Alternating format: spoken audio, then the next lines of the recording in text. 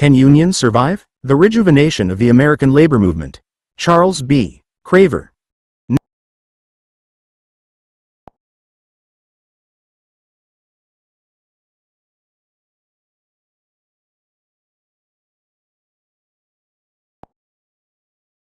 Dedicated to American workers, many of whom need a collective voice to counter the economic power of their corporate employers. Contents. Acknowledgements. Part 1-1. Overview 2. The Historical Foundation of American Labor 3.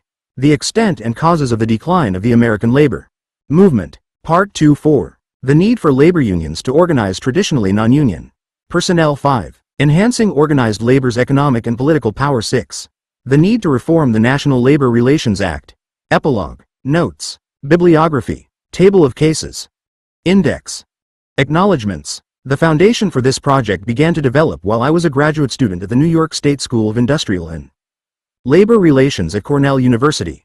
The outstanding professors at that institution introduced me to the historical, economic, and sociological concepts that are relevant to an understanding of the current plight of labor unions. I must particularly acknowledge my indebtedness to Professor Gene McKelvey, who established a learning environment that inspired each student to strive for academic excellence. I am greatly indebted to Nico Fund, my New York University press editor, who initially encouraged me to write this book and who provided many suggestions that significantly improved the null product. An unnamed external reviewer also made many bene ciel suggestions. Dina Gold, my research assistant, provided exemplary editorial assistance that transcended anything I had the right to expect. Marion Crane, Paul Weiler, and David Silberman reviewed the entire manuscript and made helpful comments. David Foss conscientiously made the editorial changes in the null manuscript. I must nally thank my wife, Katie, who not only provided crucial encouragement, but also read each chapter and suggested important editorial changes. Part 1. 1. Overview. The industrial system, it seems clear, is unfavorable to the union. Power passes to the technostructure, and this lessens the concept of interest between employer and employee, which gave the union much of its reason for existence. The union belongs to a particular stage in the development of the industrial system. When that stage passes, so does the union in anything like its original position of PowerPoint 1. If there were no unions, workers would merely reinvent them. Without some kind of strong institutional voice to represent them, millions of individual workers would be completely at the mercy of giant corporate bureaucracies whose only interest is to maximize pro-TS by minimizing the cost of labor. With all their shortcomings, the unions are the only organized voice in America that working people have. Point 2. Every year, several 100,000 unrepresented American employees are discharged without good cause. Millions more are laid low by companies that transfer their production jobs to lower-wage facilities in the South or in Mexico and other developing countries. When employees at RMS like Greyhound and Eastern Airlines walk out to protest wage and benefit reductions, they are permanently replaced and their representative labor organizations are destroyed. Senior personnel who participate in strikes against RMS like Transworld Airlines have their hard-earned positions LLED by new workers and less senior co-workers who cross the picket line during the labor dispute. Employees who strike technologically advanced corporations like AT&T discover that their employers can continue to maintain basic operations without the assistance of their regular workers. The waning economic power of organized labor makes it increasingly difficult for unionized employees to maintain bene ciel compensation levels and to preserve long-term employment security. Most unorganized workers exercise no meaningful control over these critical areas. During the past decade, deregulation and government budget problems have led to a decrease in enforcement of health and safety laws. As a result, thousands of American workers are seriously injured each year in industrial accidents that could have been prevented through mandated periodic safety inspections. In September 1991, 20 VA workers perished during a RE at a chicken processing plant in Hamlet, North Carolina. 3. Their non-union facility had not been inspected by safety and health OCs for more than a decade. The locked RE exits that would have been easily discovered during a walk-through inspection prevented the escape of the persons trapped in the burning building. Conscientious shop stewards would not have permitted those safety law violations to continue. Although the Employee Retirement Income Security Act 4 requires private corporations to fund their pension plans in an actuarially sound manner, millions of workers are discovering that their bankrupt and dishonest employers did not make the requisite fund contributions. 5. Individuals who expected reasonable pension benefits are receiving substantially reduced retirement checks. If the retirement programs of these employees had been jointly administered by union and management trustees, it is more likely that the statutorily prescribed premiums would have been paid. As the American labor movement begins its second century, it is confronted by challenges that threaten its very existence. In 1954, union members constituted 35% of non-agricultural labor force participants. 6. By 1980, this rate had declined to 23%, and by 1991, union membership represented a mere 16% of non-agricultural workers. 7 Labor organizations that had won 70 to 86% of representation elections conducted by the National Labor Relations Board during the 1940s, and 61 to 75% of the elections held during the 1950s. 8 prevailed in fewer than half of the elections held during 1991.9. If this downward trend continues, unions will represent a mere 5% of private sector personnel by the year 2000.10. Many people believe that labor institutions possess too much power, support economically inscient work rules, and provide representational services that are not needed by individuals employed by contemporary business enterprises. Employers disseminate information designed to convince white-collar and professional employees that labor organizations benefit only working-class persons. In classless American society, the vast majority of individuals consider themselves part of the ubiquitous middle class. No one wants to be characterized as working class. A significant factor contributing to the erosion of public support for unions is the highly publicized disclosures of illegal behavior by some labor officials. 11 A federal court recently placed the Teamsters Union in a trusteeship to root out corrupt officials. Numerous union leaders have been tied to underworld crime families, and various business agents have been imprisoned for the embezzlement of union welfare funds. When labor officials are involved, media stories frequently employ pejorative terms such as organized crime and racketeering to describe their conduct. When business leaders misuse client or company funds, however, the less opprobrious term, white-collar crime, is generally used. The unconscionable sweatshop conditions that were pervasive in the early 20th century have been substantially eliminated, and the labor movement has directly or indirectly established fundamental industrial justice in the workplace. As a result, the moral fervor of the crusading union sympathizers of the past is rarely seen today. 13 The charismatic instigators of social reform and economic equality who previously inspired millions of workers to unite in progressive labor organizations are gone, and few current labor representatives are able to generate similar intensity. 14 Many contemporary union leaders exude a complacency to ed by former AFL-CIO President George Meany, who frequently indicated that he was not overly concerned with the level of union membership. Why should we worry about organizing groups of people who do not want to be organized? If they prefer to have others speak for them and make the decisions which affect their lives, without active participation on their part, that is their right. I used to worry about the size of the membership. But quite a few years ago I just stopped worrying about it, because to me it doesn't make any difference. 15 Numerous lower-level union representatives exhibit a similar ideological insouciance. Changing demographic, industrial, and technological conditions have also undermined labor cohesiveness and effectiveness. During the past several decades, the composition and location of the labor force have dramatically changed. The participation rate for women, traditionally employed in unorganized occupations, has significantly expanded. 16 The labor force participation rate for minority persons has also increased. 17 Labor organizations that have not been historically responsive to the needs of female and minority employees must modify their bargaining objectives to appeal to these new labor force entrants.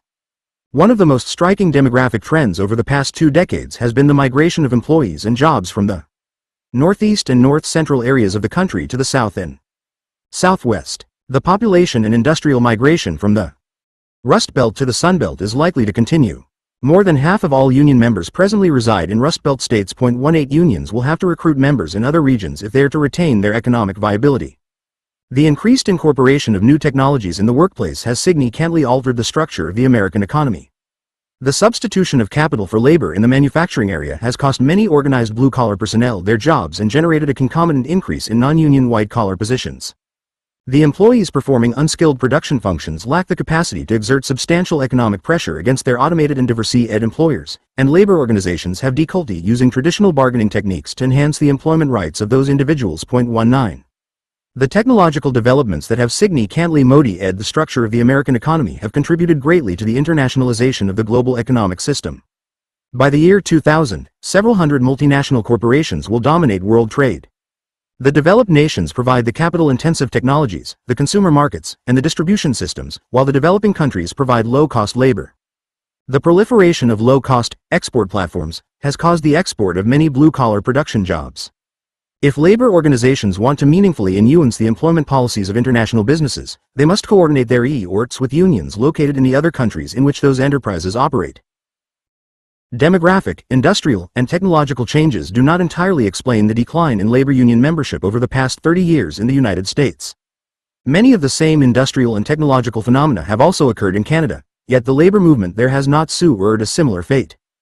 Approximately 35% of Canadian employees are union members, and 45% continue to be covered by collective bargaining agreements. 20 Even the membership rosters of industrial unions such as the steelworkers and the automobile workers have continued to grow during the past 20 years. 21.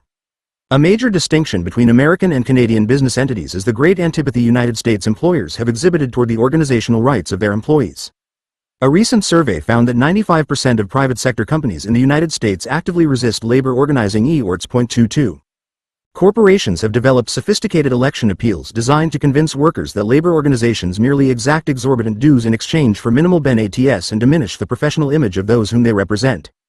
More aggressive anti-union techniques transcend behavior manipulation and involve overtly unlawful tactics in violation of federal labor law.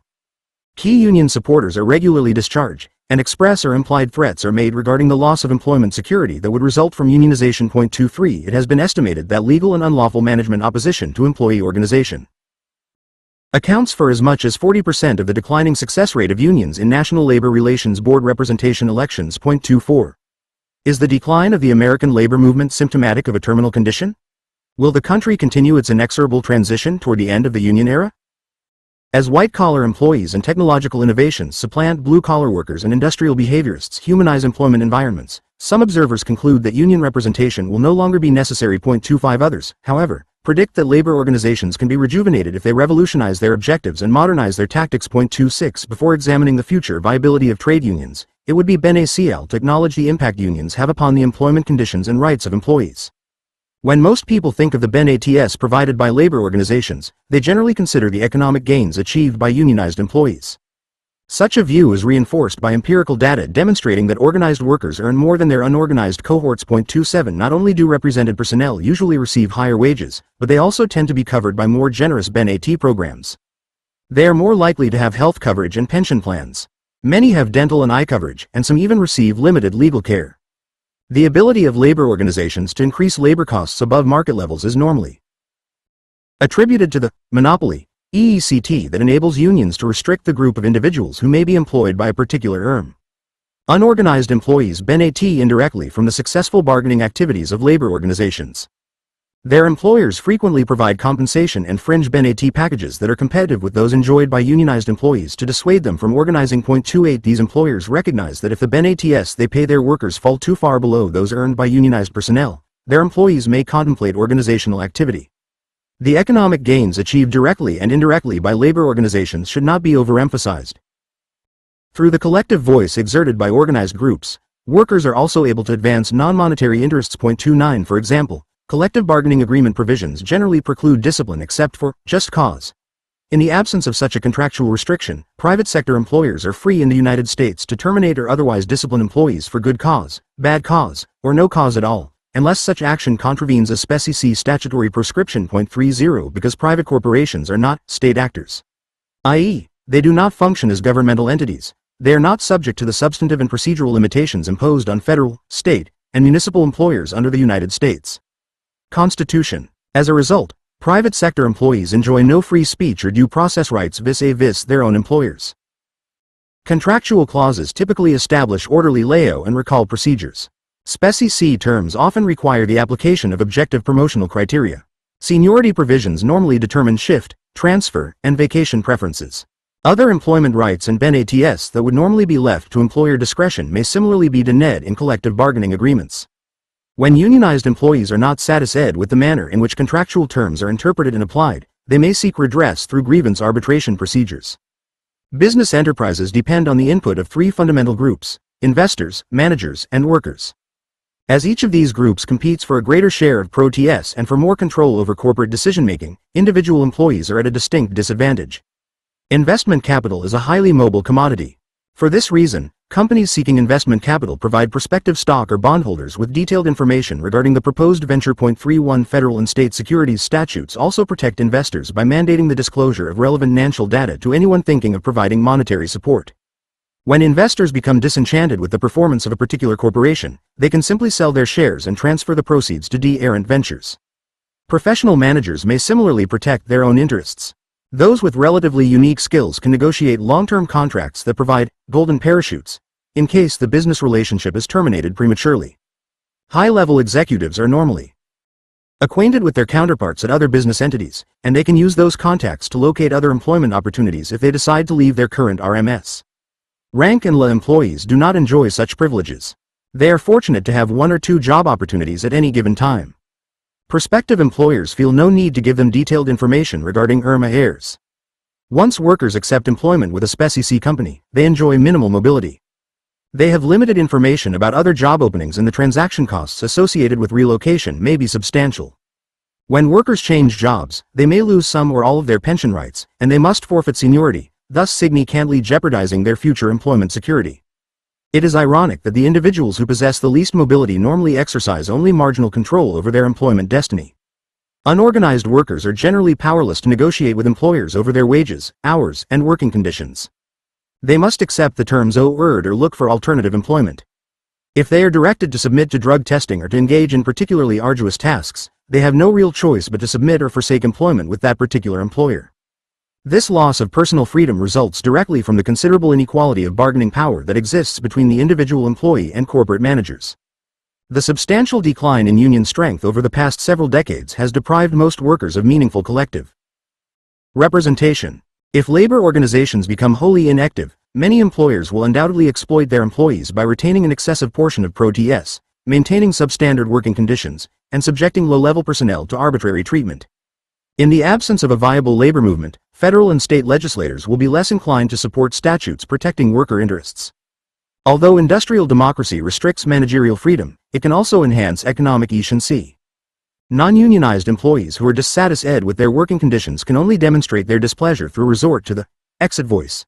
32. When disenchanted people voluntarily terminate their employment, their employer must assume the costs associated with recruiting and training other workers. In contrast, the collective bargaining process provides employees with the opportunity to modify unsatisfactory conditions. 33. To the extent individuals are permitted to influence employment conditions and business decisions that impact on their economic futures, they are more likely to have a personal commitment to the enterprise. They are more inclined to agree with the null determinations made, and as a result to be more cooperative and productive workers. Unionization not only benefits employees and employers, but also society as a whole. Although some labor organizations have not always acted as responsible employee representatives, most unions have worked appropriately to advance the rights of workers. If employee organizations can no longer enhance the employment conditions of employees, we will witness a return to traditional master-servant relationships. Individual employees will be unable to influence the terms of their employment, and employers will be able to impose arbitrary conditions. If the balance of power between labor and management is to be maintained at all, labor unions must be preserved.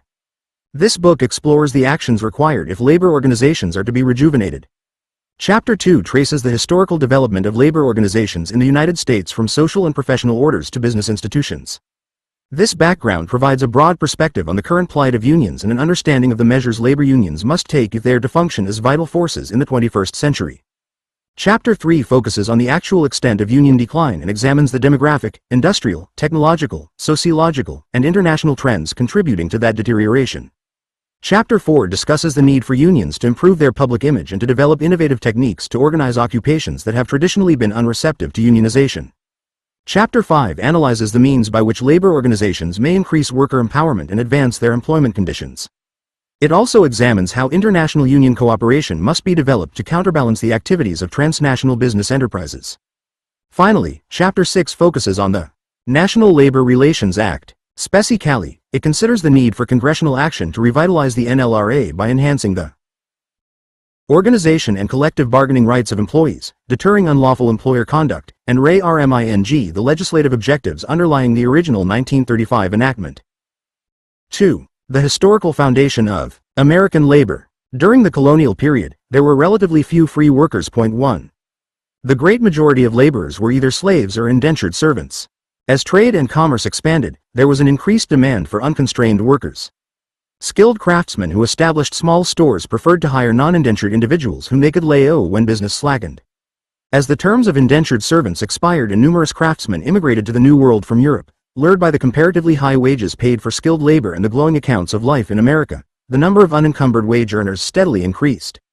In most early shops, there was no well-defined distinction between the interests of the master and the other workers. Journeymen hoped to become master craftsmen, and apprentices looked forward to the attainment of journeyman status. The product market was localized, and the master bargained directly with customers regarding product pricing. Because of the relative scarcity of competent skilled labor, masters could generally establish non-competitive prices. As a result, wage rates tended to exceed those available in Europe. This did not, however, guarantee bene seal employment conditions for all journeymen and apprentices. They still had to be concerned with competition from slaves and indentured workers. When business declined, non-indentured workers were frequently laid off. Craft guilds. Rudimentary labor organizations existed in the colonies as early as the 17th century. They were primarily guilds comprised of artisans who marketed their own products. They endeavored to preserve professional standards by regulating apprenticeship requirements and exerting control over wage rates and product pricing.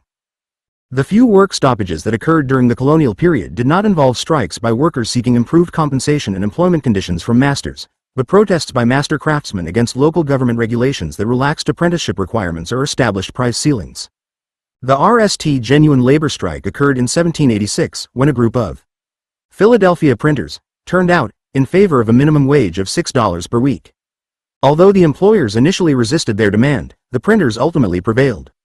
Nonetheless, it was not until 1792 that any continuing organization of wage earners was formed. In that year, the Philadelphia shoemakers created a trade union that existed for approximately 1 year. Other localized craft unions were formed throughout the country.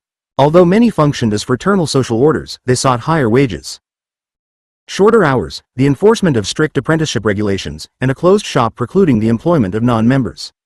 Initial judicial opposition to organized labor.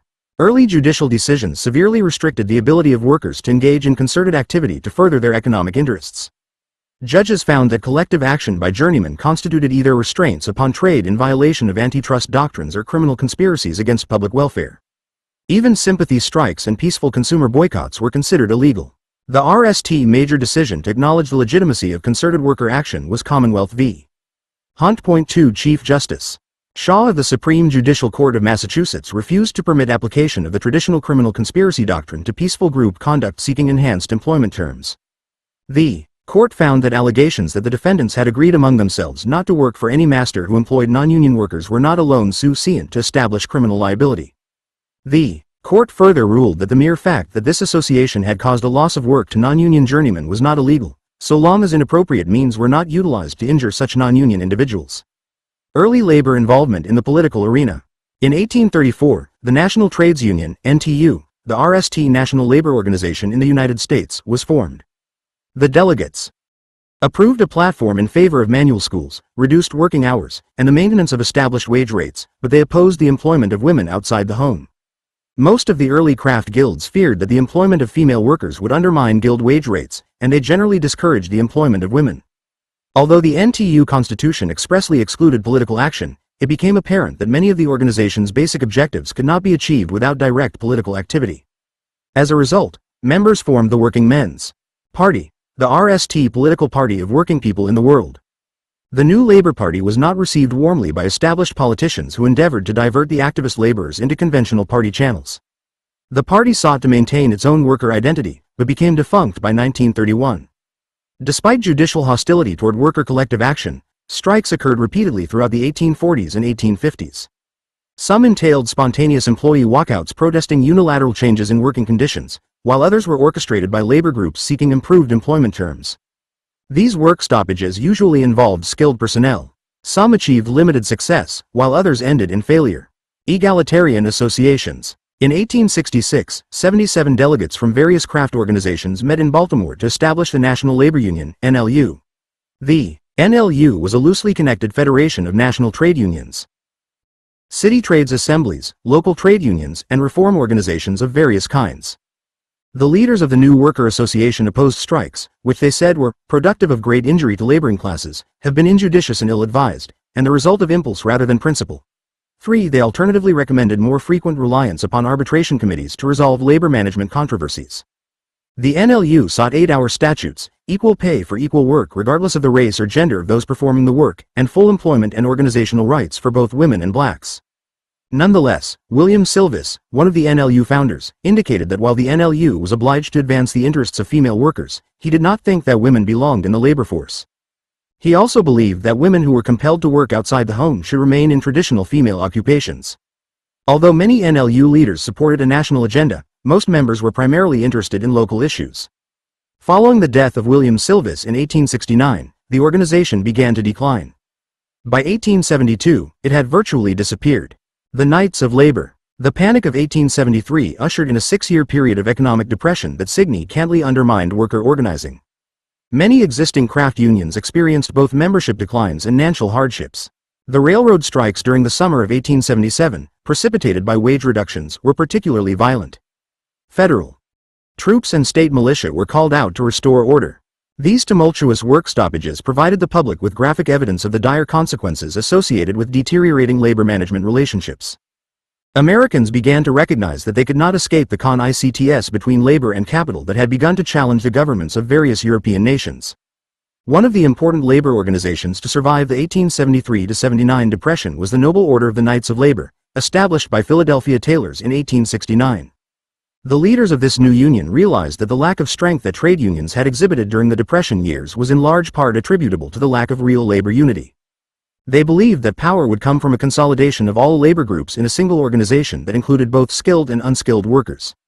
They welcomed into their ranks all working people, regardless of race or gender, even members of the professions and employers.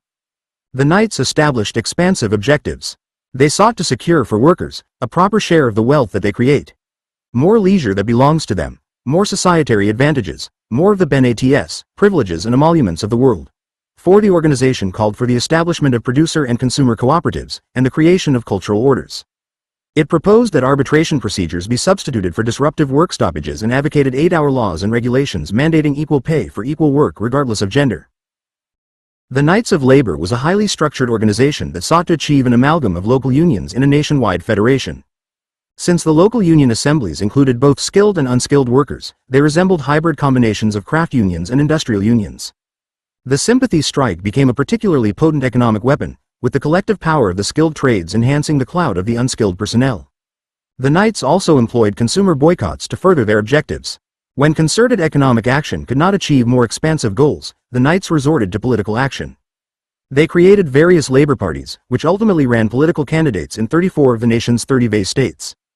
Some Labor Party candidates were elected to various state and local OCES. The individuals occupying such political positions were able to exercise a degree of authority that transcended the influence possessed by conventional labor union OCEs.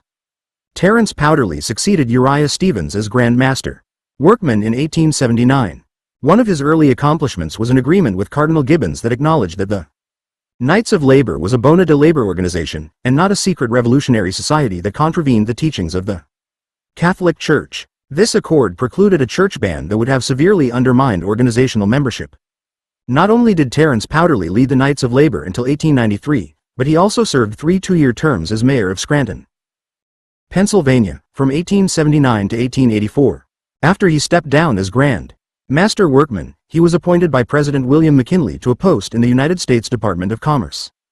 Powderly did not believe in traditional trade unions and considered the strike an ineffectual and detrimental device, but he worked diligently to enhance the rights of workers. When the Knights established funds to support strikes conducted by local elites, despite Powderly's personal opposition to work stoppages, it was agreed that job actions would only be employed when labor and management differences could not be resolved through negotiation or arbitration. A turning point for the Knights of Labor came when it negotiated employment terms with Nancy J. Gould, who operated the southwestern portion of the Wabash Railroad. Gould initially refused to recognize the right of the Knights of Labor to speak for the workers. A strike commenced on August 18, 1885. By the end of the month, Gould had agreed to meet with Powderly and to authorize his executives to negotiate a collective agreement. In early 1886, however, branches of the Gould Railroad refused to honor the accord. A strike on the Texas-Pache Sea began on March 1, 1886, but the union was unable to achieve its objective. Gould refused to fulfill a commitment Powderly thought he had made to arbitrate the unresolved issues. When the Knights sought to terminate the work stoppage, the railroad refused to reinstate half the strikers, including those who had been the most active strike supporters. The union thereafter tried to regenerate the work stoppage, but was ultimately forced to acknowledge that the job action had failed. The Knights of Labor suffered a similar defeat in the anthracite coal fields of Pennsylvania. Union leaders proposed a wage increase, but Lehigh operators refused to bargain over the worker demands. A work stoppage began in September 1887. Workers at non-struck mines provided sympathy support for the Lehigh strikers, and other coal operators assisted the Lehigh operators by supplying them with coal they needed to satisfy customer demands. Members of the Knights of labor working for reading operators who were sending coal to struck Lehigh operators refused to load coal onto Lehigh barges. Railroad employees similarly refused to handle coal being sent from reading mines to the Lehigh area. The sympathetic reading miners and railroad workers were discharged, and the elected mine worker and railroad local unions were destroyed. Private security forces significantly enhanced the ability of companies to withstand strike activity. They ejected union sympathizers from plant premises and employed tough tactics to suppress concerted job actions. When major disturbances occurred, local police and even state militia were called upon to protect the interests of the elected employer. Because employees did not have a legally protected right to strike, companies affected by work stoppages frequently terminated the strike participants. They used private security officers to eject the discharged individuals from plant premises and to ensure that they would not return. Haymarket Square and the demise of the Knights. By 1886, membership in the Knights of Labor began to decline. On May 4 of that year, employees of the McCormick Reaper Company went on strike seeking higher wages and reduced hours. Strike leaders called a mass meeting at Haymarket Square to protest police and company tactics. A crowd of 1,000 to 3,000 union sympathizers assembled to listen to various speakers. The Chicago police provided a force of 180 officers to maintain control. After several people spoke and the initial crowd began to depart, a police detachment inexplicably marched toward the wagon on which anarchist Samuel Fielden was speaking. A bomb was tossed among the police by a bystander, causing the death of 7 persons, including several police officers. Many well-known anarchists were arrested, with murder indictments being quickly returned against 10, including one person who was never apprehended and another who agreed to testify for the prosecution. Although no defendant was directly connected to the Haymarket Square bombing, all 8 were convicted. 7 defendants received the death penalty, while the 8th was given a 15-year prison term. Church leaders and newspaper editors condemned the Haymarket Square incident. Although the person who actually threw the bomb was never identified, many members of the general public attributed the heinous act to labor sympathizers. As a result, public support for organized labor declined dramatically. By the end of the 1880s, the Knights of Labor was no longer a viable organization. The trade union movement. By the late 1870s, labor leaders began to recognize the need for a national federation of trade unions. They did not consider the Knights of Labor to be a true labor entity. Unlike most existing trade unions that were organized along narrow craft lines, the Knights of Labor was an egalitarian institution that admitted both skilled and unskilled workers. In 1878, President Joseph Bishop of the Amalgamated Association of Iron and Steel Workers invited other trade unions to send delegates to a special conference that would explore the manner in which such a trade union federation could be established. On August 2, 1881, a convention of United States and Canadian labor leaders was held in Terre Haute, Indiana, and a follow-up conference was conducted on November 15, 1881, in Pittsburgh. The delegates who attended hoped to establish a trade union federation patterned after the Trades Union Congress in England. Although officials from various Knights of Labor affiliates attended the Pittsburgh Conference, the more conventional ideas of the trade unionists prevailed.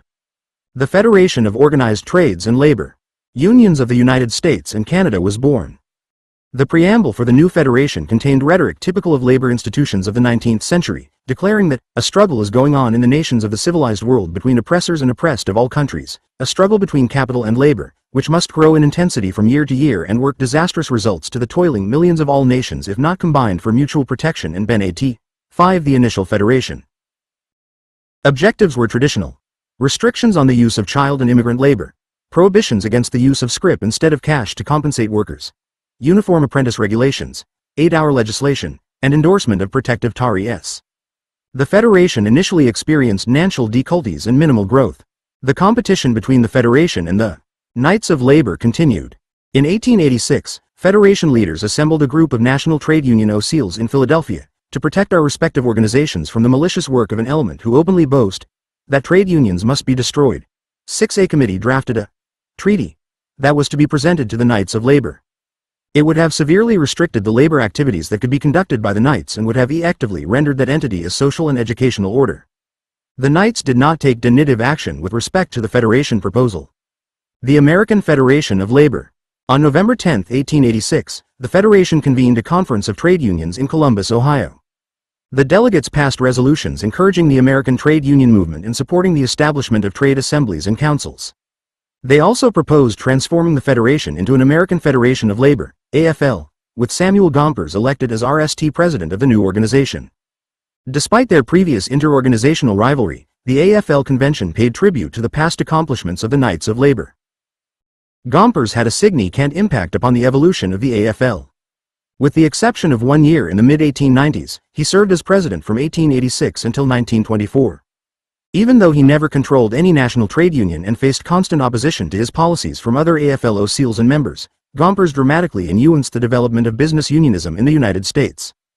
Gompers recognized that the United States economy was expanding and realized that such circumstances would permit the continued elevation of real wages.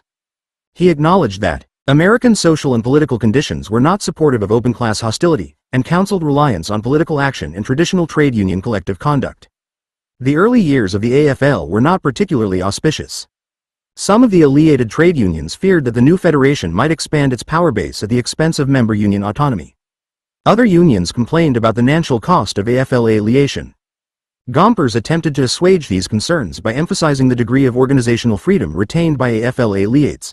The American Federation of Labor avoids the fatal rock upon which all previous attempts to ECT the unity of the working class have split, by leaving to each body or affiliated organization the complete management of its own affairs, especially its own particular trade affairs. 7. He also agreed at the 1887 convention to recommend a reduction in the per capita tax contributed to the AFL on behalf of affiliate members. Unlike the Knights of Labor, the AFL refused to admit to membership organizations that did not function primarily as trade unions. The AFL sought to preserve the craft exclusivity of each affiliate, to avoid injurious jurisdictional disputes. In addition, the AFL refused to endorse the People's Party, which the Knights of Labor supported. Despite the reluctance of AFL leaders to support a separate Labor Party, they were not indifferent to the political process. They employed traditional lobbying techniques to obtain passage of laws that provided beneficial employment conditions, and they endorsed Democratic and Republican candidates who favored legislation of interest to organized labor. During the 1890s, organized labor was active in the legislative arena. Through diligent lobbying efforts, the AFL and other unions were able to achieve the enactment of various state and federal laws that were of significant benefit to workers. Some mandated a shorter workday, several sought to eliminate the worst sweatshops by prohibiting manufacturing in tenement dwellings, others abolished the use of company scrip to compensate employees, and a few proscribed anti-union discrimination. Many of these legislative accomplishments, however, were ephemeral. Corporations expeditiously challenged the propriety of such legal restrictions, and they frequently found a sympathetic judiciary. Relying upon such legal doctrines as freedom of contract and the sanctity of property rights, state and federal courts struck down approximately 60 labor and employment enactments by 1900. By the conclusion of the 19th century, Gompers and other labor leaders had to acknowledge that political action could not always provide lasting results. Even when they were able to prevail upon state or federal legislators to enact laws protecting fundamental employee interests, employers could seek the assistance of an accommodating judiciary. By emphasizing the need to preserve complete freedom of contract, business entities were successful in negating the effectiveness of labor lobbying efforts. AFL leaders could no longer rely upon the political process to subdue the tyranny of capital. Labor does not depend on legislation. It asks no favors from the state. It wants to be let alone and to be allowed to exercise its rights. 8 trade union OCLs began to recognize that they would have to secure worker protections through the traditional collective bargaining process. 9. Despite Gompers' pessimism with respect to the efficacy of political action, the AFL continued to seek legislation favorable to workers. It also continued its effort to convince courts that such enactments should not be considered impermissible infringements on contractual freedom. In 1916, organized labor nearly induced Congress to adopt the Adamson Act, 10, which established the eighth-day principle. In Wilson v. New, 11, the Supreme Court sustained the constitutionality of that enactment. Yellow dog contracts were successfully outlawed in the Norris-LaGuardia Act. 12 in Phelps. Dodge Corp. v. NLRB, 13, the Supreme Court acknowledged that the freedom of contract reasoning employed previously in cases like Adair v. United States 14 could no longer withstand judicial scrutiny. Anti-labor responses to the AFL. As AFL affiliates expanded their organizing activities, they encountered STI opposition from both employers and government OCLs. Private guards, state militia, and federal troops were employed to negate the impact of collective worker action. Judges and prosecutors were used to imprison those union leaders with the temerity to defy injunctive orders. Organized labor began to realize how difficult it was to exert sustained economic pressure against major corporations. By the early 20th century, most private employers were unalterably opposed to employee unionization. Many companies joined business organizations designed to prevent their workers from becoming trade union members. Businesses were cautioned about the economic power of unions and encouraged to inhibit the spread of organized labor. Many regional employer associations were developed to assist companies seeking to prevent the spread of unionization. 15. A group of corporations trying to defeat organizing drives conducted by the International Association of Machinists established the Independent Labor League of America. They enrolled machinists who were willing to act as strikebreakers. 16. By 1911, their organization had recruited 6,600 machinists in Chicago alone. With the assistance of private security companies, Independent League members in LT raided unions with spies. Other employer groups also utilized espionage to ascertain secret labor plans in an effort to thwart organizational objectives. Companies regularly required workers to sign yellow dog contracts barring membership in labor organizations. Individuals discharged as a result of their union membership often had their names placed on black lists that were circulated to other companies in the area to prevent their future employment with them. The American Anti-Boycott Association was formed for the purpose of prosecuting court cases against boycotts and sympathy strikes. 17 Members routinely sought injunctive orders against such collective action, and monetary damages against unions and labor leaders who disobeyed judicial edicts. Businesses also enlisted the aid of state and local police forces. Trespass, disorderly conduct, and TRAC obstruction laws were frequently applied to strike conduct. 18 State and federal judges continued to apply antitrust and criminal conspiracy doctrines to even peaceful collective action. Combinations of workers were regularly found to interfere impermissibly with free trade and commerce. These groups openly endeavored to inhibit the associational freedom that had already been recognized as an inherent right of all free laborers in other industrial nations. AFL leaders continued to lobby for legislation that would acknowledge the legitimacy of concerted worker conduct and prevent judicial interference with such activities.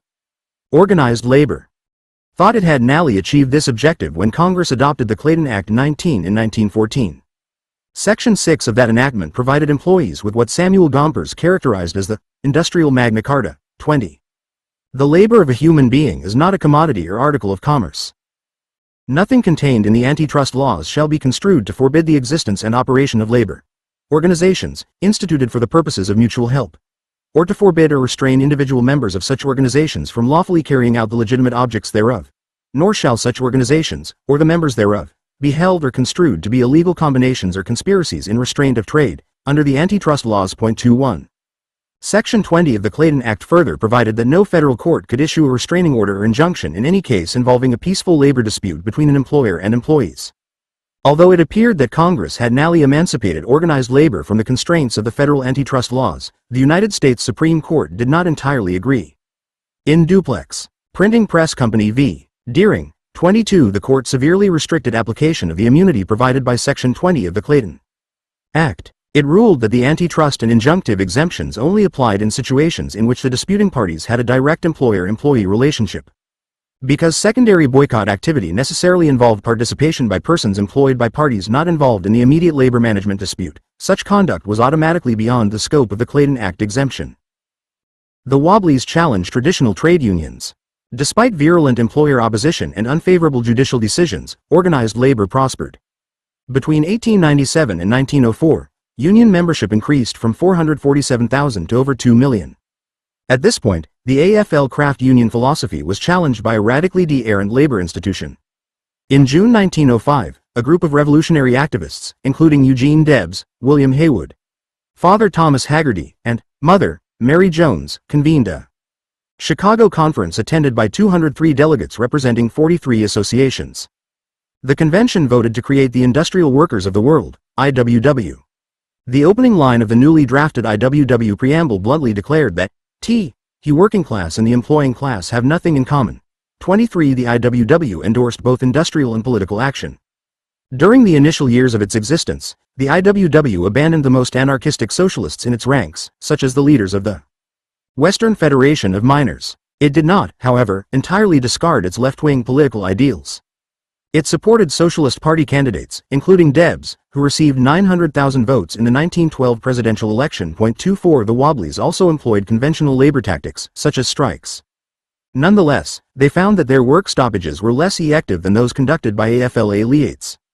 This phenomenon was attributed to the greater degree of control exercised by AFL trade unions over their respective crafts, the more experienced AFL union leadership, and the more substantial financial resources available to AFL organizations.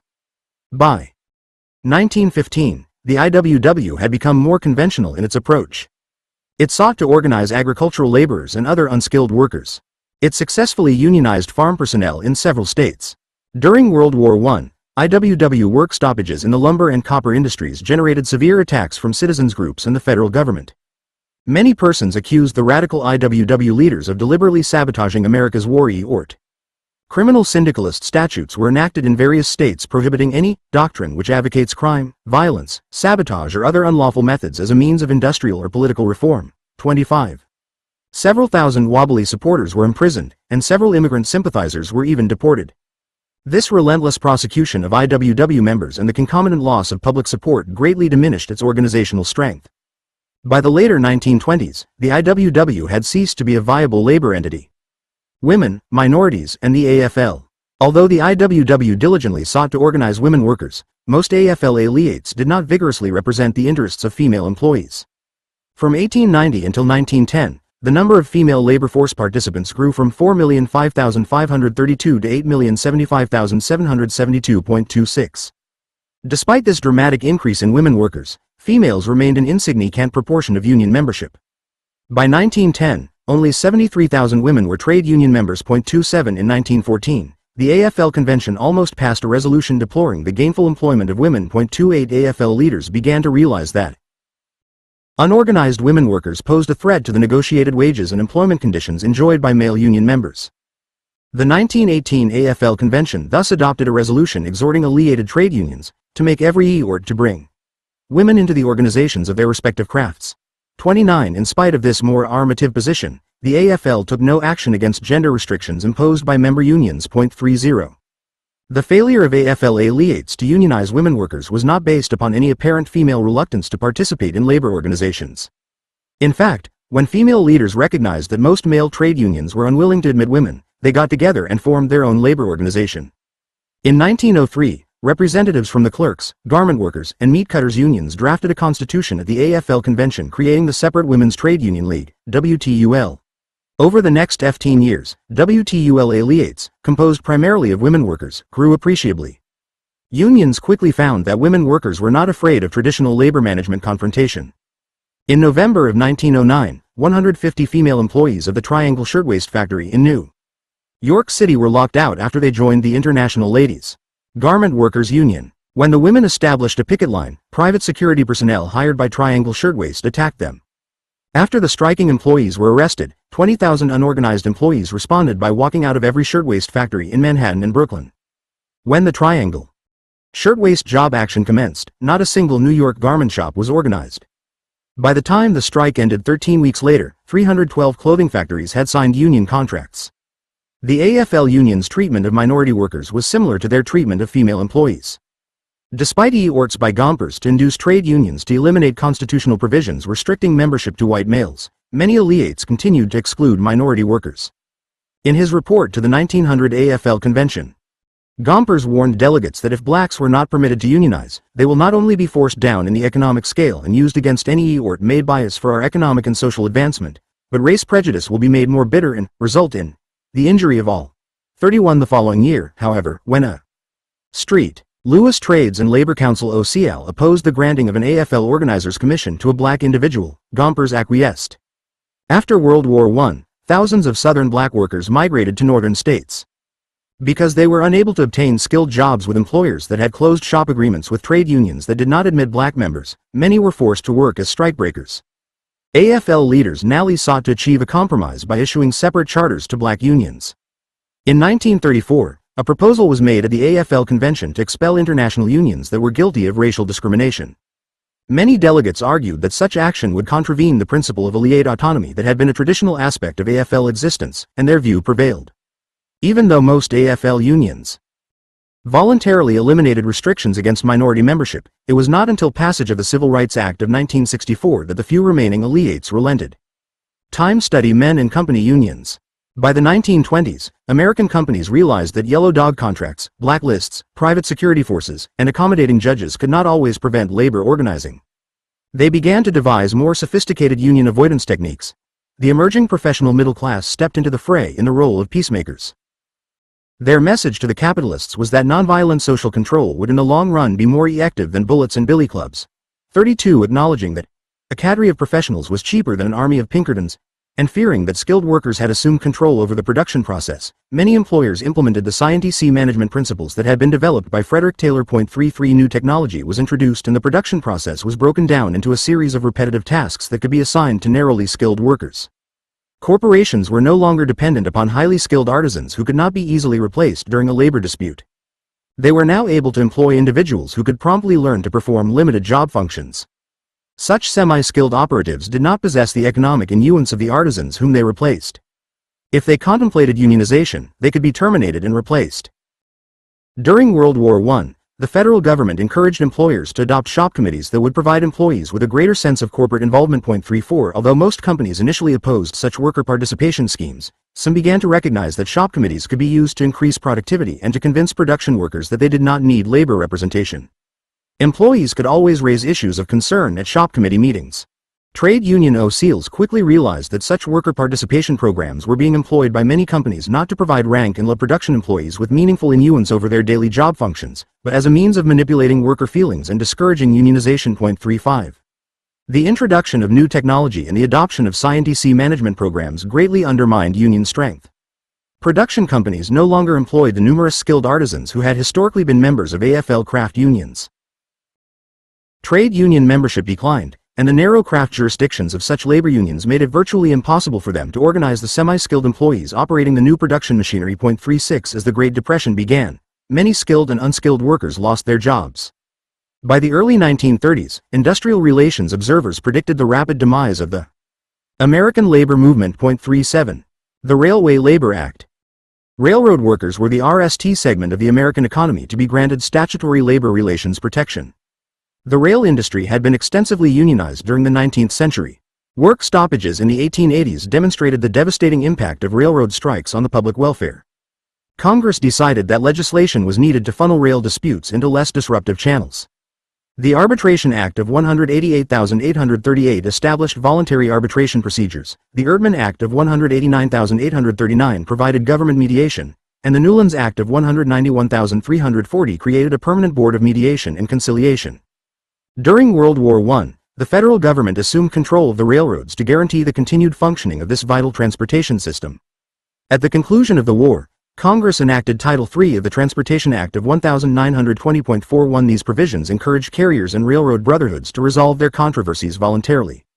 When mutual accommodations could not be achieved, disputes were sent to a bipartisan board of adjustment or to the Railroad Labor Board. Despite its dispute resolution procedures, the Transportation Act did not expressly protect the right of railroad employees to unionize. The Railway Labor Act of 192,642 was the RST American enactment to guarantee workers the right to organize and to bargain over their employment conditions. Bipartite adjustment boards were established to resolve grievances that could not be amicably settled. Voluntary arbitration was to be urged to parties that had reached a bargaining impasse, and the President had the authority to appoint emergency boards to resolve contract disputes. The Railway Labor Act, as amended, still regulates railway labor management relations. In 1936, its coverage was extended to air carriers. 43 Modern federal labor legislation. In 1933, Congress enacted the National Industrial Recovery Act, NIRA. 44 Section 7A Specie Ed. That each code of fair competition shall provide that employees shall have the right to organize and bargain collectively through representatives of their own choosing, and shall be free from the interference, restraint, or coercion of employers. On August 5, 1933, President Franklin Roosevelt created the National Labor Board and appointed Senator Robert Wagner its chairman. Many employers refused to comply with National Labor Board orders, and business groups quickly challenged the constitutionality of the statute. In Schechter Poultry Corp. v. United States, 45, a divided Supreme Court invalidated the NIRA. The court majority found that Congress had impermissibly sought to use its authority to regulate interstate commerce as a vehicle for prescribing rules governing wholly intrastate business activities. Following the Schechter Poultry decision, Senator Wagner introduced legislation to replace the nulli ed NIRA. On July 5, 1935, Congress enacted the National Labor Relations Act, NLRA. 46. Section 1 emphasized the fact that denial by employers of the right of employees to organize and the refusal by employers to accept the procedure of collective bargaining lead to strikes and other forms of industrial strife and unrest. That section declared it the policy of the United States to eliminate such disruptions by encouraging the practice and procedure of collective bargaining and by protecting the exercise by workers of full freedom of association. A three-member National Labor Relations Board, NLRB or Labor Board, was established to administer the new law. Employer groups were confident that the NLRA would be invalidated by the Supreme Court. In NLRB v. Jones and Laughlin Steel, Corp. 47, however, the Supreme Court rejected the narrow Schechter poultry reasoning and sustained the propriety of the NLRA. Section 7 of the NLRA guaranteed employees the right to self-organization, to form, join, or assist labor organizations, to bargain collectively through representatives of their own choosing, and to engage in concerted activities for mutual aid or protection. Section 8 prohibited employer interference with the exercise of employee rights, proscribed company-controlled labor organizations, and mandated good faith negotiations with labor organizations selected by a majority of employees in an appropriate bargaining unit. This enactment narrowly provided private sector personnel outside the railroad industry with statutorily secured organizational rights. The Congress of Industrial Organizations. The enactment of the NERA and the NLRA coincided with an important structural development taking place within the American labor movement that was intended to enhance the ability of unions to organize the emerging mass production industries. Instead of limiting membership to highly skilled artisans, organizations like the United Mine Workers, the Amalgamated Clothing Workers, the Pachi Circa Coast Longshoremen, and the Teamsters began to unionize the skilled, semi-skilled, and unskilled employees working in the coal, clothing, longshore, and trucking industries. 48 Other labor leaders recognized that such a comprehensive program would have to be employed if unions were going to successfully organize the individuals employed in automobile, rubber, steel, chemical, glass, and other industries. The jurisdictional restrictions indigenous to conventional craft unions made it virtually impossible for such entities to organize mass production industries employing diverse groups of skilled, semi-skilled, and unskilled workers. When AFL-ALEATs sought to organize such extensive industries, AFL-OCEALs usually established a federal labor union that would conduct a coordinated campaign. After the employees had been induced to join the Federal Labor Organization, the skilled workers were assigned to the trade unions having jurisdiction over their respective crafts. At the 1934 AFL Convention, William Greene and John L. Lewis proposed the creation of new industrial unions. Following heated debate, however, their industrial union resolution was soundly defeated. The issue was reconsidered at the 1935 AFL Convention, generating an unusually acrimonious discussion. When Carpenters' President William Hutchison objected to the presentation by Mine Workers President Lewis in favor of industrial unionization, STICU-S resulted. The industrial union proposal was again defeated. A month after the 1935 convention, however, OCEALs from the United Mine Workers, the International Typographical Workers, the Amalgamated Clothing Workers, the International Ladies' Garment Workers, the United Textile Workers, the Oilfield, Gas Well and Rening Workers, the United Hatters, Cap and Millinery Workers, and the Mine, Mill and Smelter Workers met in Washington, D.C., to create the Committee for Industrial Organization. The Committee for Industrial Organization promptly established a series of organizing committees pertaining to the steel, textile, automobile, rubber, chemical, shipping, and electronics industries. AFL President Greene contacted the union OCEALs participating in this new committee. He expressed feelings of apprehension over the grave consequences which might follow from the formation of such an industrial union organization within the American Federation of Labor. 49 Although the leaders of the new union indicated that they did not intend to infringe the jurisdictional rights of any AFL-ALEATs, they proposed to continue their industrial organizing EORTs. They subsequently ignored Greene's demand that they dissolve their unauthorized group. By the 1937 AFL Convention, trade union leaders were concerned about the fact that the Committee for Industrial Organization was already granting charters to industrial unions. Delegates authorized the Executive Committee to revoke the charters of any AFL-ALEATs that engaged in dual unionism by supporting industrial organizations. In November of 1938, the unions participating in the Committee for Industrial Organization formally split from the AFL and formed the Congress of Industrial Organizations, CIO. During the next 2 decades, AFL and CIO unions aggressively competed with one another for the right to organize workers employed in the mass production industries. Many of the industries organized by CIO unions employed numerous minority and female workers. The CIO-ALEATs welcomed such employees into their ranks and diligently labored to advance their employment interests. The Women's Trade Union League enthusiastically supported the organizing EORTs of these industrial unions, graphically demonstrating the desire of female employees to obtain union representation. Anti-labor responses to the expanding labor movement. Competition between AFL and CIO-ALEATs generated substantial representational gains. Union membership increased from 15% of the non-agricultural labor force when the NLRA was enacted in 1935 to over 35% by the mid-1950s. 50. Corporations, however, became increasingly concerned about diminishing protests caused by the increased labor costs associated with unionization. 51 As a result, a greater number of unorganized employers redoubled their efforts to prevent unionization. Businesses also sought labor board and court rulings that would narrow the scope of NLRA protection. In NLRB v. Fansteel, Metallurgical Corp. 52, the Supreme Court held that sit-down strikes were not protected under the NLRA. Employees who participated in such trespassory job actions could thus be lawfully discharged. Subsequent NLRB and court decisions ruled that employees did not have the protected right to engage in concerted work slowdowns, 53-year group refusals to work assigned overtime. 54 Nor could they utilize disruptive, quickie, strikes. 55 In 1938, the Supreme Court further undermined the ability of employees to engage in work stoppages. 56 Although economic strikes were specifically protected by the NLRA, the court determined that struck employers possessed the inherent right to hire permanent replacements for striking personnel.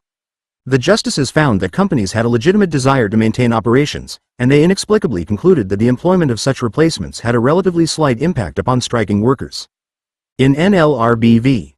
IBEW Local 1229, 57, the Supreme Court held that employees owe a duty of loyalty to their employers when they are involved in labor management controversies. The court ruled that individuals who disparage the products or services provided by their employer lose the protection of the NLRA. The Labor Board subsequently held that product disparagement during a work stoppage is impermissible even when the negative representations are entirely truthful. 58 A further erosion of collective rights occurred when the Supreme Court decided that private property rights take precedence over the organizational rights of workers. In NLRB v. Babcock and Wilcox Company, 59, the court ruled that businesses could lawfully bar solicitation and literature distribution by non-employee union organizers on company premises. Fearing that such non-employee organizers might create discipline or theft problems if they were given access to employee parking lots, the Babcock and Wilcox Court ruled that private corporations only have to provide non-employee organizers with access to company property in those rare circumstances when the labor union is wholly unable to disseminate its organizational message through external channels of communication. In 1947, the business community enlisted the assistance of the conservative 80th Congress. It successfully lobbied for significant changes in the NLRA. The Labor Management Relations Act, LMRA, 60 amendments, which were adopted over President Harry Truman's veto, prohibited most forms of secondary worker conduct. They directed the Labor Board to petition a United States District Court for an immediate restraining order in any case in which a labor organization engaged in unlawful secondary activity. The LMRA also provided parties adversely affected by proscribed secondary activity with the right to sue the responsible labor organization for damages. The NLRA was further modified to provide employees with the protected right to cross a picket line to work during a strike, and made it an unfair labor practice for a labor union to interfere with that privilege. The LMRA amendments restricted the ability of labor organizations to control the supply of labor. Under the original NLRA, representative labor organizations could obtain closed-shop agreements. Persons denied union membership were simply ineligible for employment with these RMS. Under the LMRA, labor organizations could merely require workers to tender their initiation fee and monthly dues within 30 days following their date of employment. This statutory modification shifted the balance of power with respect to hiring decisions from trade unions to employers. The 1947 Congress responded similarly to an employer desire to limit collective bargaining to rank-and-file employees. In Packard Motor Car Company v. NLRB, 61, the Supreme Court had sustained the extension of NLRA collective bargaining rights to supervisory personnel. Corporations were concerned that such organizational protection might induce higher management OCs to unionize, and they asked Congress to avert such a direct threat to supervisor-company relations. Legislators responded by expressly excluding even low-level supervisors from the statutory definition of employee. Employers induced Congress to narrow worker rights further in the 1959 Labor Management Reporting and Disclosure Act, LMRDA, 62 amendments to the NLRA. Greater restrictions were imposed upon secondary activity, and organizational and recognitional picketing was severely limited. Congress modified Section 10(1) of the NLRA to require labor board attorneys to seek immediate restraining orders in all cases involving unlawful organizational or recognitional picketing. These changes inhibited the ability of labor unions to engage in traditional concerted activity during organizing campaigns. The LMRDA established substantial restrictions concerning the internal affairs of unions. It required the annual ling of detailed financial reports, and imposed fiduciary obligations upon labor OCs. It mandated fair and regular elections of union OCs. Union members were provided with free speech protection and guaranteed procedural due process in cases involving labor organizations seeking to impose discipline. The LMRDA also limited the circumstances in which national or international unions could impose trusteeships on local entities. The AFL-CIO merger and beyond. Soon after the Committee for Industrial Organization left the AFL to form the CIO, AFL leaders realized that a reunification of the labor movement was necessary to preserve organizational strength. The primary impediment to consolidation involved continued AFL insistence upon the concept of exclusive jurisdiction under which the CIO industrial unions would have been required to assign skilled members to appropriate AFL craft entities. Despite their de-errances, AFL and CIO leaders continued to explore this issue throughout the 1940s. CIO President Murray and AFL President Green repeatedly tried to formulate a plan that would reunite the two labor federations. In November of 1952, both Murray and Green died. George Meany became head of the AFL, and Walter Reuther ascended to the presidency of the CIO. Both institutions redoubled their efforts to achieve a truce that would eliminate the interorganizational rating that was benefiting neither group. The monetary costs associated with interorganizational rating were substantial, and the actual membership gains were marginal. On June 9, 1954, the AFL and CIO NALI executed a no-rating pact, 63, but certain AFL and CIO affiliates refused to honor this agreement. Meany and Reuther, however, worked continually to achieve complete labor unity. They agreed that unions with overlapping craft jurisdictions should be encouraged to merge, and that independent CIO industrial unions should be permitted to maintain their separate identities. In December of 1955, the AFL-CIO merger was achieved, reuniting unions with over 15 million members. 64 All of the constituent unions were thereafter bound by the no-rating provision set forth in the AFL-CIO Constitution. During the late 1950s, the percentage of labor force participants in labor organizations began to decline.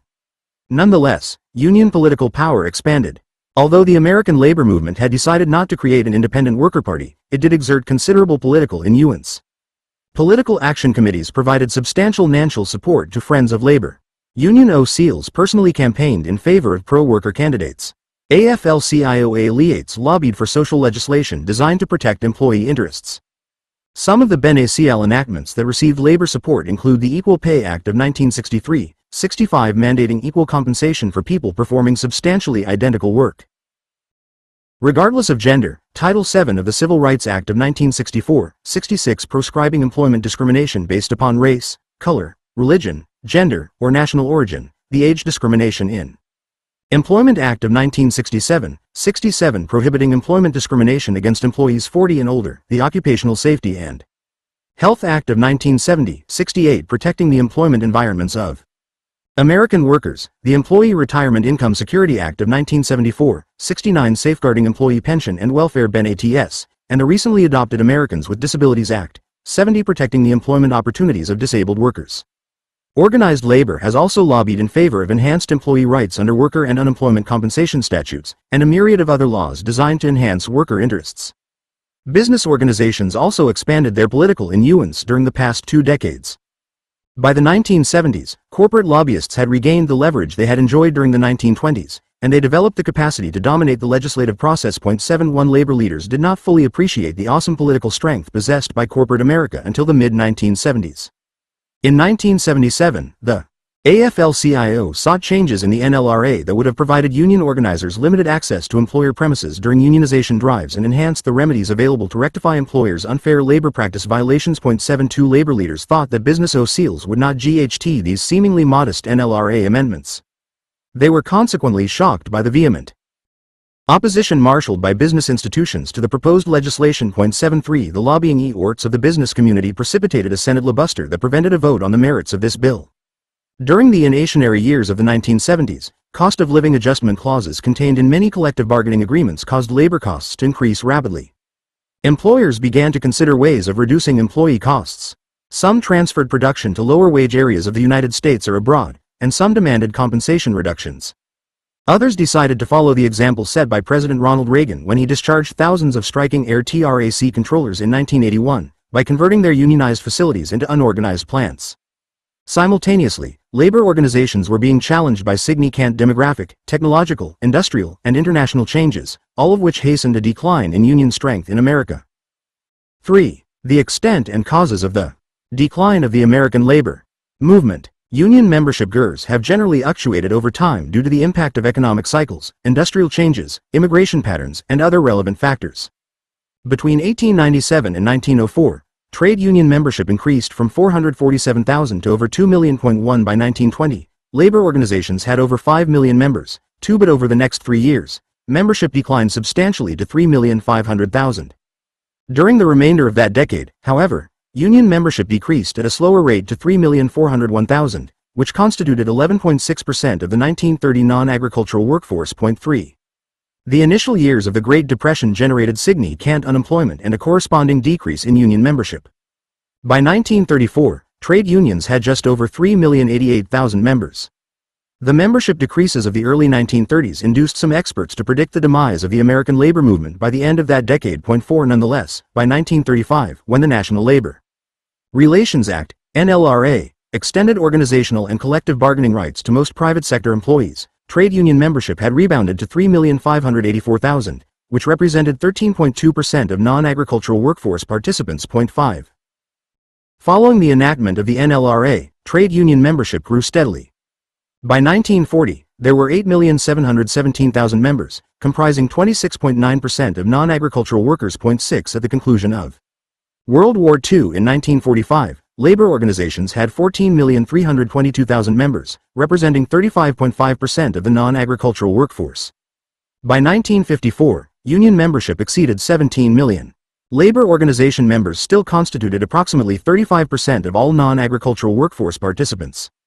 From 1954 through 1980, the absolute number of union members continued to increase slightly. By 1970, union membership exceeded 19 million, and by 1980, it was approximately 22 million. 7. This growth in union membership did not, however, keep pace with the expansion of the non-agricultural workforce. There were only approximately 49 million non-agricultural workers in 1954. By 1970, there were 70,880,000, and by 1980, that GER exceeded 90 million. 8. As a result, the proportion of non-agricultural workforce participants in unions declined steadily from 35% in 1954 to 27.3% in 1970 and to 23% in 1980. Labor organizations that had won 80 to 85% of labor board representation elections during the 1940s and early 1950s were prevailing in only about 50% of such elections by 1980.9. Yet during the same 1954 to 1980 period, Canadian trade union membership grew from 32 to 36% of non-agricultural workers. 10. During the 1980s, the position of organized labor deteriorated from both an absolute and a relative perspective. By 1984, union membership comprised 18.5% of the non-agricultural labor force. 11. By 1990, there were only 16,740,000 trade union members in the United States. 12. They represented a mere 16.1% of non-agricultural workers. Although the decline in union membership during the 1980s was substantial, the actual situation today is worse than even these stark GERs indicate. Throughout the 1970s and 1980s, there had been a relatively robust expansion of public sector unionization.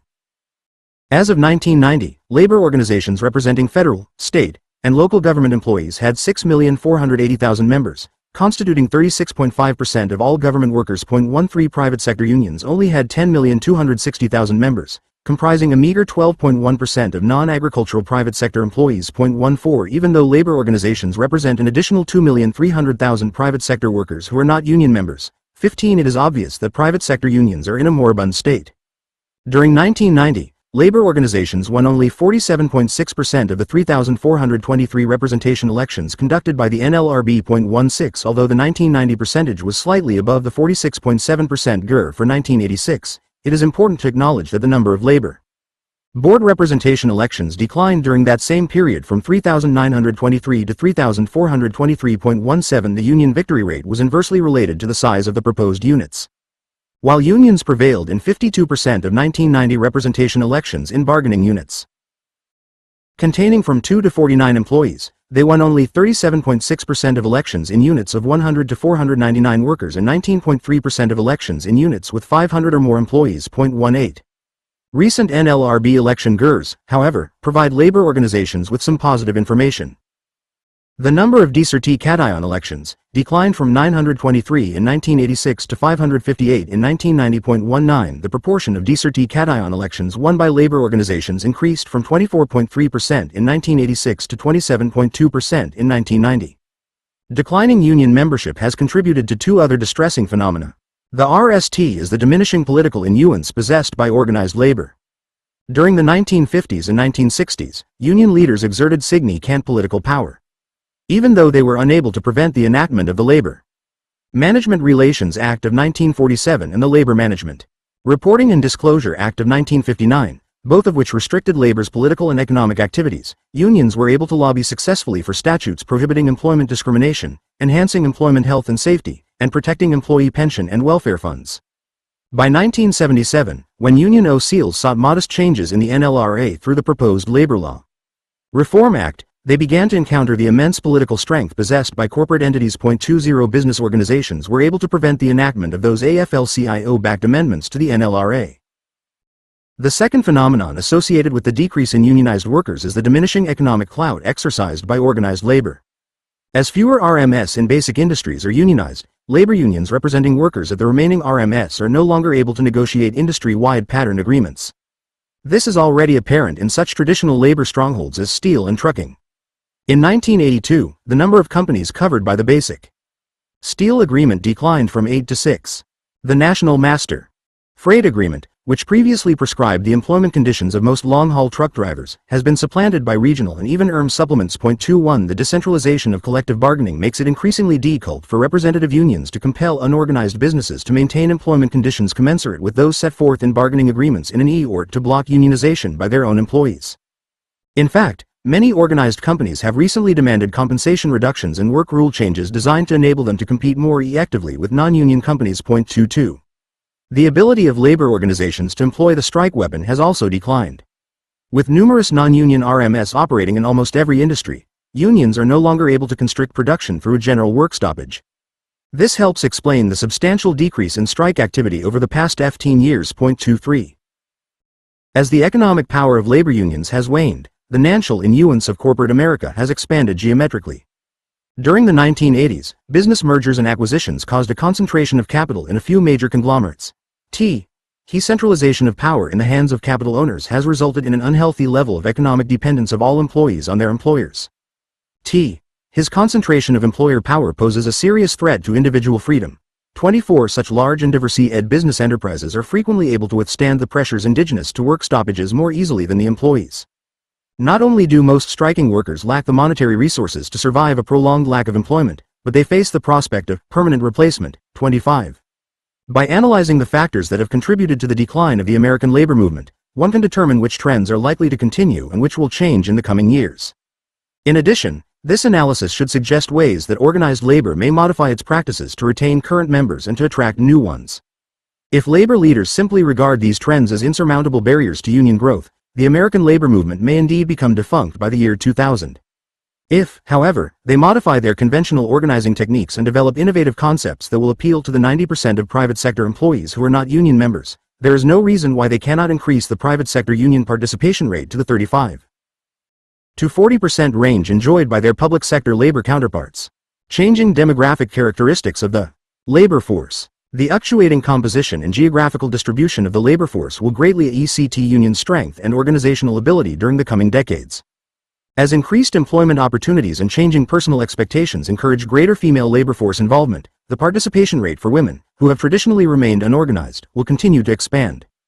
Today, over 55 million women comprise nearly 45% of the nation's workforce. 26 Almost 60% of all females between 18 and 64 are labor force members.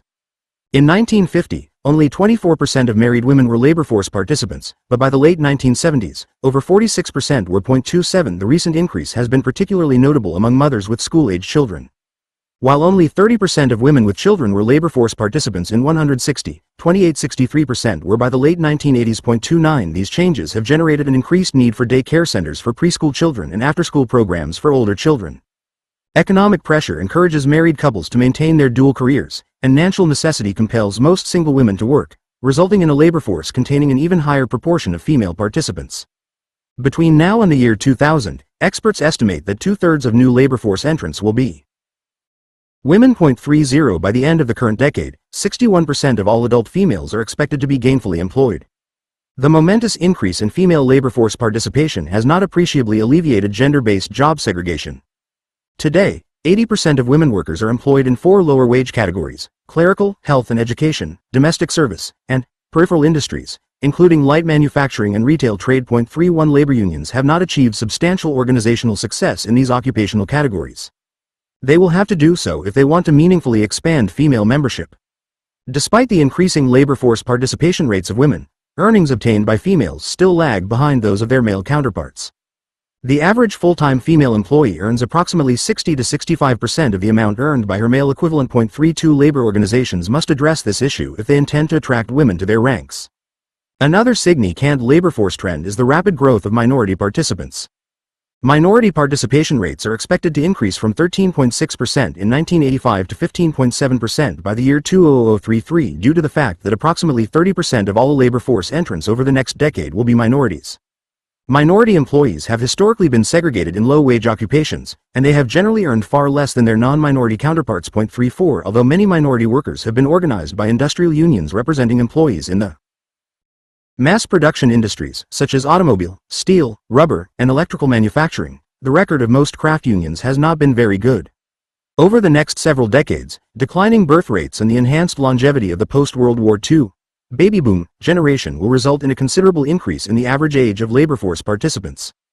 Although fewer than 10% of Americans were FTY and older in 1900, 20% were by the late 1980s. 35 By 2030, such individuals will constitute almost one-third of the general population. 36 People 60 and older will comprise about 14% of the population by 2010 and over 20% by 2030. 37 The economic status of older Americans is not commensurate with that of younger persons.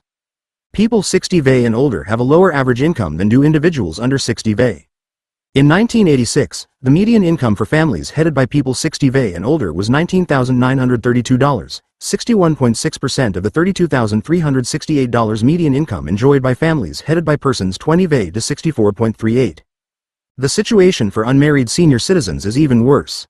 The $7,731 median income received in 1986 by persons 60 and older in non-family settings was only 45.8% of the $16,880 median for non-family individuals between 20 and 64. Married elderly women experience an even greater economic disadvantage. In 1986, the $5,253 median income for married females 60 and older constituted a mere 42.8% of the $12,265 received by their married male cohorts. 39 This economic disparity partially explains the significant increase in labor force participation by older females. 40 Through the Age Discrimination in Employment Amendments of 1986, 41 Congress altered the Age Discrimination in Employment Act to prohibit the involuntary retirement of most employees. As more individuals live past 60, an increasing number will continue to work either by personal choice or from economic necessity. Many will seek part-time employment opportunities to supplement their retirement income. Such older, part-time personnel have not been historically inclined to seek union representation.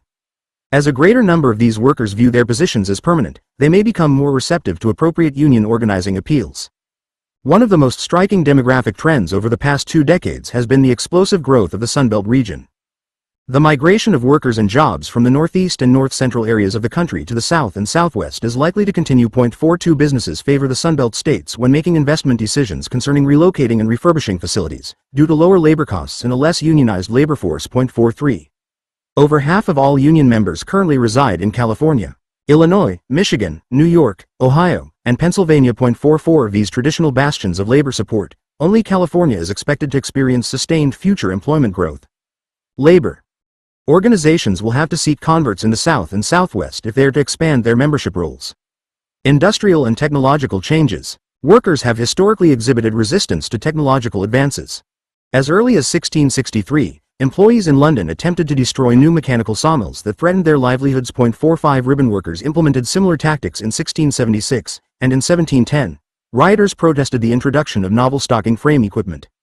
Probably the most notorious example of anti-technological advancement behavior occurred in 1811, when the so-called Luddites destroyed new textile machines in Nottingham. 46 Despite worker efforts to impede industrial evolution, extraordinary developments have occurred over the past 150 years.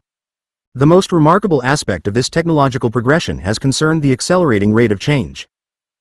Although it took FTY 6 years, 1820 to 76, to develop the telephone, 30 years, 18,671,902, to generate the radio, and 13 years, 1923 to 36, to invent the television. It took only years, 1948 to 53, to create the transistor. 47. This expedited developmental process will undoubtedly continue. Unimagined technological advancements will significantly transform future employment environments and greatly affect the organizational opportunities of labor unions. 20th century industrial settings will be highly automated, with computer systems directing the work of technologically advanced robots. The continued substitution of capital-intensive technology for traditional blue-collar workers in most manufacturing facilities will cause significant membership declines among mass-production labor organizations. Membership in such basic industrial unions as the United Automobile Workers, the United Steelworkers, and the International Association of Machinists has already declined precipitously. The pervasive utilization of technology is dramatically altering the composition of the American employment market and directly affecting the continued vitality of the labor movement. The swift introduction of new technology has been creating a crisis of human obsolescence. 48. As robots and computers supplant skilled and semi-skilled employees, the workforce is becoming increasingly bifurcated between sophisticated and highly educated managers and unskilled personnel performing relatively menial tasks. 49. The number of traditional blue-collar production jobs is predicted to decrease even more than it already has, causing a serious erosion among the occupations most supportive of labor organizations. The reduction in blue-collar positions has seen a corresponding expansion in white-collar and service occupations.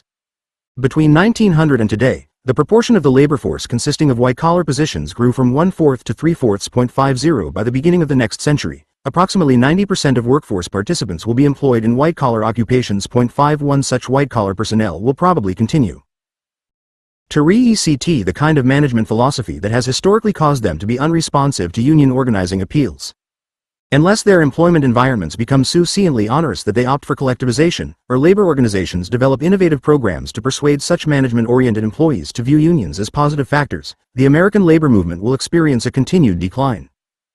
The increased use of computers and other labor-saving technology is also likely to generate a surplus of labor, necessitating a curtailment of the traditional 40-hour workweek. 52. In addition, computer technology permits the creation of individualized employment opportunities, with service personnel earning their income at home in electronic cottage industries. 53. Such employment arrangements will be particularly advantageous for parents, particularly single parents, who enjoy the flexibility they need to care for young children at home. Other people who wish to avoid protracted commutes may be able to work in neighborhood centers that would provide them with the requisite computer equipment. 54. Because most white-collar employees have historically been unreceptive to unionization. 55. And self-employed persons working primarily from their own homes would be decoupled to organize, conventional unions may be unable to cope with the restructuring of the American economy. On the contrary, as high-technology service enterprises expand, they may establish more routinized job tasks for many white-collar workers and create highly structured managerial hierarchies. 56. Individuals employed by these types of businesses may experience an increased economic and psychological need for collective behavior. The technology revolution makes it possible for smaller RMS to provide limited products or services designed to satisfy the demands of specialized markets. Smaller companies are able to adapt quickly to changed customer needs, and can thus compete effectively with ponderous corporate enterprises that need decouple to alter their basic operating structures in response to new customer demands. While these specialty RMS are economically efficient from a business perspective and are more amenable to unionization than large companies, labor unions continue to experience diseconomies of scale when they attempt to organize them. The cost per worker for organizational campaigns involving small-scale employers generally exceeds the per capita cost associated with larger enterprises. As a result, many labor leaders do not try to collectivize smaller companies. Global economic and industrial trends. The same technological developments that have significantly influenced the structure of the American economy have also greatly contributed to the internationalization of the world economic system. Although the establishment of multinational corporations is not a recent phenomenon, 57. The proliferation of such enterprises has reached extraordinary levels over the past 2 decades. The major impetus for the creation of transnational ventures has been the desire of business entities in industrialized nations to control and cultivate raw materials indigenous to various underdeveloped countries. 58. New technologies have greatly reduced transportation costs, enabling businesses to move raw materials, manufacturing equipment, and niched products from country to country in an economically efficient manner. As industrial leaders began to appreciate the benefits from generating new markets and exploiting inexpensive foreign labor, the growth rate of multinational institutions accelerated. By 1973, 140 American multinational corporations had aggregate annual sales of $380 billion, a sum exceeding the gross national product of every nation except the United States and the Soviet Union. 59. Observers consequently predicted that by 1990, 300 immense business entities, two-thirds of which would be American, would dominate non-communist world trade. 60 at the present time. U.S. X Corp. Imports steel ingot from Korea. General Motors and Ford import cars from Korea. Chrysler imports cars from Mexico. General Electric imports various small appliances from Asia, and IBM imports data processing equipment from Asia. 61 Many United States business entities have become major shareholders in foreign companies. Ford owns 25% of Mazda, General Motors owns 34.4% of Isuzu Motors, Chrysler owns 15% of Mitsubishi, and General Electric owns 40% of Toshiba Electronics. 62 Today, substantial proportions of automobiles, glassware, sewing machines, shoes and textiles, and cassettes, radios, and tape players used in the United States are manufactured in foreign nations on equipment exported from America. 63 The primary stimulus for the transfer of such production functions is labor cost differentials. Clothing is fabricated in Caribbean nations by workers earning 25% the wages earned by their counterparts in the United States, and in Mexico by persons earning 10 to 20% of American rates of pay. 64 Electrical goods are produced in East Asia by workers who are paid less than 10% of United States employees' wages. So many of the components installed in American products are being manufactured abroad that it has become virtually impossible for consumers to be fully aware of the degree to which they support United States workers when they make a major purchase. For example, the selection of a Honda Accord built in the United States may be more beneficial to American employees than the purchase of a traditionally American car. When an American buys a Pontiac Le Mans from General Motors, he or she engages unwittingly in an international transaction. Of the $20,000 paid to GM, about $6,000 goes to South Korea for routine labor and assembly operations, $3,500 to Japan for advanced components, engines, transaxles, and electronics, $1,500 to West Germany for styling and design engineering, $800 to Taiwan, Singapore, and Japan for small components, $500 to Britain for advertising and marketing services, and about $100 to Ireland and Barbados for data processing. The rest, less than $8,000, goes to strategists in Detroit, lawyers and bankers in New York, lobbyists in Washington, insurance and healthcare workers all over the country, and General Motors. Shareholders, most of whom live in the United States, but an increasing number of whom are foreign nationals. 65 The governments of developing countries compete for the opportunity to generate American investment. They emphasize their significantly lower labor costs, the docility and dependability of their impoverished workers, the absence of labor organizations, and the minimal or inapplicable employee protection laws. 66 Some nations even establish free trade zones that exempt foreign investment RMS employing local workers from export duties and employment taxes. 67 The United States also encourages the creation of foreign export platforms. It does not impose an import duty upon the total value of the items nished abroad and returned to America, but only on the value added to the various components on the foreign assembly line. 68 The recent free trade agreement with Canada and the proposed extension of that agreement to Mexico would further promote the development of such transnational production programs. Goods nished in either of those neighboring countries could be returned to the United States for consumption without being subject to import duties. During the past 20 years, the world has witnessed private enterprise colonization unmatched in this century. Large conglomerates from advanced industrial nations are able to dictate basic economic policy to developing nations desperately trying to enhance the economic interests of their workers through the attraction of foreign investment. While these countries generally attempt to alleviate high unemployment rates among male heads of households, the vast majority of multinational corporations operating foreign export platforms employ women of color who are willing to work for depressed wages. 69 These employees frequently work long hours in unhealthy and unsafe employment environments under stressful conditions generated by high production demands. 70 Throughout the 1980s, American business enterprises accelerated their exploitation of the depressed Mexican economy. In 1965, the Mexican government established the Border Industrialization program to promote the maquiladora system involving factories located opposite one another along the United States-Mexico border. 71 The labor-intensive tasks are performed in Mexican facilities by workforces consisting primarily of females earning less than 80 cents per hour, while the capital-intensive functions are carried out in the high-technology American plants.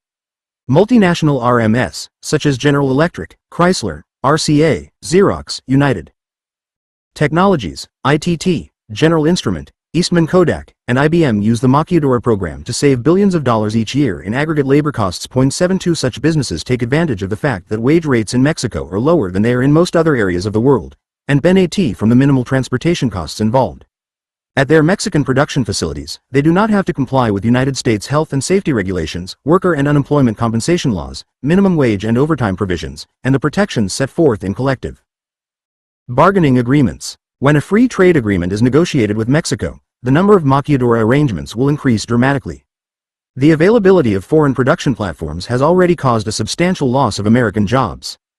From 1969 to 1976, 1,200,000 United States manufacturing jobs were lost. 0.73 between 1980 and 1985, America lost another 2,300,000 production jobs. A substantial proportion of foreign-based production workers are employed by United States corporations or their affiliates. Whirlpool Corporation currently employs 43,500 people in 40 nations, with most of these individuals working outside the United States. 0.74. In 1990, 27,000 of the 40,000 persons employed by California-based Seagate Technology worked in Southeast Asian facilities. 40% of IBM's total workforce resides in foreign countries, including 18,000 Japanese employees. General Electric is the largest private employer in Singapore, and it has recently completed construction of a $150 million Hungarian light bulb factory. 0.75. While business leaders are quick to note that these manufacturing job losses were offset by millions of employment opportunities generated in other areas of the economy, it must be acknowledged that the new jobs are more likely to be less well paid, less skilled, less unionized, only part-time, and located in regions of the country other than those suffering most from job destruction and unemployment. 76. The continued export of manufacturing jobs from the United States to developing nations further reduces the number of blue-collar production workers who have historically been represented by labor organizations. While capital-intensive technology is a relatively mobile commodity, displaced employees are not easily transplanted to other geographical areas or integrated into new occupations. 0.77 International business transactions emasculate the job security that unions have diligently sought to obtain for their members. If American labor organizations are unwilling to accept significant compensation reductions and more stressful production schedules, the jobs of their members will continue to be transferred to more hospitable foreign settings. In many cases, United States workers can do nothing to preserve their employment situations because their multinational employers prefer to have their production tasks performed by individuals in developing nations at wage rates equal to less than 20% of the $4.25 per hour American minimum wage. American multinational enterprises are not the only business concerns transferring production jobs to other countries. Over the past decade, foreign corporations have greatly expanded their investment in United States production facilities. For example, Japan's Bridgestone Tire Company purchased Firestone, and Toyota and General Motors established a joint venture to produce automobiles in a Fremont, California, factory. 0.78 Japan's NEC is producing computer components in California.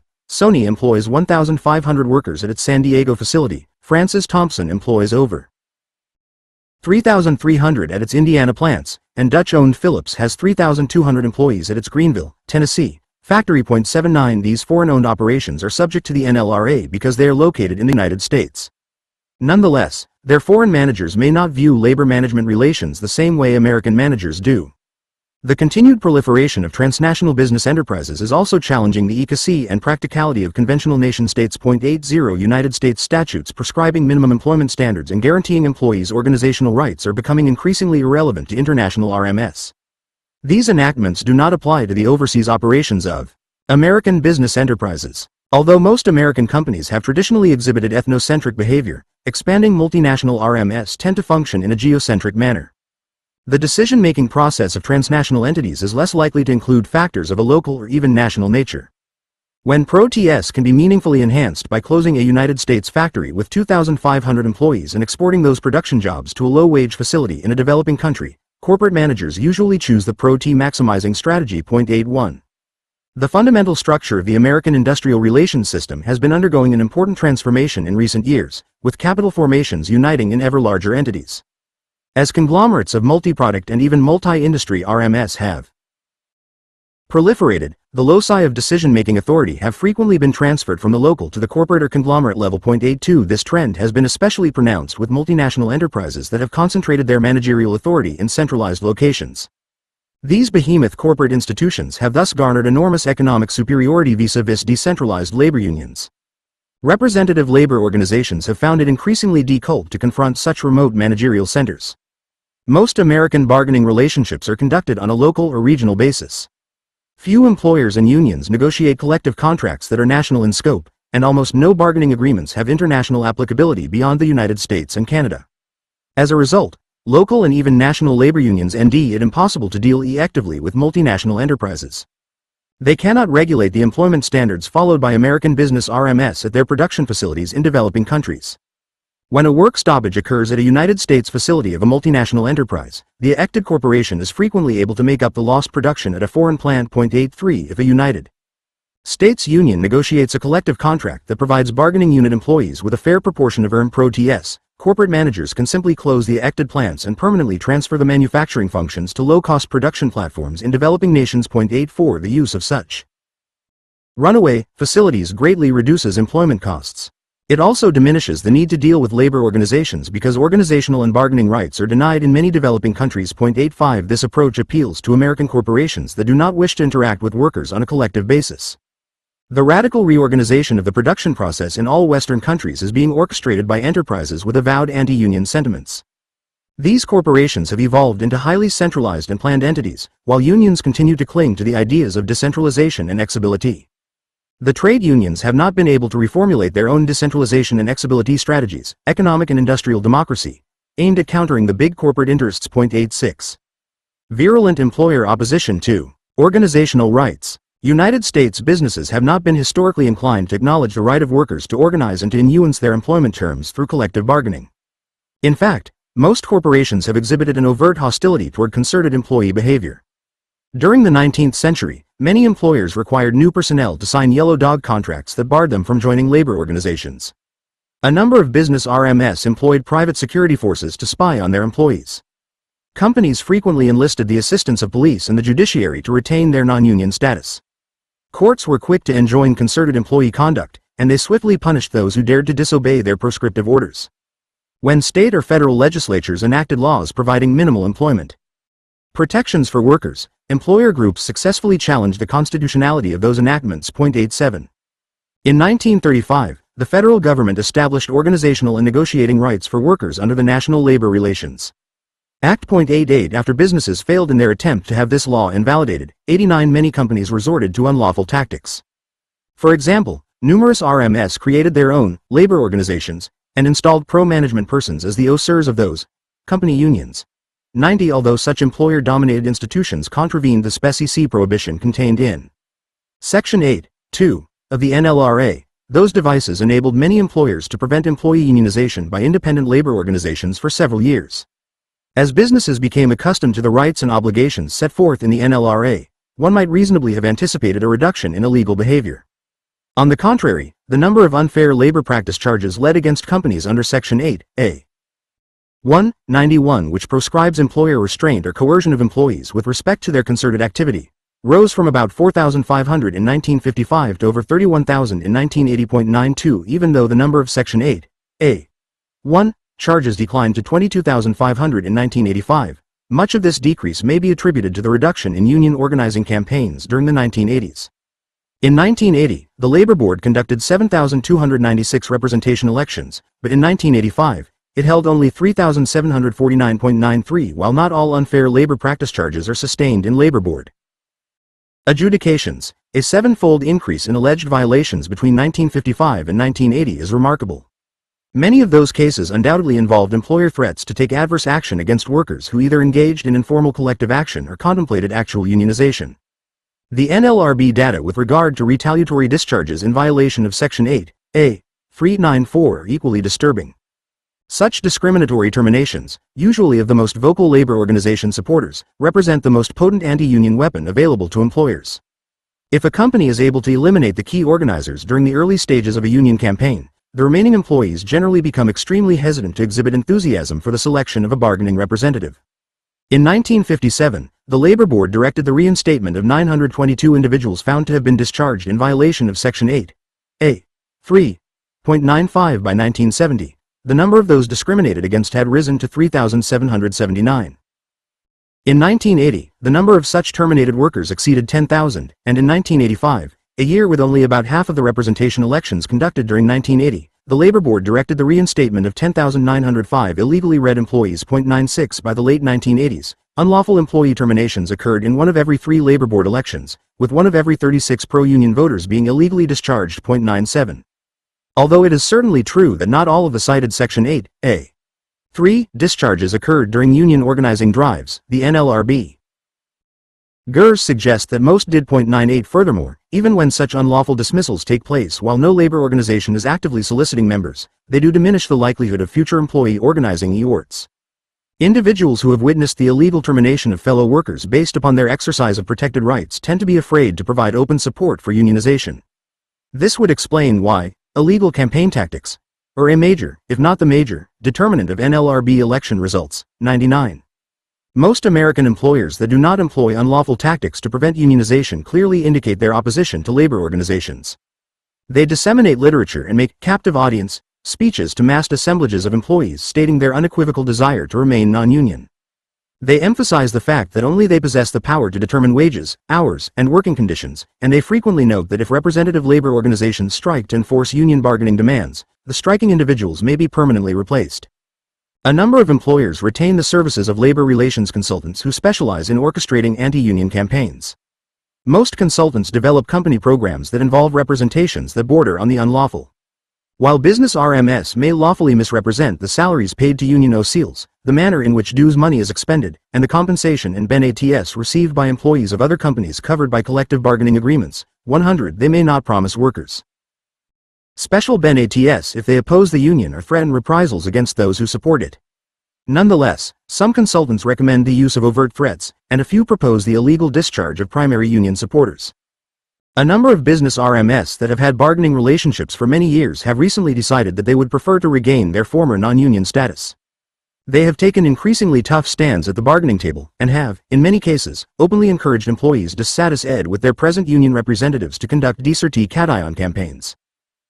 This would explain the fact that the annual number of desertee-cation elections conducted by the Labor Board grew from about 300 to 400 during the late 1960s and early 1970s to approximately 850 to 900 during the early 1980s. 101 It is also significant to note that incumbent unions lose a greater percentage of desertee-cation elections today than they did 20 years ago. The number of members lost through this maneuver now exceeds 20,000 per year. 102. Companies that have to decide whether to refurbish existing facilities frequently consider the union status of their plants. Data suggest that business RMS are less likely to invest new capital at established locations if the employees at those facilities are organized. 103 Numerous decisions concerning the location of new factories are similarly influenced by unionization factors. 104 The fact that many new production plants have been constructed in the South and Southwest over the past 20 years can be at least partially attributed to the fact that Sunbelt state workers have not traditionally been as supportive of labor organizations as their northern counterparts. 105 This evidence demonstrates that even basic investment determinations are being influenced by the desire of most American RMS to avoid unionization. United States corporations have even formed trade associations designed in large part to discourage worker unionization. Entities such as the National Association of Manufacturers, the American Hospital Association, the Associated Builders and Contractors, the National Retail Merchants Association, and the Master Printers Association have all developed vigorous open shop programs. 106. They conduct special seminars for members to demonstrate techniques they may employ to keep labor organizations out. The antipathy exhibited by most American employers toward unionization is especially disturbing when one recognizes that business RMS in Western European countries have generally accepted the legitimacy of labor organizations and have not employed similar anti-union tactics. 107 A major reason for the de-errant attitudes toward unionization in America and Western Europe is the impact of unions on organized RMS. In most Western European countries, collective bargaining is conducted on a regional or national basis covering most corporations within the relevant industry. 108 Government OCLs often participate in the negotiations. The terms of the agreements are usually applied to the workers of all industry RMS in that region or nation, regardless of the percentage of employees of each company who are active union members. There is thus no significant advantage derived from maintaining a non-union business. In the United States, only those corporations that have formal bargaining relationships with labor organizations representing a majority of their respective employees must negotiate collective contracts. More importantly, the terms of such agreements are applied exclusively to work performed by individuals employed within the specie-ed bargaining units. Companies without labor management relationships remain free to unilaterally establish their own employment terms. Such RMS are constrained only by operative market factors.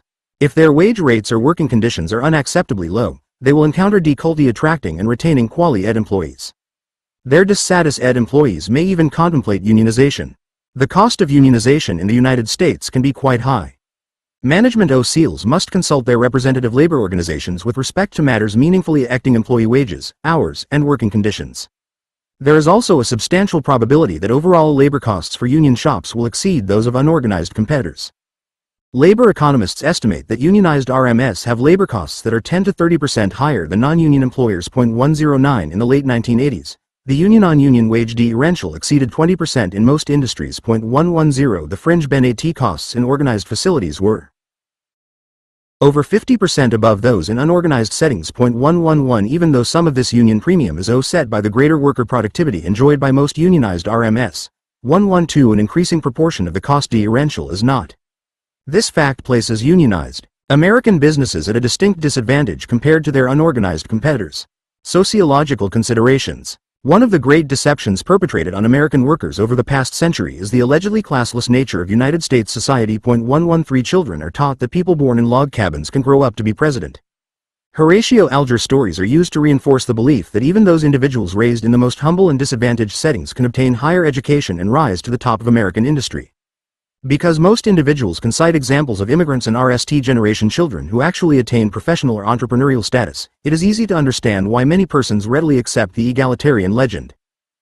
This concept accounts for the fact that most working-class parents dream of middle-class opportunities for their children. 114 As a result of this myth, few people attribute the success of families with extreme wealth and prominent lineage to the fortuity of birth, considering it instead to be a result of individual achievement. The American belief in equal opportunity accomplishes several important societal objectives. It induces those born into disadvantaged environments to blame themselves for their failure to escape their surroundings, instead of focusing upon the inequitable educational opportunities afforded them. 115 It helps to delude people into believing that the disparate compensation and employment options available to women and minorities are not the result of invidious gender and racial discrimination, but are the natural consequences of independent choices voluntarily made by those individuals. 116 So long as people in lower socioeconomic circumstances can be made to accept responsibility for their own plights, it is unlikely that the dispossessed masses will revolt against the system that oppresses them. 117 Those individuals who accept the notion that America has truly achieved the fundamental absence of social stratification should visit a high-technology production facility or university setting at the conclusion of the normal workday. The rank and le personnel will depart in overalls and a work shirt, with many carrying lunch buckets. 118 An inordinate number will be overweight, and most will converse in language suggesting inadequate education. They will be compensated on an hourly basis and be required to punch a time clock each time they enter and leave the premises. Their departing professional colleagues, on the other hand, will generally be dressed in clothing more associated with the middle class, and they will be unlikely to carry lunchboxes.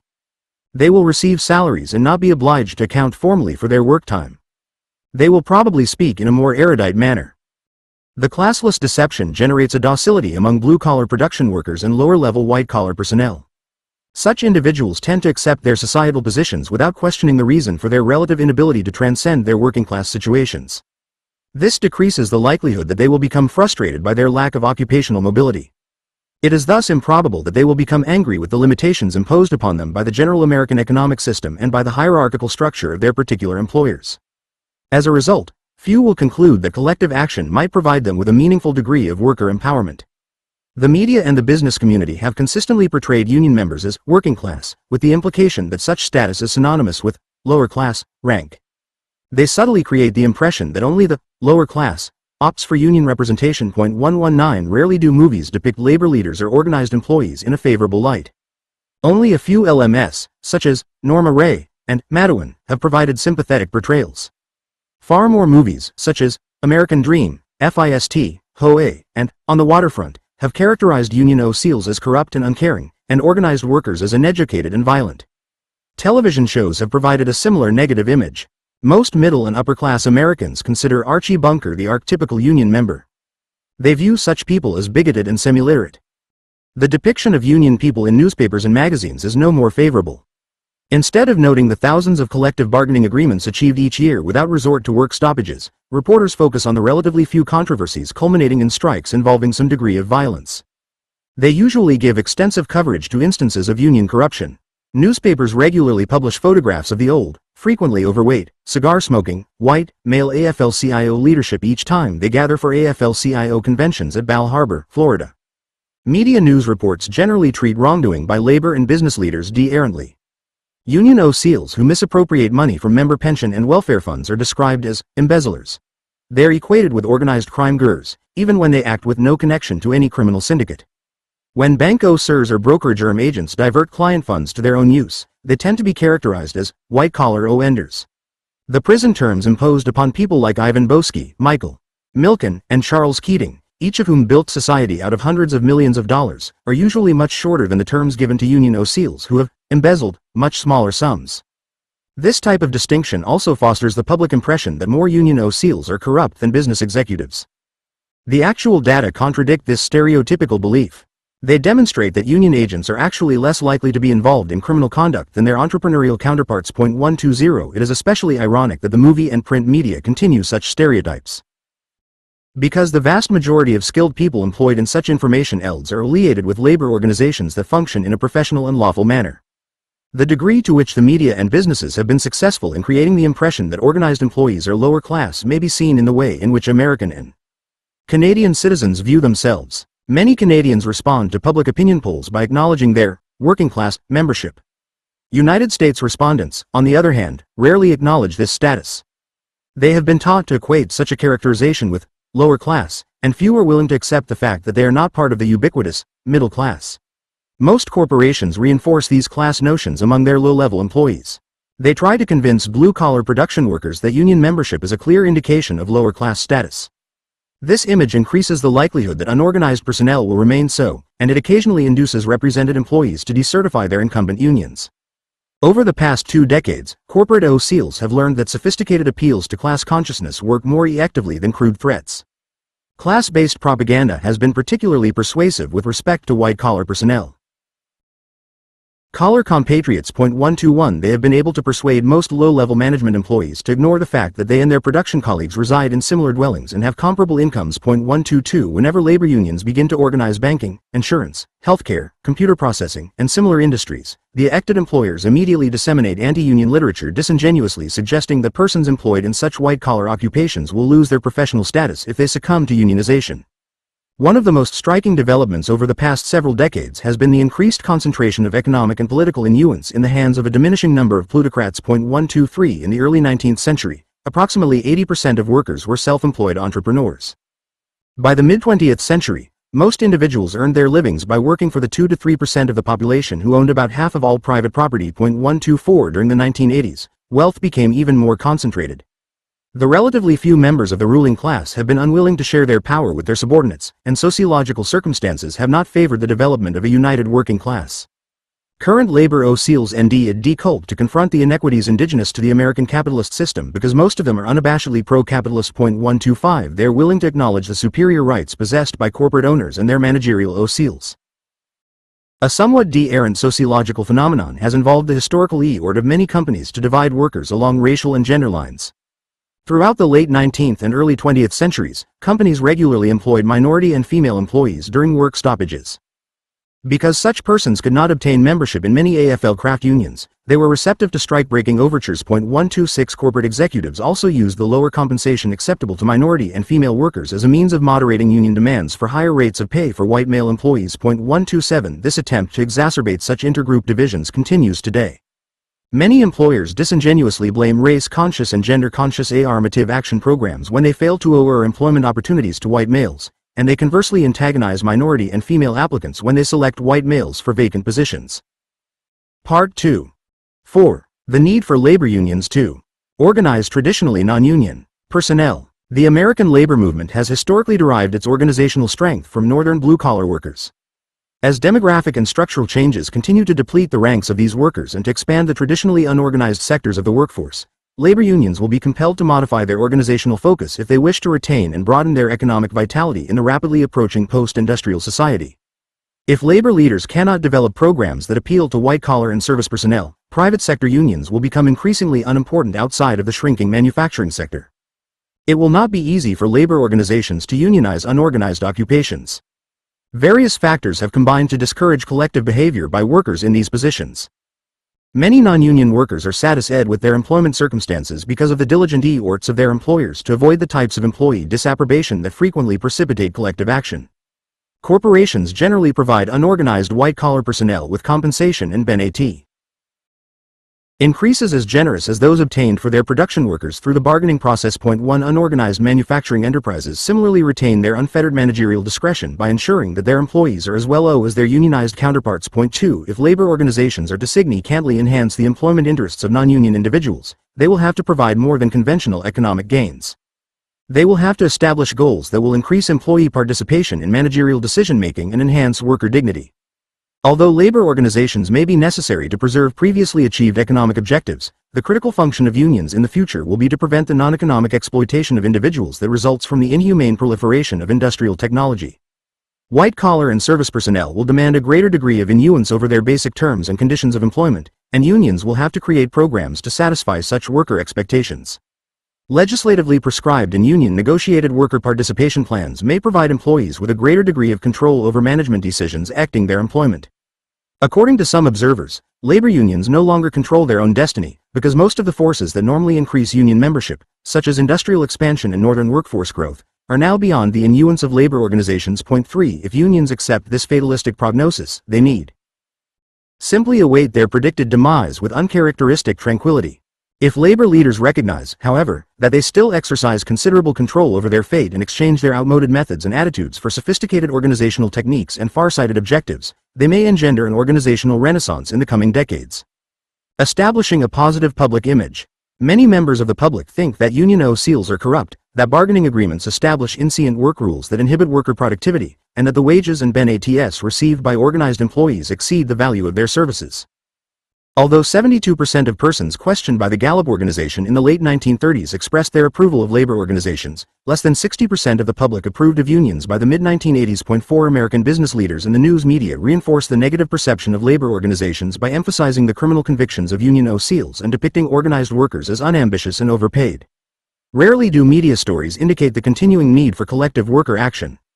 Labor leaders must acknowledge the negative view of unions held by an increasing percentage of the public and work to actively counteract these negative stereotypes. A positive image is the RST's step to increasing membership and enhancing union power vis and vis employers and Congress. Labor organizations must utilize the media to disseminate a pro-union message. The recent "Look for the Union Label" campaign, designed to encourage people to purchase garments manufactured in unionized American shops, and the American Federation of State, County, and Municipal Employees advertisements, showing the various important government functions being performed by organized personnel, were very effective. The AFL-CIO recently conducted a Union Yes media campaign to demonstrate how labor organizations respond to contemporary employment issues. 5. By encouraging news reporters at both the national and local level to disseminate stories about industries that exploit unrepresented employees, organized labor will graphically demonstrate the continuing need for worker representation. For example, the sweatshop conditions indigenous to most apparel manufacturers should be exposed. Unlicensed garment shops in cities like New York, Boston, Chicago, Los Angeles, and San Francisco regularly employ legal and illegal immigrants who are forced to work in unconscionable environments for inadequate wages. 6. Unions need to emphasize that people employed in organized garment factories earn a living wage and toil in relatively healthy and safe surroundings. Unions should supply media experts with information and statistics about the thousands of conscientious workers who are discharged each year in the United States for no valid reason. People are red for looking at a supervisor the wrong way, having the audacity to question a seemingly irrational company policy, or even complaining to state or federal OCs about unhealthy or unsafe employment conditions. The public should be informed that such incidents occur frequently. They need to know that unsubstantiated discharges are not permitted under collective bargaining agreements that contain provisions prohibiting discipline except for just cause and grievance arbitration procedures that ensure a fair resolution of controverted employee claims. Many people blame the significant United States trade imbalance on high-wage unionized industries. They believe that exorbitant labor costs make it difficult for American businesses to compete effectively in a global economy. Labor leaders must educate the public regarding the higher productivity indigenous to organized RMS. They should also point out the fact that recent studies indicate that heavily unionized industries have not contributed more to the American trade imbalance than unorganized industries. 7. Members of the general public have received the distinct impression from the media that union OCs are regularly convicted of criminal activity and that labor unions have connections to organized crime. Most people are unaware that the available data indicate that the conviction rate for union OCs is no higher than the conviction rate for their business counterparts. 8. Labor organizations need to improve their public image in this area if they are to earn the trust of the public and potential members. By demanding fair media coverage demonstrating that relatively few union agents engage in unlawful activity and comparing the conviction rates of labor leaders with those of business executives. Unions will be able to begin to persuade the public of their beneficial role in society. While working to show the public the relatively low amount of illegal activity in labor unions, union leaders must also reduce corruption among labor representatives and prevent individuals who have violated their fiduciary obligation toward members from holding union OCE. Too frequently, AFL-CIO lobbyists seek to prevent the adoption of statutory provisions barring persons guilty of abusing their positions from holding elective union positions. Even though Congress often fails to enact similar prohibitions covering business executives convicted of white-collar offenses, union leaders must recognize that their efforts in this regard undermine public confidence in organized labor. AFL-CIO decision-makers must stop viewing labor management reporting and Disclosure Act provisions that bar persons convicted of certain serious crimes from holding Union OCE 9 as unfair to union agents. They should recognize that preclusive laws actually benefit labor organizations by making it clear that unions will not condone the activities of those individuals who ignore their legal obligations. Union supporters should cooperate fully with federal and state investigative efforts to discover and prosecute the relatively few leaders who have breached their fiduciary obligations toward members as a means of assuring the public that illegal activities within the labor movement will not be tolerated. Only then will they convince the public of their anti-corruption stance. Labor lobbyists could even support legislation that would similarly prevent business executives convicted of serious crimes from holding responsible corporate positions. Organized labor should also sever any connections between local or national unions and organized crime and utilize the media to dispel the public perception that unions are mob-controlled. Honest labor leaders should welcome prosecutions against dishonest persons as a means of strengthening the entire movement. If labor could eliminate this negative public image, it will be able to approach organizing campaigns with more power, unburdened by erroneous public perceptions. By publicizing the fact that thousands of union OCEs work conscientiously to further the employment interests of represented workers, at salaries substantially less than their management counterparts, organized labor could focus the attention of the public on who is really getting rich on the backs of American workers. In most instances, union representatives in a particular industry are fortunate to earn 10 to 20% of the compensation obtained by corporate managers in the same industry. The most highly paid union OCEs have traditionally been members of the Teamsters. Under previous Teamsters constitutions, leaders could hold national, regional, and local OCEs simultaneously, thus enabling many leaders to earn over $100,000 and some to earn over $500,000. At its 1991 convention, the Teamsters Union amended its constitution to place a $225,000 per year limit on total compensation earned by any Teamster OCER.10. In addition, Teamsters activities from 1989 to 1992 were conducted under the supervision of a court-appointed monitor who worked diligently to eliminate corruption within the union. In late 1991, Teamsters elected as their president reform candidate Ron Carey, who has since moved quickly to remove corrupt union OCEs and restore membership democracy. 11. Even the limited number of union OCEs who earn over $100,000 per year pale in comparison to the multi-million-dollar compensation packages given to countless business executives. In 1960, the chief executive OCEs of the 100 largest corporations received gross compensation about 40 times the average wage of their respective factory workers, and their after-tax earnings were about 12 times the after-tax earnings of production workers. 12.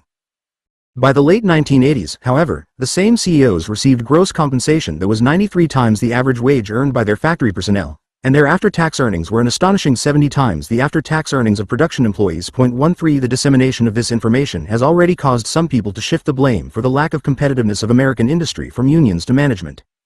Unions could enhance their own public image by proposing legislation that would prohibit corporations from providing executives with compensation packages that are more than 15 or 20 times the compensation levels of their respective rank-and-file personnel.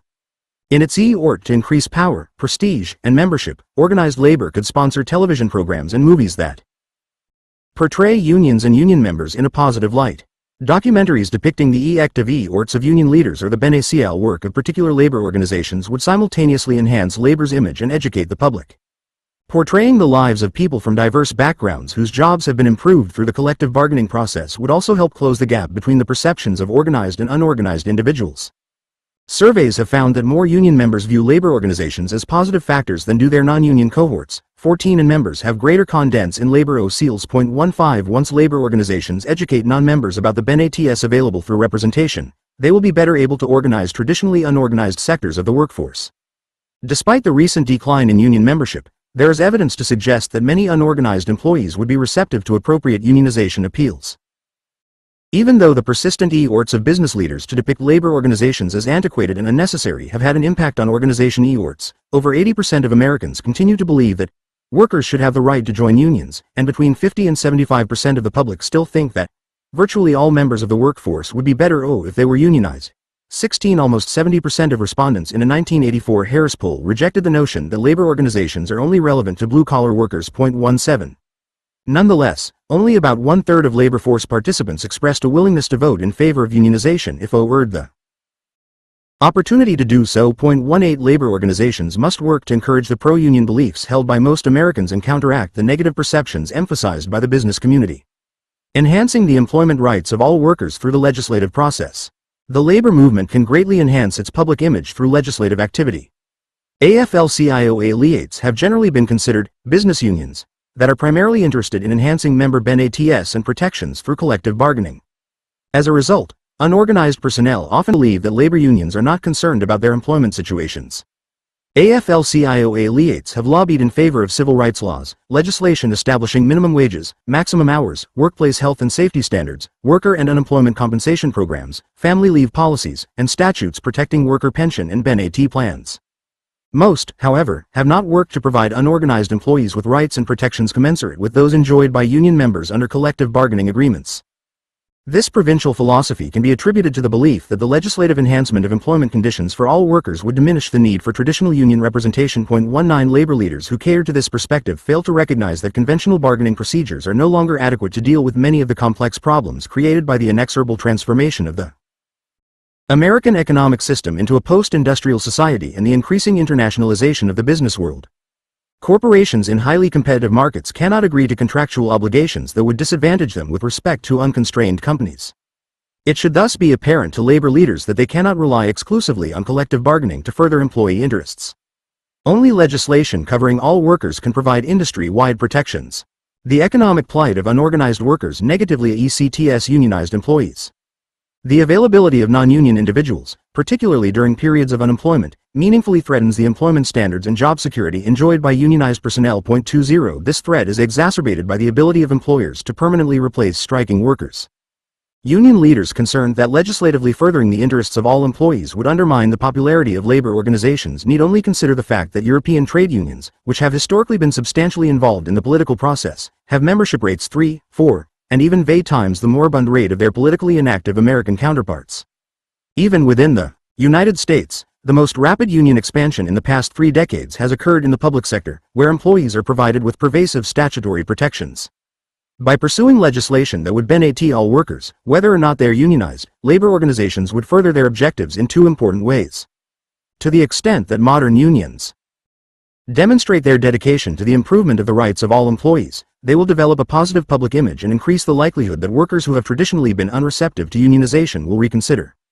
Furthermore, if unions could obtain statutory provisions denying basic employment terms for all workers, they would substantially decrease the diseconomies associated with unionization. As generally applicable legislative safeguards reduce the RDCL labor cost differentials between union and non-union business enterprises, companies would be less likely to oppose employee organization. The impact of this factor is discernible in Western European countries that apply negotiated employment rights to all workers within a particular industry, regardless of the degree of union support at spec plants. Such a reduction in employer antipathy toward labor organizations would make it easier for unions to recruit new members. Unorganized employees are frequently more devastated by automation, subcontracting, and production relocation than their unionized cohorts. Even workers covered by conventional bargaining agreements need to adjust to such changes. Politically astute labor leaders recently lobbied successfully in favor of federal legislation providing employees with 60 days advance notice of mass layoffs and plant closures. 21 In some instances, the personnel threatened with layoff may be able to respond to company concerns by reducing labor costs or increasing productivity and obviate the need for such dislocations. Where such a result cannot be achieved, advance notice enables workers to consider alternative employment opportunities and retraining options while they are still gainfully employed. Labor organizations could meet this emerging need of contemporary workers by seeking legislation that would establish retraining 22 and relocation funds analogous to unemployment compensation plans that would provide employees with portable rights based upon their previous attachment to the labor market. Individuals facing long-term layoffs would be able to utilize these financial resources to learn new skills and/or relocate to geographic areas with greater employment opportunities. Unions could also serve the needs of unorganized employees by supporting statutes that mandate severance pay and/or special unemployment compensation for employees displaced by an economy moving toward a post-industrial environment. These benefits should nightly be available to individuals dislocated by the transfer of domestic production jobs to foreign export platforms. Another way to appeal to today's workforce as a means of ensuring the continued vitality of the labor movement is for unions to address issues of employee dignity.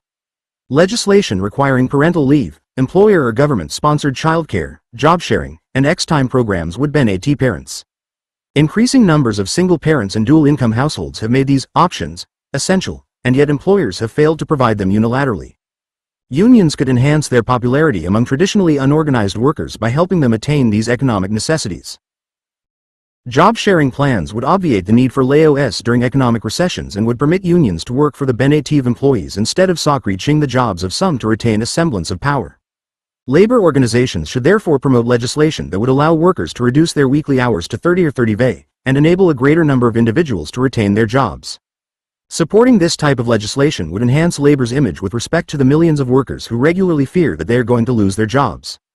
Union OCs must continue to support comprehensive health insurance coverage for all Americans. Approximately 37 million individuals currently lack basic health coverage, and a national program would diminish financial pressures encountered by private employers in providing such coverage. By lobbying for broad healthcare coverage, labor organizations can significantly enhance their image among older workers. In addition, unions will be seen by the American public as supporting an issue of vital and increasing national importance. Labor organizations need to lobby in favor of laws restricting intrusive drug testing. They must seek amendments to the Drug-Free Workplace Act of 198,823 that would limit random drug testing to persons holding safety-sensitive positions. This would enable unions to garner the support of individuals who feel that management has invaded their privacy, while they simultaneously acknowledge the serious nature of the drug problem and the need for employers to protect the safety of their workers and clientele. Demanding that individual drug testing be based on articulable facts that provide a reasonable suspicion of drug or alcohol abuse would prevent employers from abusing drug testing and help to maintain the dignity of employees. Many corporations currently rely solely upon the less expensive and less accurate enzyme multiplied immunoassay technique, EMIT. Companies obtaining positive EMIT results should be statutorily obligated to perform the more accurate gas chromatography, mass spectrometry, GC per megasiemens, test before taking adverse actions against workers who test positive. 24 By working to lower the risk of false positives, unions will show employees that they have the power to protect them against job loss for arbitrary or unfounded reasons. Unions should encourage federal and local governments to establish more rehabilitation programs to assist alcohol and drug abusers, so that even these workers feel that they are important to the labor movement. They should lobby for an amendment to the Drug-Free Workplace Act that would mandate rehabilitation for RST time abusers to encourage these individuals to become full contributors to American industry. 25. Labor organizations should cooperate with companies and government agencies to enhance the educational programs available at work and through high schools and community colleges. Employers are NDING it increasingly difficult to obtain well-educated workers. Approximately 25% of high school students leave before they graduate, 26 and many of the individuals who do obtain high school diplomas lack the basic verbal and math skills required by most companies. 13% of American adults are considered functionally illiterate due to their inability to perform rudimentary mental tasks. 27 Half of all 17-year-old students cannot calculate percentages or solve simple equations. 28. Many workers are unable to comprehend verbal or written instructions. Business and labor leaders should jointly lobby federal, state, and local OCs to expand the educational and training opportunities available to future labor force participants and to workers who currently need to learn the skills required for new occupations and existing occupations affected by technological changes. In addition, they should jointly encourage the adoption of minimal competency standards that will prevent the continued graduation of functionally illiterate individuals. This investment in human capital would increase productivity and decrease unemployment. Probably the most significant benefit employees derive from union representation is the just cause limitation on discipline expressly or implicitly contained in most bargaining agreements. 29. In the absence of such a restriction and the accompanying grievance arbitration procedures through which that right is usually enforced, most persons are employed at will and can be terminated at any time for any reason that does not contravene a specie statutory prohibition. 30. Although many state courts have evidenced a willingness to impose limited restrictions on unconscionable employee discharges, most judicial edicts have continued to follow the common law at will doctrine. They have upheld employers' unfettered ability to terminate employees for even arbitrary and capricious reasons. 31. Some 60 million U.S. employees are subject to the employment at will doctrine and about 2 million of them are discharged each year. About 150,000 of these workers would have been found to have been discharged without just cause and reinstated to their former jobs if they had had the right to appeal to an impartial arbitrator, as do almost all unionized workers. 32. The American labor movement should lobby in favor of state and federal legislation that would provide all private sector workers with protection against unjust discipline and termination. 33. Similar to the contractual safeguards available to unionized employees. Unions need not be concerned that the availability of legislative protections would diminish employee enthusiasm for unions, because labor organizations would provide valuable assistance to individuals forced to invoke their statutory rights. They would also ensure that wrongfully discharged persons who have been reinstated do not sue or further employment recriminations. Unions that continue to focus narrowly on the interests of bargaining unit personnel are destined for extinction. The decreasing number of unionized employers will GHT more zealously to decertify incumbent bargaining agents they believe are putting them at a critical disadvantage in relation to their unorganized competitors. Labor organizations need to return to their heritage. During the latter part of the 19th century, groups like the Knights of Labor and the National Labor Union functioned like social movements dedicated to the advancement of the rights of all workers. AFL-CIO have generally operated like business unions, primarily interested in the enhancement of the employment conditions of dues-paying members. As a result, unorganized personnel have often believed that modern labor unions are not concerned with their employment situations. For the American labor movement to re-establish the social movement approach indigenous to its roots, it must revitalize its alliances with other activist groups. Unions must work more closely with civil rights groups, such as the National Association for the Advancement of Colored People, the Mexican-American Legal and Education Defense Fund, the American Association of Retired Persons, and the National Organization for Women. They should also strengthen their ties with groups concerned with health and safety, the adequacy of worker and unemployment compensation schemes and Social Security benefits, the fairness of tax laws on lower-income individuals, the lack of basic health coverage for millions of Americans, and other issues of concern to workers and their families. If these groups coordinate their efforts, they will be able to achieve greater economic and political influence. 34 Unions will be able to utilize their increased power to increase membership and remain a vital force in the American economy.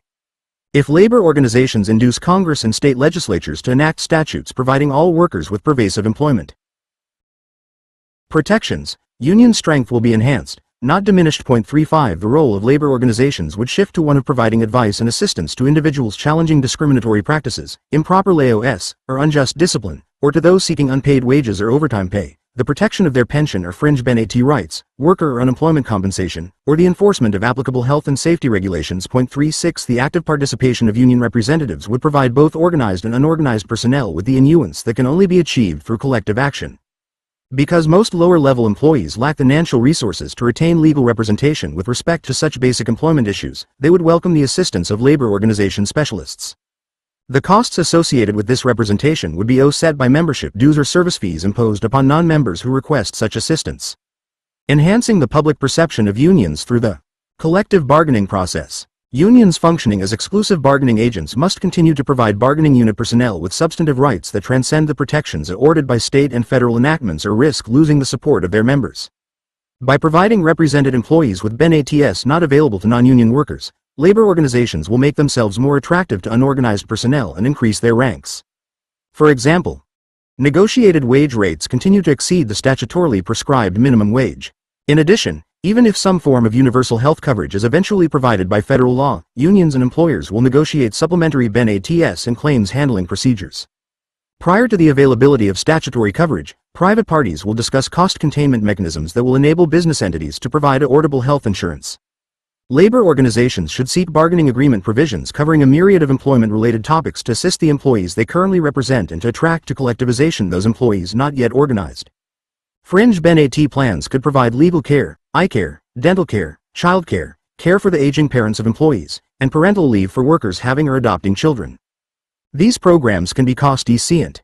For example, employers have discovered that the cost of providing child care coverage is outweighed by the savings achieved through reduced absenteeism, improved employee morale, and the enhanced ability to attract and retain quality ed workers. 37 Individuals with satisfactory personal lives are generally more productive than those experiencing personal problems.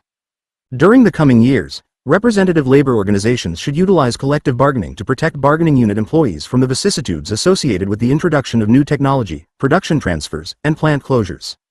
Non-unionized employees will quickly see the benefit of representation if labor organizations are successful in this area.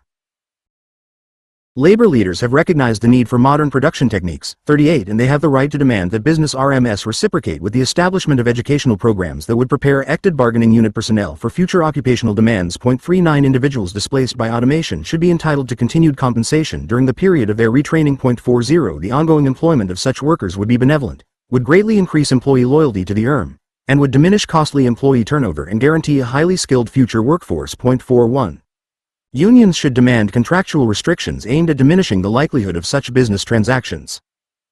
Economically powerful labor organizations will be able to induce employers to accept clauses expressly precluding the relocation or elimination of bargaining unit jobs. 42 Alternatively, agreements should permit such job changes, but ensure displaced workers continued employment security through guaranteed annual wages or some form of job tenure similar to that presently enjoyed by many Japanese workers. 43 Job security programs do not simply benefit the affected employees. When such tenure plans are in EECT, workers are less resistant to operational change. This provides managers with greater flexibility, and company loyalty to workers often enhances employee morale. Unions should demand provisions requiring employers to provide advance notice of contemplated decisions that would directly EECT the job security of unit personnel and an opportunity to discuss proposed changes. Even when labor organizations cannot prevent the introduction of labor-saving technology or production transfers, they may be able to protect the interests of adversely affected workers through provisions guaranteeing them intraplant or interplant transfer privileges, retraining opportunities, or severance pay. The availability of these benefits for unionized personnel will encourage collectivization among unorganized workers. Corporations and unions can jointly establish remedial education programs to improve the basic skills of employees. They could schedule classes before or after work, and employ teachers on a part-time basis to develop the necessary skills of these personnel. Workers who reach higher levels of competence should receive greater advancement opportunities. The extra funds needed to support such programs would be offset by the increased employee productivity associated with a more educated workforce. Unions could negotiate the creation of special funds designed to enhance worker retraining. 44 Employees could be reimbursed for the expense of attending relevant classes or at educational institutions. Bargaining agreements could authorize reimbursement for the cost of attending professional meetings that would enhance personal skills. Investment in human capital is as important as investment in new technology. 45 Unions should induce federal and state governments to encourage the development of such educational schemes through the availability of tax credits for participating. Business RMS. Unrepresented workers may seek unionization as a means of obtaining access to these programs. To provide a sufficient financial base for educational programs and to prevent generous employers from assuming a disproportionate share of retraining costs at the expense of competitiveness, companies within a particular industry should be encouraged to create industry-supported programs similar to those that have been successfully established in Germany. 46 Such expansive training inures to the benefit of all industry participants. Individuals choosing to remain with their present companies learn new skills that enable them to perform broader job tasks and to assume greater decision-making responsibility. Workers who decide to leave their current employers would likely take their enhanced skills to other industry RMS that were equally responsible for the costs of the training. More competent employees would enjoy greater professional mobility and higher future earning capacities. 47 Developing innovative organizing techniques. As the United States continues its transformation into a post-industrial society, the number of white-collar and service positions increases and the number of blue-collar production jobs shrinks. Corporations are opening a disproportionate percentage of new facilities in Sunbelt areas, more women and minorities are entering the labor force, and the average age of workers is increasing. If labor organizations are to survive in the coming decades, they must find new ways to entice white-collar, Southern, female, minority, and elderly individuals to recognize the benefits associated with collectivization. If they cannot achieve real gains in these areas, private sector unions will become anemic institutions with limited economic and political influence beyond the contracting manufacturing sector. Despite the continued decrease in union membership, labor entities have devoted fewer resources to organizing efforts during recent years. 48 Membership declines have left unions with fewer resources to commit to organizing activity. Corporate executives have begun to envision the total demise of American unions. If union membership continues to decline throughout the 1990s, these executives may be able to generate a business environment in which labor unions will no longer be relevant. Management OCEs would be able to determine all employment conditions unilaterally, because individual employees would have no significant influence over the terms of their employment. Business leaders are not likely to decrease their opposition toward unions.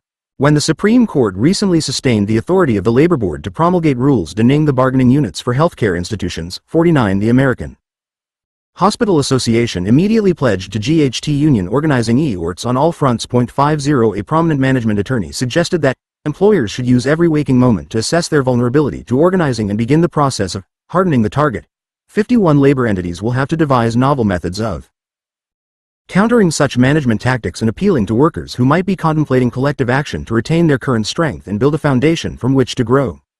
The American labor movement will also have to cope with recent labor board and court decisions that have made it more difficult for unions to organize workers. In NLRB v.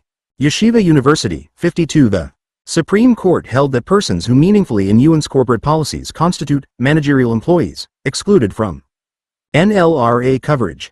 Although the university professors in that case possessed the authority to formulate and implement institutional policies, they lacked any real control over their wages, hours, and working conditions.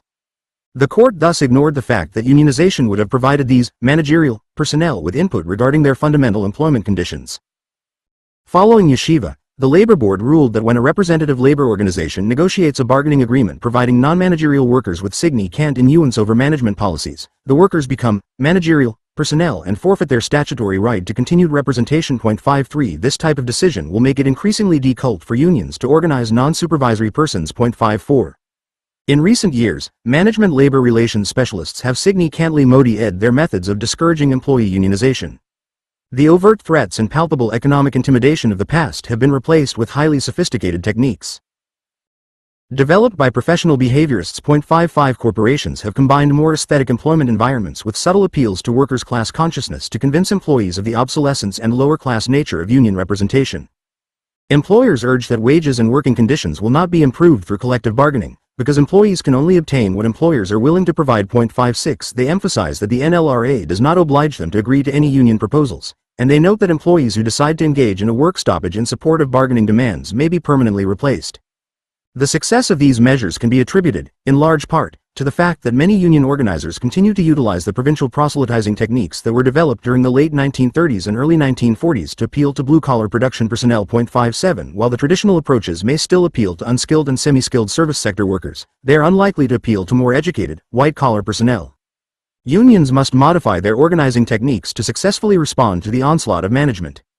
American labor unions must revitalize their organizing practices if they are to expand their membership and remain a vital force in the American economy. They must reconsider their sources of leadership and act upon statistical trends in organizing data. Tailoring their organizing efforts to particular groups of workers will slowly but surely enable labor to capture the power it needs to successfully propound its new agenda. Union leadership. Unions have historically recruited their leaders from the rank and la membership to ensure that such OCLs would identify with and understand the concerns of the workers they represent. This politically sagacious practice unfortunately fails to guarantee the selection of the well-educated and charismatic personnel necessary to counter management's innovative anti-union techniques. 58 The minimal financial remuneration and relatively low prestige accorded most trade union OCLs by society, however, make it difficult for labor organizations to attract new talent. This syndrome frequently causes the protégés of aging former leaders to continue established practices without regard to their current efficacy.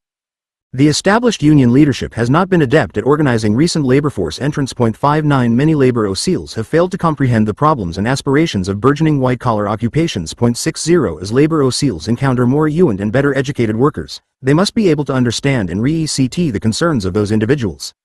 Vast technological, educational, and societal changes have pervasively influenced most occupations over the past several decades. Organizers must also recognize the impact of the dramatic increase in labor force participation by women and minorities. Unions must employ energetic and charismatic individuals who are committed to the advancement of worker rights. They should hire some people who have obtained degrees in industrial relations and have studied organizational behavior. These people will bring new strategies to the labor movement and will be able to enhance the organizing skills of representatives promoted from the rank and la. New organizers should be provided with special training to familiarize them with the unique needs of the union's members and the behaviors of the business entity at issue. Some labor organizations may have sufficient resources to develop their own educational programs. Other unions may take advantage of courses taught at the George Meany Center for Labor Studies, which was established for this purpose by the AFL-CIO in 1968. 61 Special classes are also offered at University Institutes of Industrial Relations. The types of training available are diverse. Organizer training has shifted from information giving, about the law and merits of unionization, to in-depth practice skills required for effective enlistment of members. Speaking, planning, interpersonal and group relationships. How to cope with union busters is another feature. Case studies and simulations immerse trainees in problem-solving and interpersonal skills development. 62 Trained organizers must be able to empathize with the occupations being targeted. It has generally been crucial for the organizers or their families to have worked in the industries involved. This increases the likelihood that the organizers will be respected by the group being organized. It also makes it easier for the organizers to re-ECT the concerns of those people. During the formative stage of a campaign, union organizers must determine which workers are most respected by their colleagues. By enlisting the support and assistance of these individuals, their task will be greatly facilitated. These leaders can distribute union literature and proselytize effectively in favor of collectivization due to their influence among their peers. Their co-workers would be more likely to listen to their appeals than to the claims of outside organizers. Focusing on the needs of targeted employees. Labor unions must acknowledge that collectivization is a grassroots movement involving rank and low personnel. Successful organizers are generally able to elicit the views and assistance of workers in the proposed bargaining unit because employees have strong views about their jobs that they're eager to tell to someone they think really cares. 63 individuals generally contemplate unionization because of their lack of influence with respect to their basic employment terms.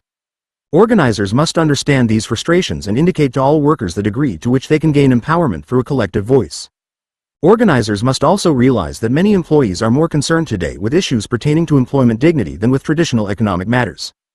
They need to emphasize the way in which workers can enhance their feelings of self-worth through collectivization. Organizers must spend substantial time in the communities being organized to show prospective members that they are personally concerned about the employees involved and are readily accessible to them. A study conducted by the AFL-CIO Department of Organization and Field Services recently found that unions prevail in 78% of elections in which regular house calls are made to target employees. 64 The victory rate is only 40% when communication is carried out primarily through telephone calls and 39% when mass mailings are employed. 65 The use of house visits is likely to stimulate grassroots enthusiasm. By taking the time to listen to each employee's concerns, organizers can demonstrate a respect for each person's viewpoint and formulate collective objectives that re-ECT the actual desires of bargaining unit personnel. AFL-CIO data similarly indicate that other, rank and intensive, organizing techniques significantly increase the likelihood of union victory. For example, the conducting of small group meetings involving bargaining unit personnel, the establishment of representation committees comprised primarily of unit workers, and other regular involvement of rank and employees in the organizing campaign greatly increase the union success rate. 66 inches solidarity demonstrations are also beneficial. If organizers induce bargaining unit workers to wear union buttons or T-shirts or to participate in campaign rallies, they increase the probability of an election victory. The recent organizing success of the Harvard Union of Clerical and Technical Workers, HUCTW, provides a model that could be emulated by other labor entities. HUCTW sought worker support through one-on-one personal contacts, and it carefully recruited organizing leaders from within the targeted workforce. 67 Although HUCTW focused upon economic concerns, it also stressed issues of power and self-respect. 68 It recognized the need to imbue clerical personnel with a sense of dignity. The individuals who supported HUCTW concluded that they could only enhance their employment interests in a uni-ed manner. One HUCTW member eloquently summarized the feelings of many. The underlying issue is our right to a voice in decisions which ECT our lives. Individually we can only whisper, together as a union we can roar. 69. Developing organizing strategies. Before a labor union begins an organizing drive, it must confirm that the targeted group is amenable to unionization. The union must look for employers with unsatisfactory personnel practices and employees who are not pleased with their existing employment circumstances. 70 Formal or informal preliminary surveys can be conducted to identify units likely to vote in favor of union representation. If labor organizations carefully choose worker aggregations that are inclined to collectivize, they will significantly increase election victory rates. Too many labor unions limit their organizing efforts to large units because of economies of scale. The problem with this approach is that unions prevail in only 28% of the representation elections carried out in units with over 500 employees, while they win over 50% of the elections held in units with under 50 people. 71 This disparity may be attributed to several factors. Corporations with large units are more likely to have the financial resources necessary to conduct aggressive anti-union campaigns. In addition, it is difficult for organizers to personally contact a significant number of the individuals in a large unit. They instead resort to less successful tactics such as pamphlets or telephone calls. Future employment settings will not be likely to include large numbers of workers in single locations. 72 An increasing number of RMS will be service-oriented. These businesses tend to be smaller than their manufacturing counterparts. Although it will cost more per employee to organize small units, the additional cost is outweighed by the higher success rate. As more units are organized, unions will benefit from the increased dues received from new members that will provide them with greater economic and political power, and enable them to develop more extensive organizing programs. When several labor organizations compete for the right to represent the same group of employees, it is likely that these workers will be unionized at the end of the campaign. The union victory rate in contested elections is almost 75.73. While this phenomenon may reflect the fact that the target group is especially receptive to unionization, AFL-CIO elites should consider the benefits to be achieved from coordinated campaigns conducted by errant unions. Joint efforts may increase the probability of a pro-union result, and the prevailing organization could share some of its additional dues revenues with the losing union. Although AFL-CIO members are not permitted to organize individuals already represented by another AFL-CIO eliate, 74, there are times when such conduct should not be proscribed. If an incumbent union is inadequately representing bargaining unit personnel, it is likely to be deserted. By allowing another union to organize such deserted workers before desertion of the existing union, the AFL-CIO may prevent a desertion campaign that would probably preclude unionization of that unit in the near future. Adapting to demographic changes. The shift from the Rust Belt to the Sun Belt. The continued migration of workers to the Sunbelt states 75 and to rural areas 76 will force unions to devise new organizing strategies that will appeal to the needs of people residing in these environments. Although it may be more expensive for labor organizations to seek rural converts, collectivization could enhance the economic circumstances of rural workers, and socially active labor unions could provide the kinds of personal services associated with traditional fraternal organizations. Unions have historically found the southern and southwestern regions of the country difficult to organize. 77 Recent trends, however, indicate that this situation is changing. 78 As more northern workers who have traditionally supported the labor movement migrate to the Sunbelt and discuss the benefits of union representation with their new co-workers, union organizing should be facilitated.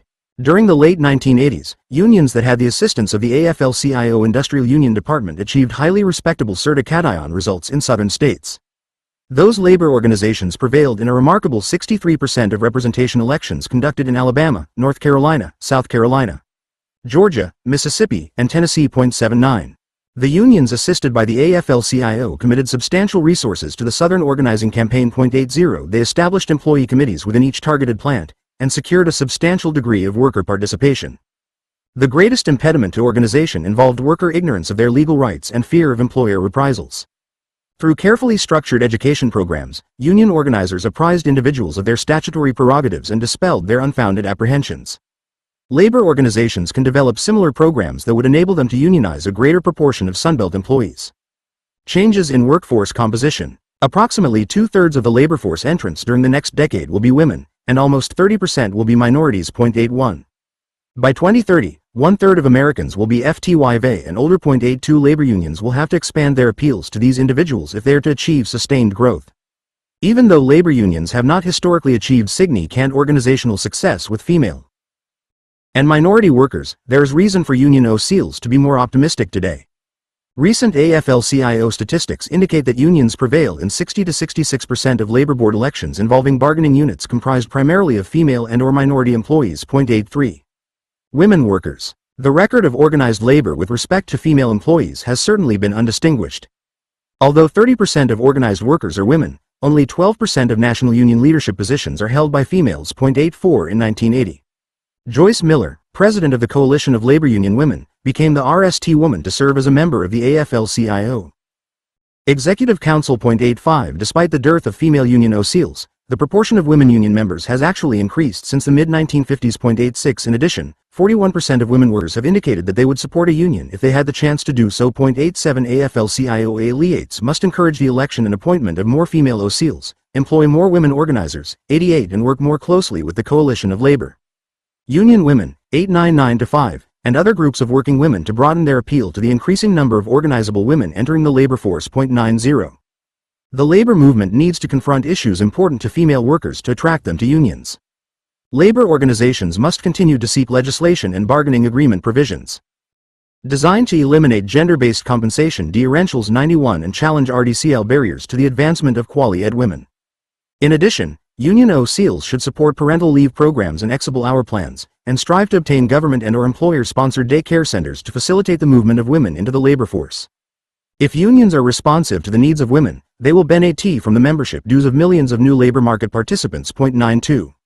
Many women continue to be segregated in traditionally female occupations, 93, and earn substantially less than their male cohorts in equivalent positions. 94. They regularly experience a lack of meaningful control over their employment situations. Unions should make female employees aware that women workers who have collectivized earn 39% more than their non-union cohorts, 95, and tend to have a greater sense of occupational empowerment. 96. This factor may induce the millions of women employed in traditionally female occupations to contemplate the benefits to be derived from unionization. Minority workers.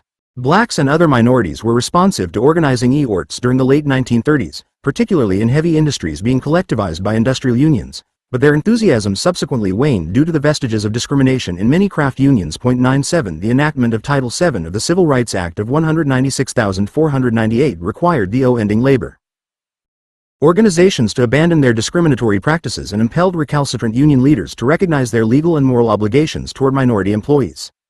If labor organizations can affirmatively act to ensure equal employment opportunities for all persons regardless of their race or nationality, minority workers could become a cornerstone in the rebirth of the labor movement.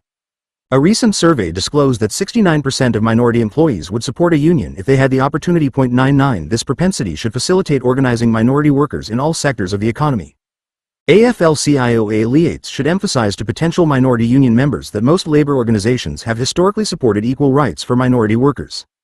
Representative labor organizations must continue to seek and enforce bargaining agreement provisions proscribing discrimination. They should continue their e-orts to eliminate race-based wage and job disparities. Unions should hire more minority organizers to demonstrate their unequivocal commitment to equal employment opportunity. During new organizing campaigns, they should emphasize the fact that the average earnings of unionized minority workers exceed those of their unorganized counterparts by approximately 30%. 100. Unions that are committed to the eradication of all forms of employment discrimination will be able to appeal to the increasing number of minority labor force participants. Older workers. As the American labor force continues to age, labor unions will have to formulate new bargaining objectives that reset the interests of older workers or else forego a growing source of members.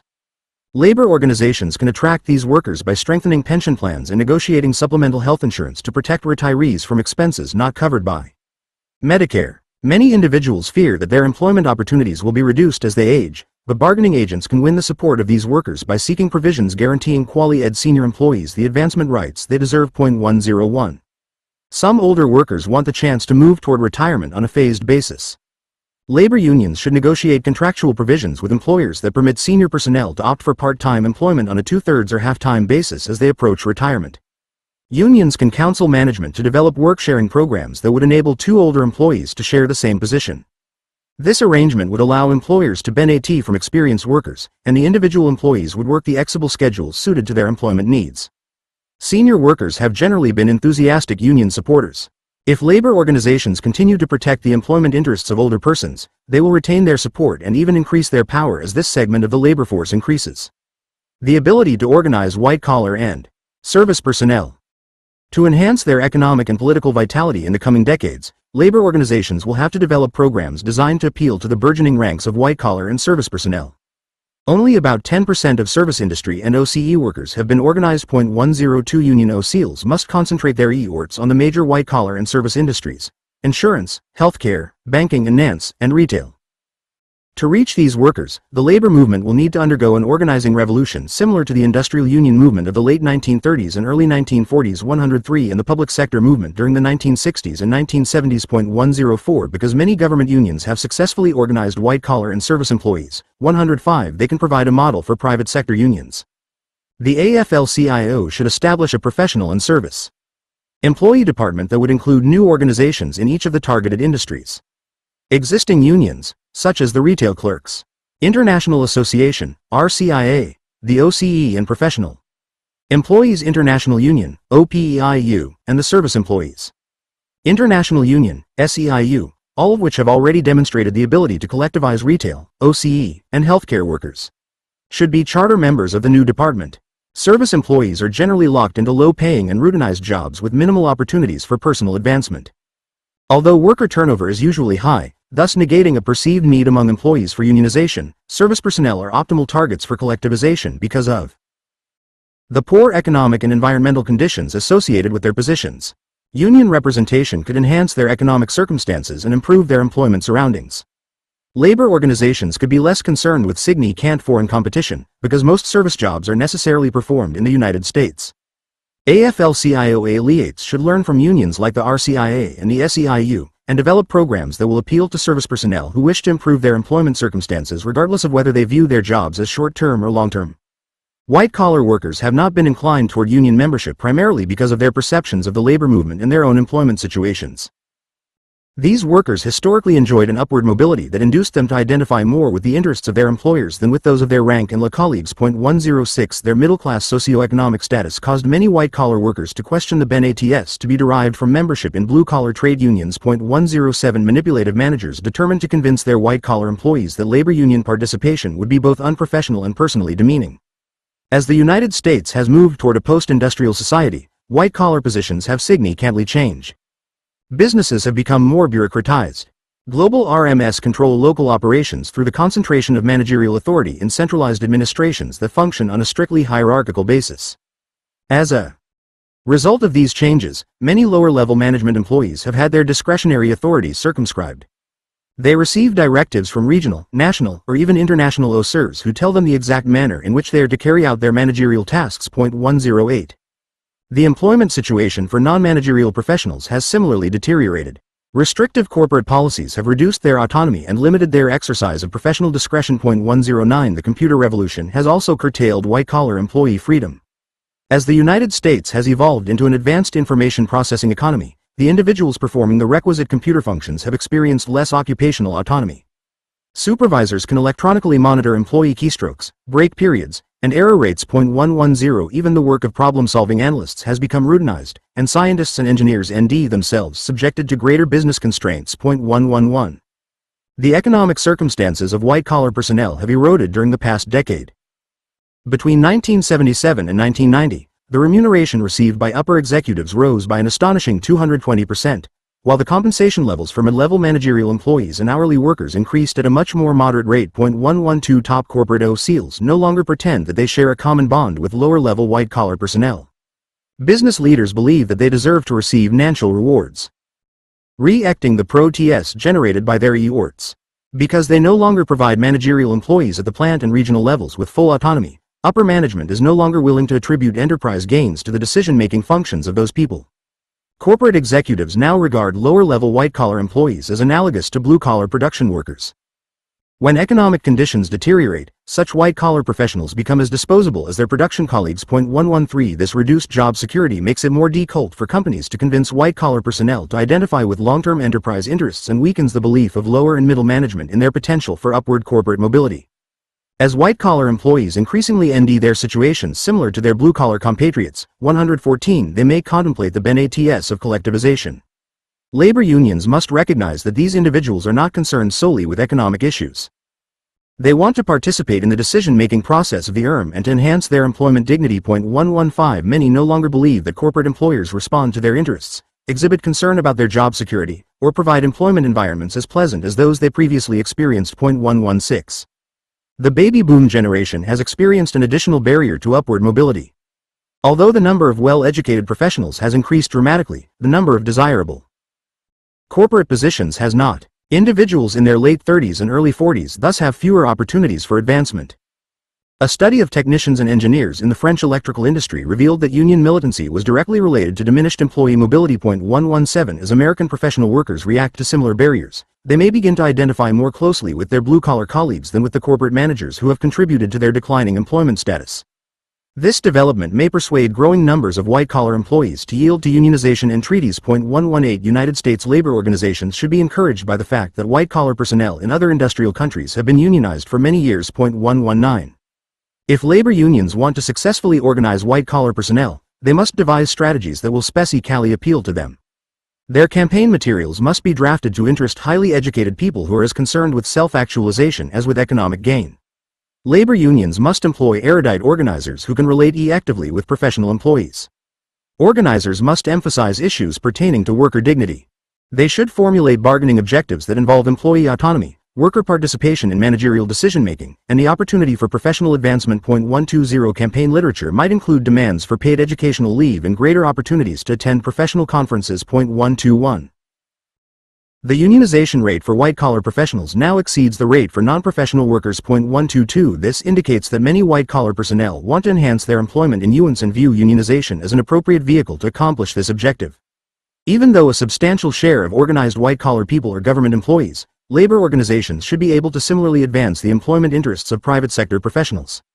As the American industrial system becomes more automated and professional jobs become more routinized, highly educated but underutilized employees will increasingly experience dampened aspirations and professional dissatisfaction.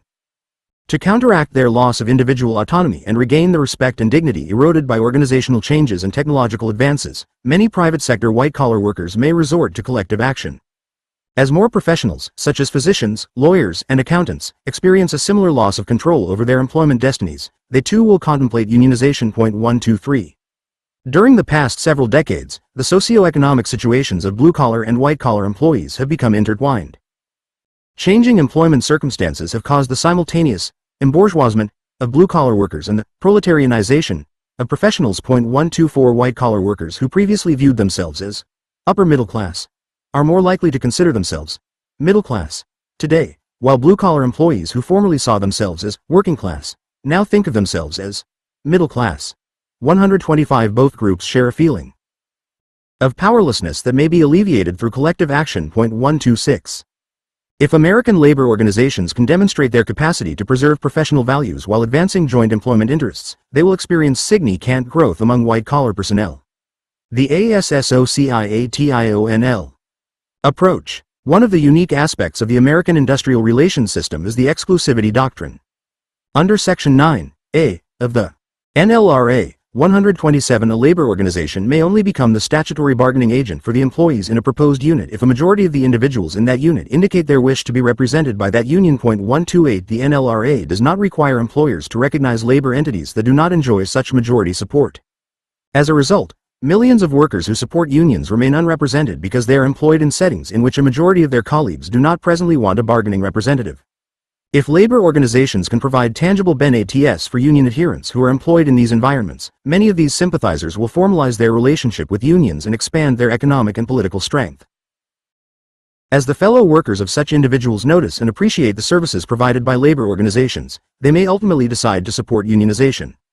If unions re-establish the associational approach initiated by the early worker guilds, they will enhance their institutional influence over the employment relationship, regardless of the representational status of any given employee. American workers have consistently recognized the benefits derived from associational endeavors by joining occupational guilds and forming social and fraternal entities such as the Workmen's Circle and the German Workmen's Benefit Fund. 129. Contemporary professional employees join organizations such as the American Bar Association, ABA, the American Dental Association, ADA, the American Medical Association, AMA, the American Nurses Association, ANA, the National Education Association, NEA, the American Association of University Professors, AAUP, and various scientific and technical groups. These institutions have promulgated rules governing professional standards and created career development programs and continuing education curricula. They have lobbied successfully for licensing requirements designed to restrict occupational entry. 130. Their control over the supply of labor in their respective fields has enabled most of their members to realize considerable financial reward for their efforts. Some of the traditional professional entities have become formal labor organizations over the past several decades. The NEA, the ANA, the AAUP, and similar groups are now the legal bargaining agents for millions of professional employees. Other professional associations are likely to move in a similar direction. Thousands of American lawyers and physicians are already represented by labor organizations that serve federal, state, and local government personnel. In 1985, a special committee established by the AFL-CIO to explore innovative techniques to enhance worker involvement in the labor movement recommended the creation of associational memberships for individuals not included in traditional bargaining units. 131. The AFL-CIO accepted this suggestion and instituted an associate membership program. 132. Associate members pay an annual fee and receive institutional benefits. The AFL-CIO established the Union Privilege Benefits Corporation to provide associate members with discount rate credit cards, reduced cost investment assistance, and group rate health and life insurance. 133. It also created a home financing plan in partnership with the Federal Home Loan Mortgage Corporation that makes it easier for members to qualify for advantageous federally backed mortgage terms. 134. The AFL-CIO could offer additional benefits to associational members. For example, It could provide legal services to associate members who wish to challenge discriminatory personnel policies or unjust discipline. 135 It could assist associate members with property transactions, marital dissolutions, or the development of estate plans. The AFL-CIO hopes to appeal to the 28 million former union members who are currently employed in unorganized work environments. 136 And to other individuals who have never experienced union representation. If the associate membership program is successful, millions of employees may take advantage of the opportunity to become affiliated with the AFL-CIO. Once they discover the economic benefits and collective strength attainable through labor organizations, they may view labor unions more positively. Associate members who acknowledge the personal and occupational gains that can be achieved through the collective bargaining process. 137 May decide to support union organizing (EORTs). Unfortunately, the judicial branch has already begun to undermine the viability of the AFL-CIO associate membership approach. In American Postal Workers Union v. United States, 138 the court ruled that the annual $35 dues payment made by associate members to the tax-exempt American Postal Workers Union constituted taxable income to that entity because Section 511(a)(1) of the Internal Revenue Code 139 imposes a tax on the unrelated business taxable income of otherwise tax-exempt organizations. The court found that the associate member payments were not substantially related, other than through the production of funds, to the organization's performance of its exempt functions. 140. Although the annual fees paid by associate members directly quali-ed them for group insurance coverage, those contributions also indirectly enhanced the economic vitality of the union and increased its capacity to lobby for legislation promoting the employment interests of the associate members. It is thus questionable whether the court should have viewed those payments as unrelated business taxable income. If this decision is not reversed by the Supreme Court, the AFL-CIO should seek an amendment to the Internal Revenue Code that would specifically exempt from the taxable income of a union the reasonable fees charged to associate members. This amendment would enable unorganized employees to obtain some of the advantages of unionization, and increase the capacity of AFL-CIO affiliates to advance the interests of all workers. 5. Enhancing organized labor's economic and political power. Employees who select a bargaining agent under the NLRA are guaranteed negotiating rights with respect to issues pertaining to wages, hours, and conditions of employment. While their representative labor organization may insist upon negotiations concerning these mandatory topics, the NLRA expressly provides that the duty to bargain does not compel either party to agree to a proposal or require the making of a concession, when it is generally impermissible for an employer to modify working conditions unilaterally. Nonetheless, once a good faith impasse is reached, a company may unilaterally implement terms that it has urged the representative union at the bargaining table. 2. The NLRA merely protects the right of employees to select a bargaining agent and engage in collective bargaining. It does not regulate the substantive terms that will govern the negotiations.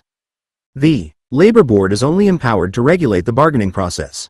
It lacks the authority to review the merits of substantive proposals advanced by the participants. 3. The Labor Board may not require either side to agree to a specie term or to make a particular concession, even when it determines that a party has failed to satisfy its obligation to engage in good faith bargaining. 4. Private sector employees enjoy a statutory right to engage in work stoppages.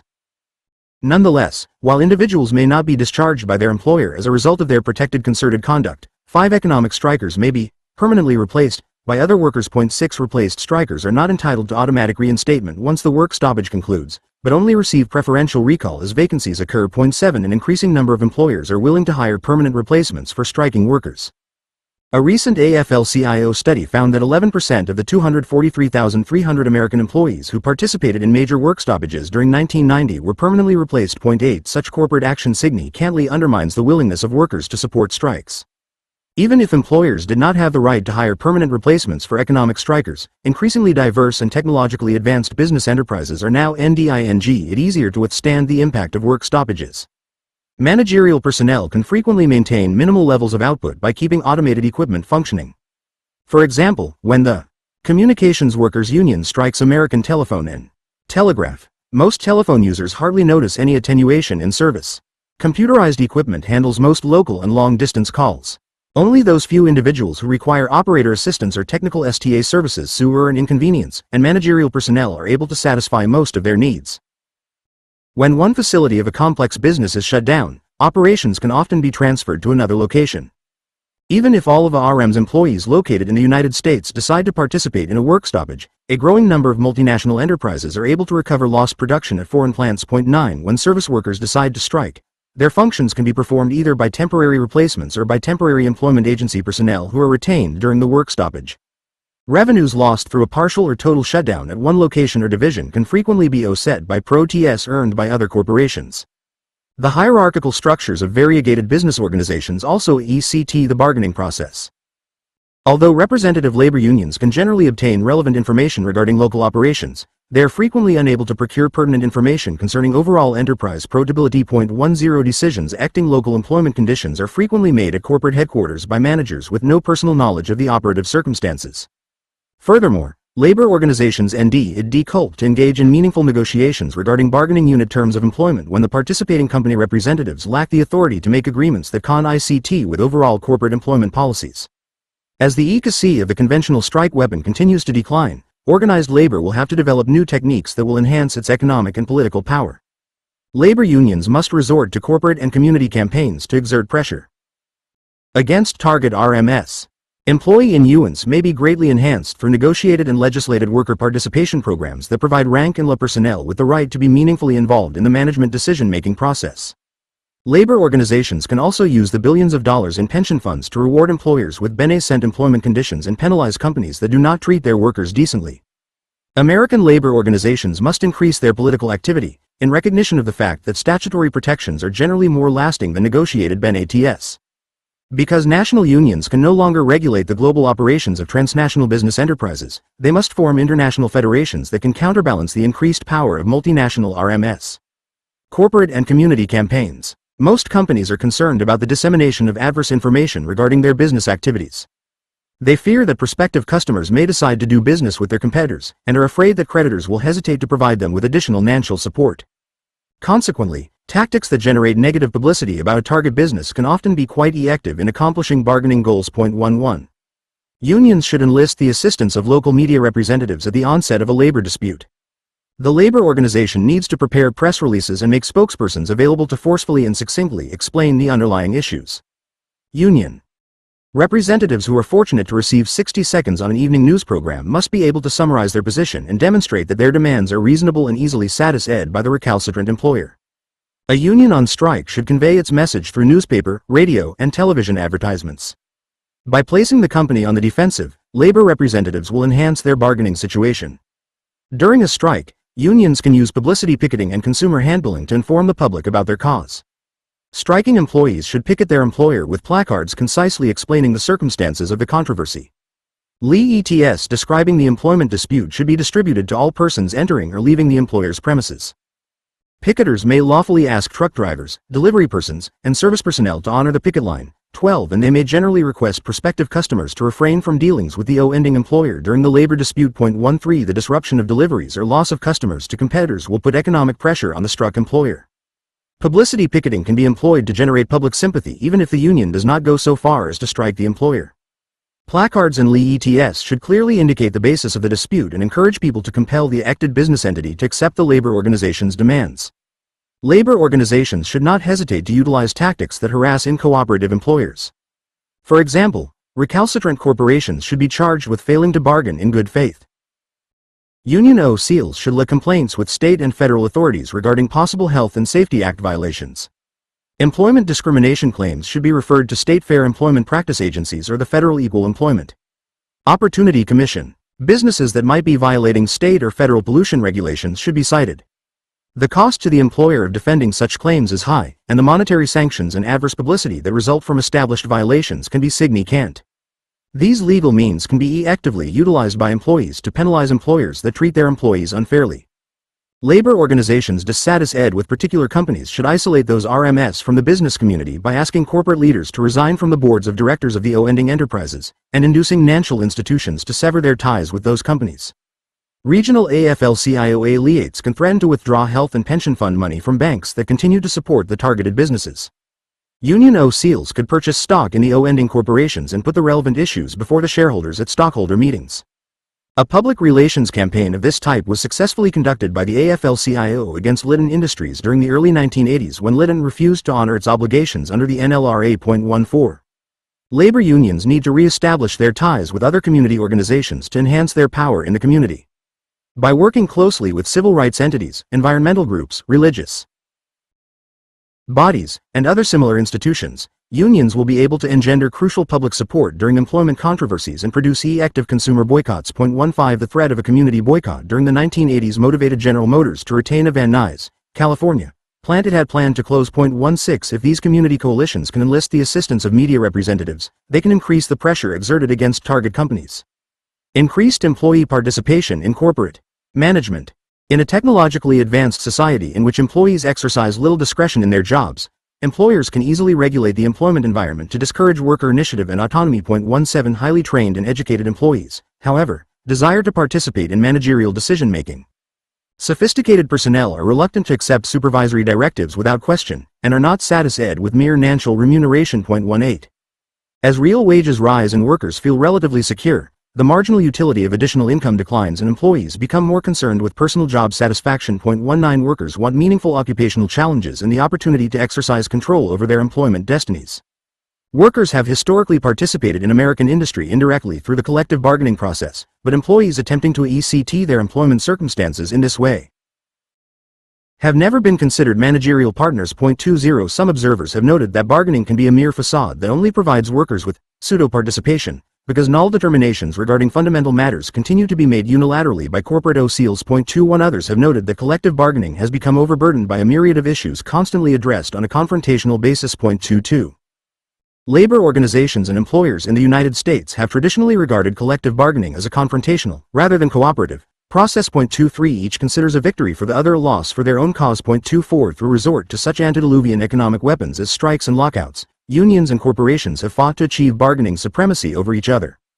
Only during dire economic circumstances threatening the continued viability of business enterprises have workers and management utilized cooperative systems that have permitted more direct labor involvement. 25 American labor leaders have generally been unsupportive of and even hostile to arrangements designed to provide workers with more direct participation in corporate management. 26 Believing that it is the function of managerial officials to manage the enterprise and the duty of trade union representatives to act as responsible adversaries. 27 Union leaders also fear that labor management ventures are designed by business enterprises to surreptitiously increase productivity. 28 Employers disingenuously convey the impression to workers that their views are important in exchange for greater productivity. 29 In addition, labor management committees created to regulate employment environments and employee job tasks could render shop stewards and other local union officials obsolete. 30 If workers are induced to substitute joint committees for conventional trade unions, the need for employees to join and support what appear to be super-US labor organizations will be diminished. 31 Corporations could utilize such humanistic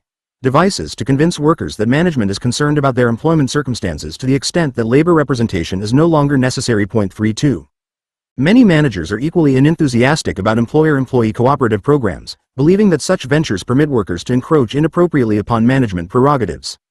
They fear that workers may ultimately use such joint plans to take over the entire managerial function. 33 Business enterprises see union and employee involvement in the decision-making process as a concession of power. They believe that these schemes will undermine the ability of business RMS to compete successfully. Despite the recalcitrance of labor and management officials, it is likely that increased labor management cooperation will occur.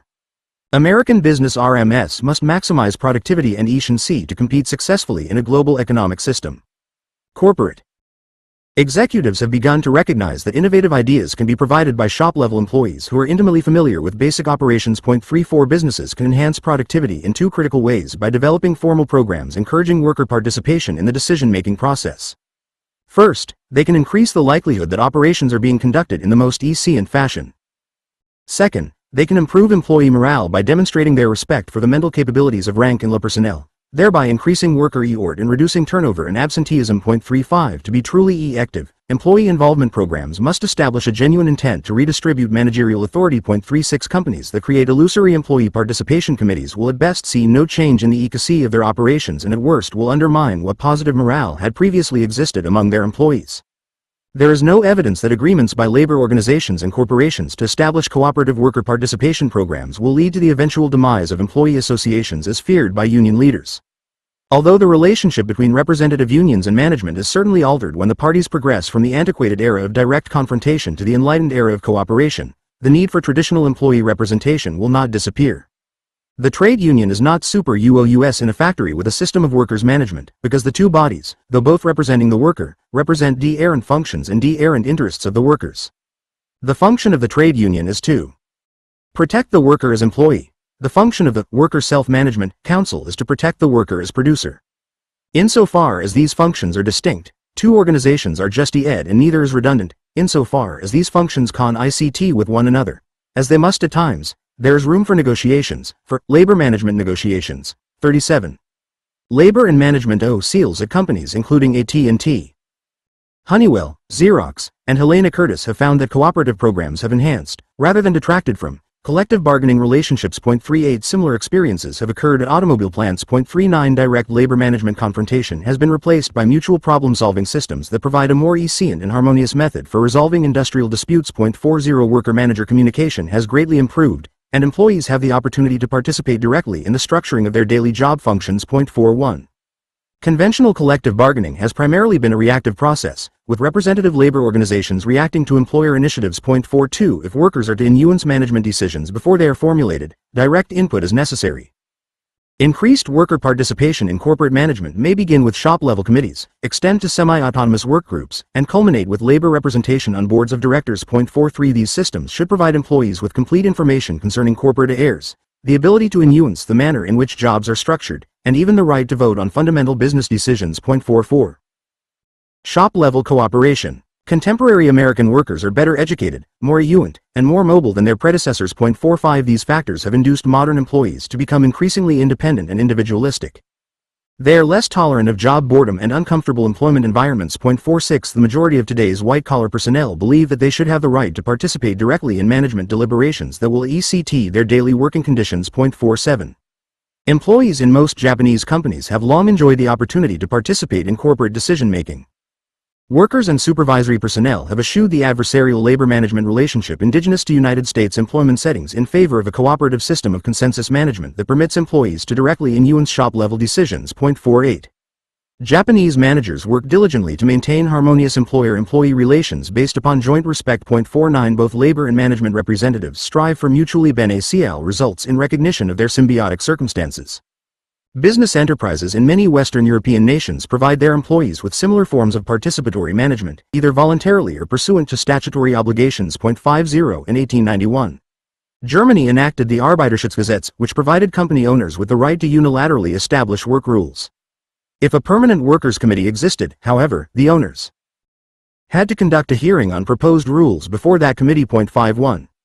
In 1900, Article 91 of the Bayerisches Bürgergesetz created statutorily mandated worker committees, but required them only for mines with more than 20 employees. 52 The Betriebstätigegesetz, or Works Councils Act of 1920, directed the election of employee representatives on supervisory boards, and provided for the use of worker committees throughout German industry. 53 In 1972, the Federal Republic of Germany enacted the Works Constitution Act, which directed the election of works councils in all enterprises with 20 or more permanent employees. 54 The works councils are entitled to information regarding contemplated management changes affecting employee interests.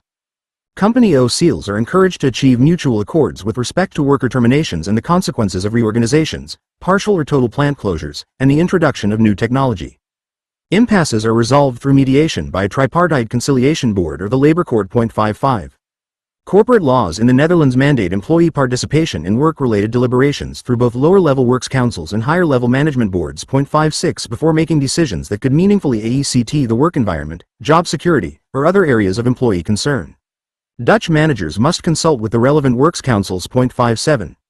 Labor management relationships in Austria, Denmark, Norway, and Sweden provide employees with similar forms of plant-level participatory management. 58.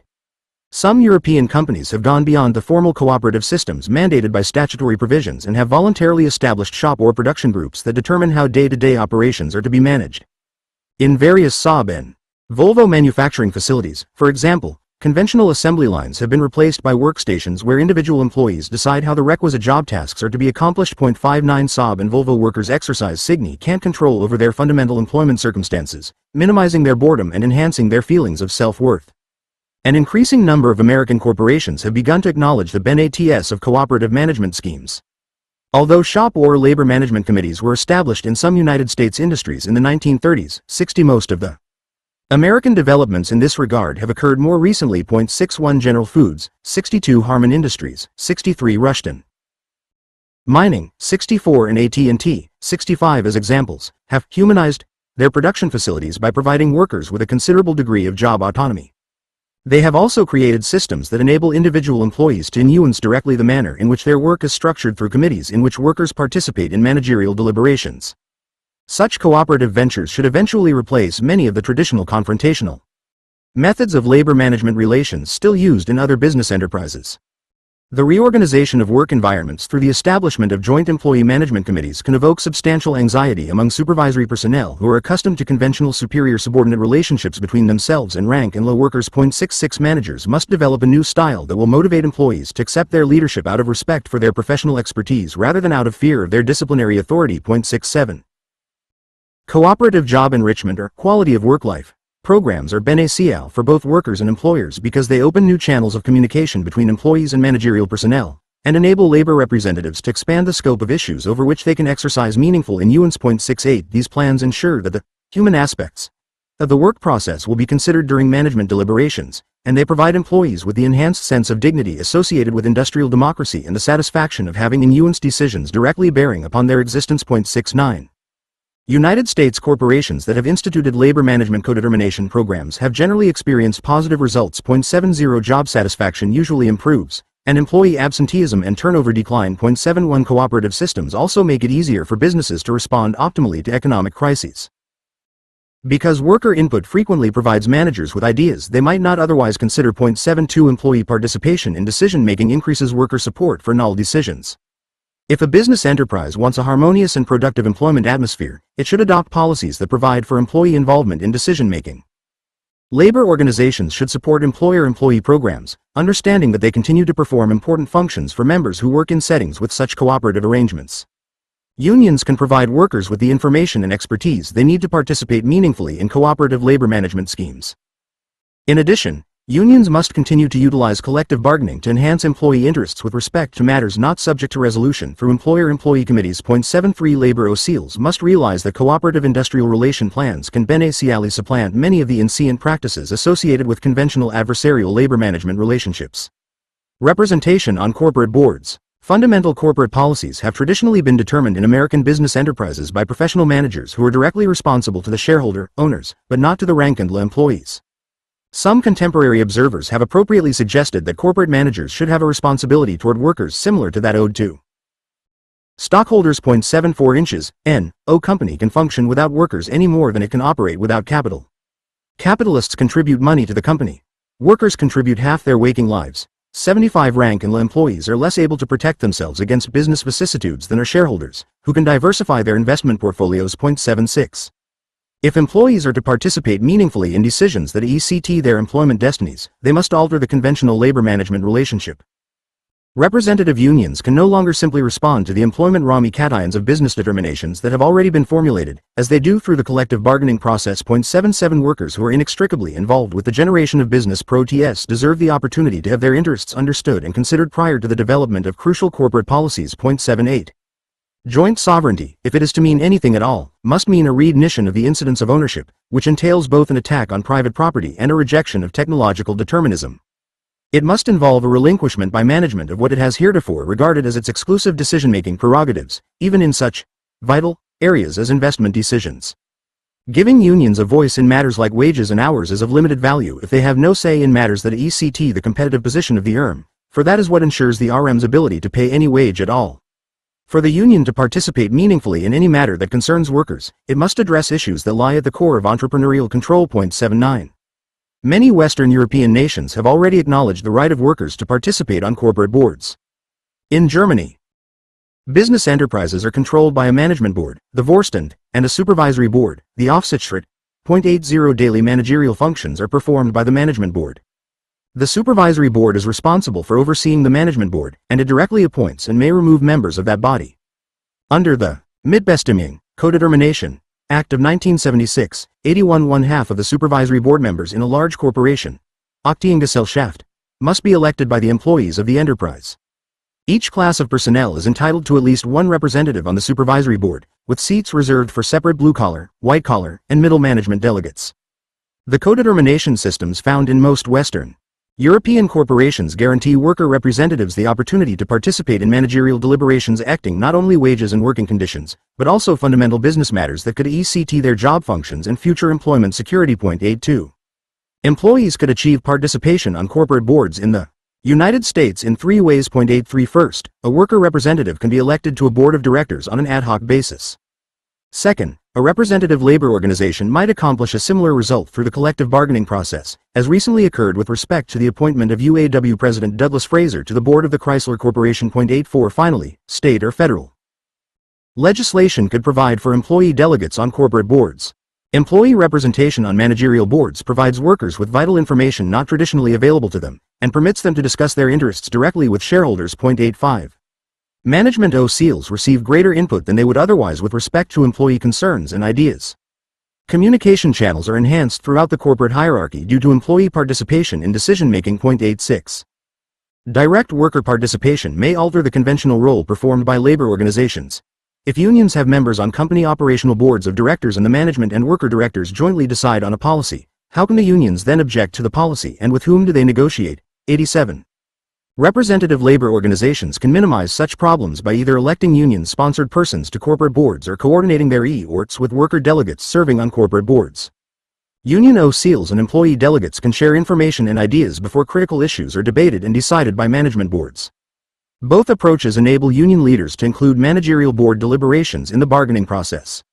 Worker representation on corporate boards blurs the sharp distinction between labor and management. 88 International Association of Machinists President William Winpeisinger has suggested that, as worker representatives on directing boards become more and more involved in management's problems, they are likely to become less and less responsive to the needs of those they represent. 89 This pessimistic view assumes that worker delegates will fail to remember their rank and roots. If employee directors continue in their jobs, they will continue to provide worker perspectives to management that might induce shareholder directors to reassess their own predilections. 90. Employee representation on corporate boards does not supplant conventional collective bargaining but complements negotiations by providing workers with input and nuance not found in traditional adversarial labor management relationships. Collective negotiations are still necessary to deny and protect basic employment terms, and grievance arbitration procedures must continue to be employed to ensure management compliance with contractual obligations. Worker participation on corporate boards should actually facilitate the collective bargaining process, because it stimulates harmonious employer-employee relationships. Legal and practical Rami cations. Labor proposals for worker representatives on corporate boards or shop-level committees raise legal questions under several labor relations statutes, the antitrust laws, and corporate enactments. Federal legislation mandating the establishment of codetermination programs would eliminate any legal impediments to employee delegates on managerial boards or works councils. Even in the absence of such enabling provisions, however, voluntarily adopted worker participation plans should be sustained. Corporate boards are empowered to select and remove managerial OCEs who are responsible for employer collective bargaining and grievance adjustment. If worker-elected directors were able to impermissibly influence this process, problems might arise under Section 8(b)(1)(b) of the NLRA 91, which makes it an unfair labor practice for a labor organization or its agents to restrain or coerce an employer with respect to its selection of representatives for collective bargaining or grievance adjustment purposes. Because this provision only precludes labor organization interference accomplished by restraint or coercion, it should not be held to apply to board of director deliberations. If worker delegates are selected directly by the employees themselves, they would not be acting as union agents when they perform their managerial duties. Their conduct would thus not be attributable to a labor entity. Even if the delegates are chosen through labor organization procedures, the proselytizing that worker directors would engage in during board meetings would be unlikely to be sufficiently outrageous to constitute restraint or coercion within the meaning of Section 8(b)(1)(92). So long as such individuals did not resort to threats or similarly opprobrious behavior, their actions would be beyond the scope of Section 8(b)(1)(b). A labor organization would only subject itself to Section 8(b)(1)(b) liability if its OCEs threatened a corporate director with respect to the board's selection of bargaining or grievance adjustment representatives, or if it sought to discipline union members because of the manner in which they voted on such matters. A union may not impose sanctions on members as a result of the way in which they carry out their managerial functions. 93. Codetermination programs might be challenged under Section 8(a)(2) of the NLRA 94, which makes it unlawful for an employer to dominate or interfere with the formation or administration of any labor organization. The potential problem is caused by the fact that Section 2(5) of the NLRA 95 broadly defines labor organization to include any organization of any kind, or any agency or employee representation committee or plan, in which employees participate and which exists for the purpose, in whole or in part, of dealing with employers concerning grievances, labor disputes, wages, rates of pay, hours of employment, or conditions of work. If the labor board or courts were to decide that joint employer-employee committees constitute labor organizations, under Section 2(5), the presence of management representatives on such committees might be considered unlawful domination under Section 8(a)(2). Even though Section 14(a)(96) permits supervisory personnel to be members of representative labor organizations, such management agents are not allowed to hold Union OCE.97 so long as worker participation programs are conducted on an egalitarian basis without being subject to supervisory control. Section 8(a)(2) should not preclude such cooperative ventures. Section 8(a)(2) was primarily designed to outlaw company unions that had been established by business RMS to prevent the selection of independent bargaining agents. 98 Early labor board decisions concluded that Congress not only intended in Section 8(a)(2) to outlaw company unions, but also to proscribe employee committees that were created to enable workers to participate in the adjustment of individual grievances. In NLRB v. Newport News, Shipbuilding and Dry Dock Company, 99, the Supreme Court sustained this statutory interpretation. Although the employer-assisted worker representation plan operated to the apparent satisfaction of the employees, the court concluded that Congress required a strict separation between workers and management. 100. The court further found that the employer's motivation when it created the shop-level committee was not controlling. In NLRB v. Cabot Carbon Company, 101, the Supreme Court remed the principles that had been adopted in Newport News Shipbuilding. Cabot Carbon had established employee committees at various plants for the express purpose of meeting regularly with management OCEs to discuss problems and handle grievances. The committees also considered seniority, job classifications, job bidding, makeup time, overtime records, time cards, a merit system, wage corrections, working schedules, holidays, vacations, sick leave, and improvement of working facilities and conditions.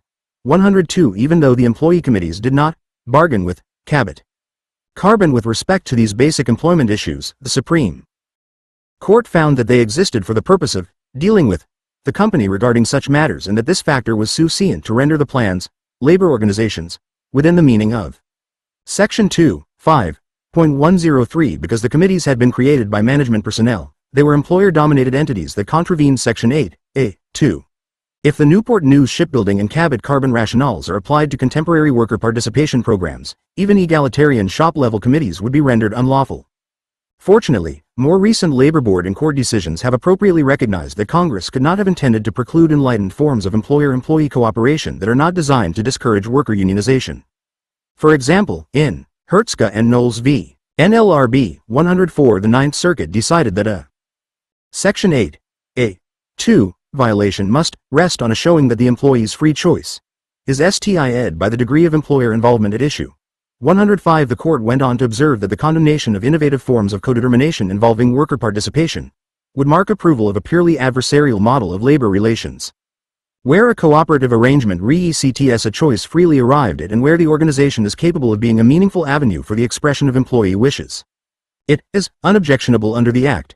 106. A similar rationale was employed by the Sixth Circuit in NLRB v. Streamway Division of the Scott and Fetzer Company 107 to uphold the legality of in-plant representation committees that were designed to provide an informal yet orderly process for communicating company plans and programs, defining and identifying problem areas and eliciting suggestions and ideas for improving operations. 108. Rather than constituting labor organizations that were dealing with the employer, the court decided that the committees were merely a communicative device through which employees and managers could discuss issues of mutual interest. 109. In Mercy Memorial Hospital Corp. 110, the Labor Board found that a joint employer-employee committee was not a labor organization within the meaning of Section 2(5), even though it made grievance determinations and actually made recommendations regarding working conditions. The board concluded that the committee existed not to deal with management but to provide workers with a voice in the resolution of grievances raised by fellow employees. 111. The NLRB expanded the legitimacy of worker participation plans in its subsequent General Foods Corp. 112 decision. General Foods had created a job enrichment program that divided employees into 4 teams. Each team operated on a consensus basis to determine job assignments, job rotations, and the scheduling of overtime work. Although the teams did not possess disciplinary authority, they did occasionally conduct job interviews. First-line supervisors usually attended team meetings, and they often accepted team recommendations. The Board found that the teams were nothing more nor less than work crews established as administrative subdivisions of the entire employee complement, and that they were not established to head incipient organizing drives by outside unions, nor did they come into existence in response to any unrest in the bargaining unit. 113. Finding that the teams were merely intended to facilitate communication between workers and management, the board held that the company's delegation of managerial functions and responsibilities to employees did not involve any dealing with the employer on a group basis within the meaning of Section 2, 5, 114. In the more recent Animag case, 115, the NLRB followed the Mercy Memorial Hospital and General Foods approach, and sustained the legality of employer-established work teams that were intended to re-ECT the Japanese team concept of management. The board emphasized the fact that because committee decisions were jointly made, there was no evidence of managerial domination. 116. The labor board and the courts should generally accept shop-level worker participation programs that have been created in organized business environments and assume that the representative unions will be able to prevent inappropriate employer domination of employee committees. A violation should only be found where the evidence demonstrates that a dominant employer has imposed a shop or program on an anemic union and completely controlled the work of that group. Cooperative arrangements unilaterally developed in unorganized settings should be subject to greater scrutiny. If employee participation schemes have been created in good faith to provide workers with the opportunity to influence their employment conditions and there is no indication that management OCLs are actively regulating the deliberative process, the committees should be sustained. The appointment of employee or labor delegates to corporate boards should not raise problems under Section 8(a)(2). The participation of one or two employee representatives on a managerial board having many members would not convert that management entity into a labor organization under Section 2, 5. Even though worker directors could raise issues of interest to rank and personnel, the board would not exist for the purpose of dealing with the employer with respect to such matters. It would instead exist as a managerial entity responsible for the development of corporate policy. When unionized companies agree to place labor delegates on managerial boards, this should similarly be found lawful under the NLRA. The participation of union representatives on such boards would not create circumstances involving any meaningful risk of employer domination of the representative labor organizations. Although the other board directors could certainly outvote the labor members, they would not normally be able to control internal union affairs or the conduct of union agents at the collective bargaining table. Section 202(a)(5) of the Labor Management Reporting and Disclosure Act, LMRDA, 117 requires every OCER and employee of a labor organization to lodge reports with the Secretary of Labor regarding any direct or indirect business transaction or arrangement between them and any employers whose workers their union represents. The Department of Labor has indicated that the ling of annual reports describing union participation on managerial boards would satisfy the Section 202(a)(5) requirement. 118 The Labor Department has also stated 119 that so long as such employee delegates do not accept remuneration from the relevant corporations for their board of director services, no problems would arise under either Section 302(b)(1) of the Labor Management Relations Act, LMRA, 120 which prohibits OCERs and employees of labor organizations from accepting payments from employers whose workers are represented by their respective unions, or Section 501(a) of the LMRDA, 121 which precludes union OCERs or agents from acquiring any pecuniary or personal interest in employers that would conflict with the interests of their respective unions. 122. LMRA Section 302(c)(1) excludes from the coverage of Section 302(b)(1) compensation received for work performed in one's capacity as an employee of the company involved, but it is not certain that remuneration earned for service on a corporate board would be covered by this provision. Because corporate directors are not normally considered employees of those business RMS, it is possible that the Section 302(c)(1) exemption would not be applicable. Section 302(c)(3)(1)(2)(3) similarly exempts payments with respect to the sale or purchase of an article or commodity at the prevailing market price in the regular course of business, even though the services of a director are not an article or commodity. In the ordinary sense, a Department of Labor OCL has suggested that this provision might permit union OCLs serving on corporate boards to accept the same compensation given to other directors. 124. To avoid unexpected liability under Section 302(b)(1), union agents serving on managerial boards may wish to reject compensation for those activities. Some experts have suggested that labor representation on corporate boards might create difficulties under federal antitrust statutes. 125 While labor organizations that enter into combinations or agreements with employers enjoy a rather substantial exemption from antitrust liability arising under Section 1 of the Sherman Act, 126 which proscribes contracts, combinations, and conspiracies in restraint of trade, this immunity is not absolute. If unions enter into contractual arrangements with business enterprises not to further the legitimate employment interests of their respective members but to further anti-competitive objectives in the product market, their exemption is forfeited. 127 Because trade unions initiating and/or participating in jointly established labor management codetermination programs usually act solely to enhance the job security and employment rights of their employee members, and such cooperative ventures constitute a direct means of achieving appropriate labor objectives, immunity under the so-called non-statutory exemption should preclude Sherman Act liability. 128.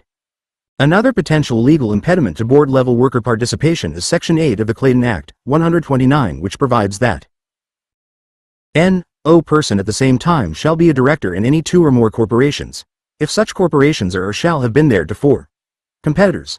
130 Although the Federal Trade Commission has indicated in an advisory opinion that Section 8 was not intended to apply to labor unions that negotiate seats on the managerial boards of competing companies, 131 The Justice Department has declined to endorse this interpretation unequivocally. 132 Because this provision was almost certainly not designed to preclude labor participation on the boards of competing corporations, the more carefully considered view of the Federal Trade Commission should be accorded judicial acceptance. Until this controversy is nally resolved, however, labor organizations can circumvent the potential deculty by ensuring that the same individuals are not selected to sit on the managerial boards of competitor RMS. 133 The directors of a publicly held corporation have traditionally been under a fiduciary obligation to represent the interests of the corporation and its shareholders. 134 Even though one might argue that worker delegates on managerial boards would not violate their fiduciary duty to stockholders merely because they advance employee interests to the apparent detriment of shareholders, 135 The possibility that such behavior might be found to contravene the fiduciary obligation of such representatives cannot be ignored. Employee delegates can avoid fiduciary duty problems by merely posing worker views about issues with the potential to engender con-ICTS between the desires of workers and the interests of stockholders. They do not have to vote on those matters. This approach, however, would not wholly satisfy either the employees or the corporate owners. To accommodate the changes associated with transition from confrontational labor management relationships to cooperative arrangements, the historical fiduciary obligations should be judicially or legislatively modified with respect to labor delegates on corporate boards.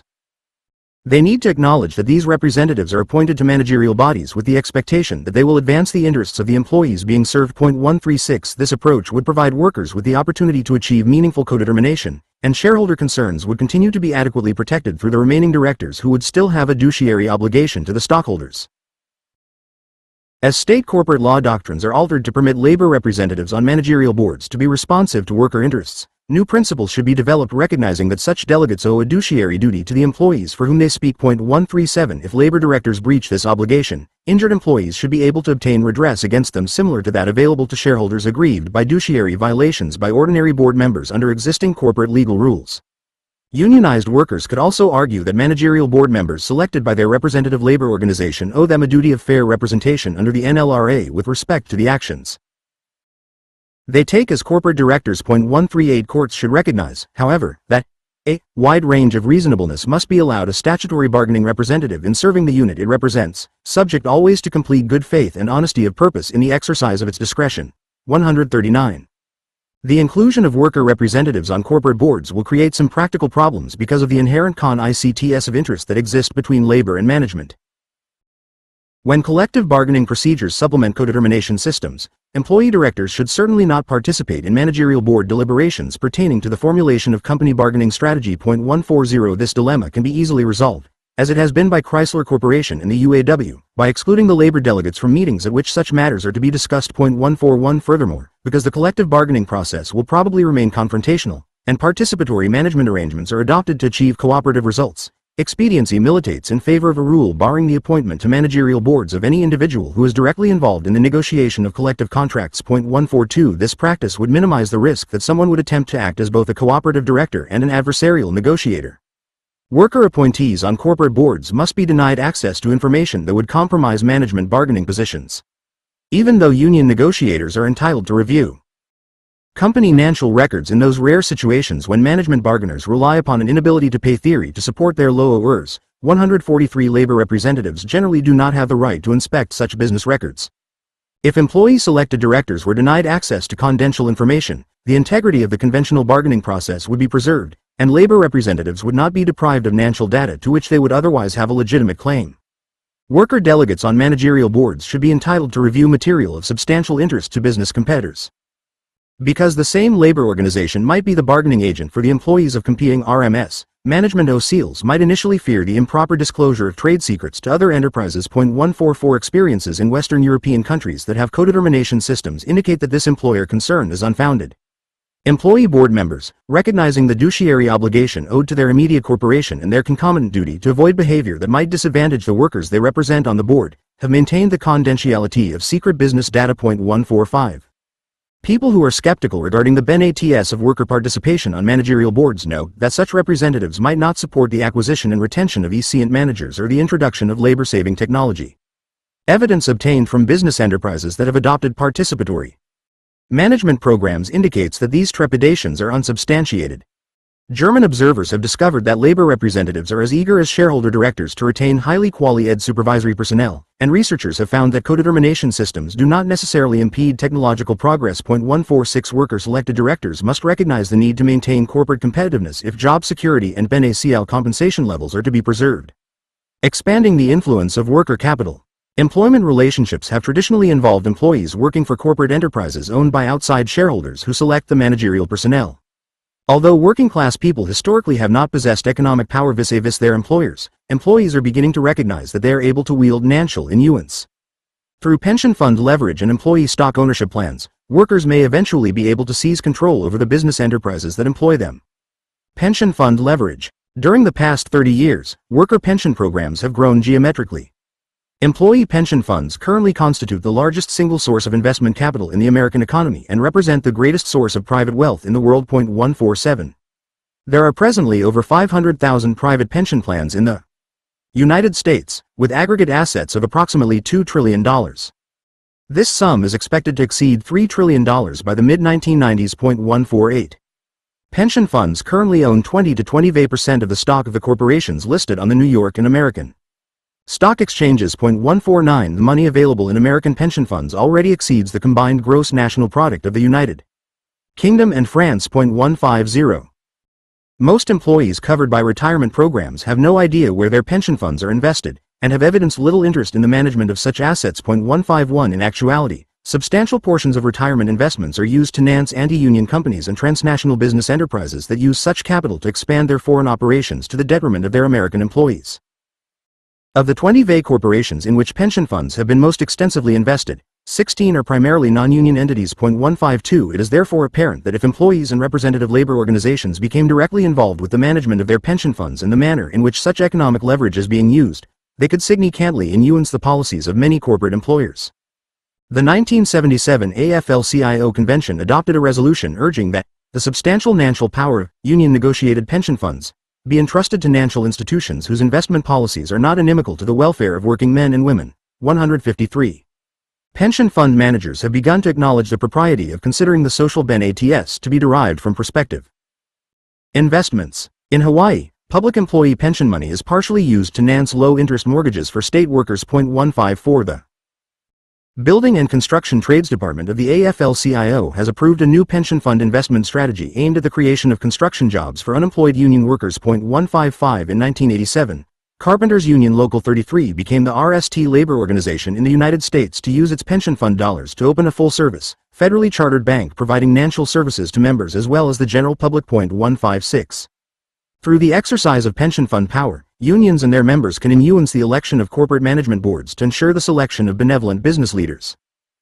Workers can use their leverage to influence corporate board decisions that concern matters of interest to employees. 157. Even though unorganized businesses would probably object strenuously to such union interference in internal management affairs, many unionized companies might welcome investment strategies that favored employers that maintain humane employment environments. 158.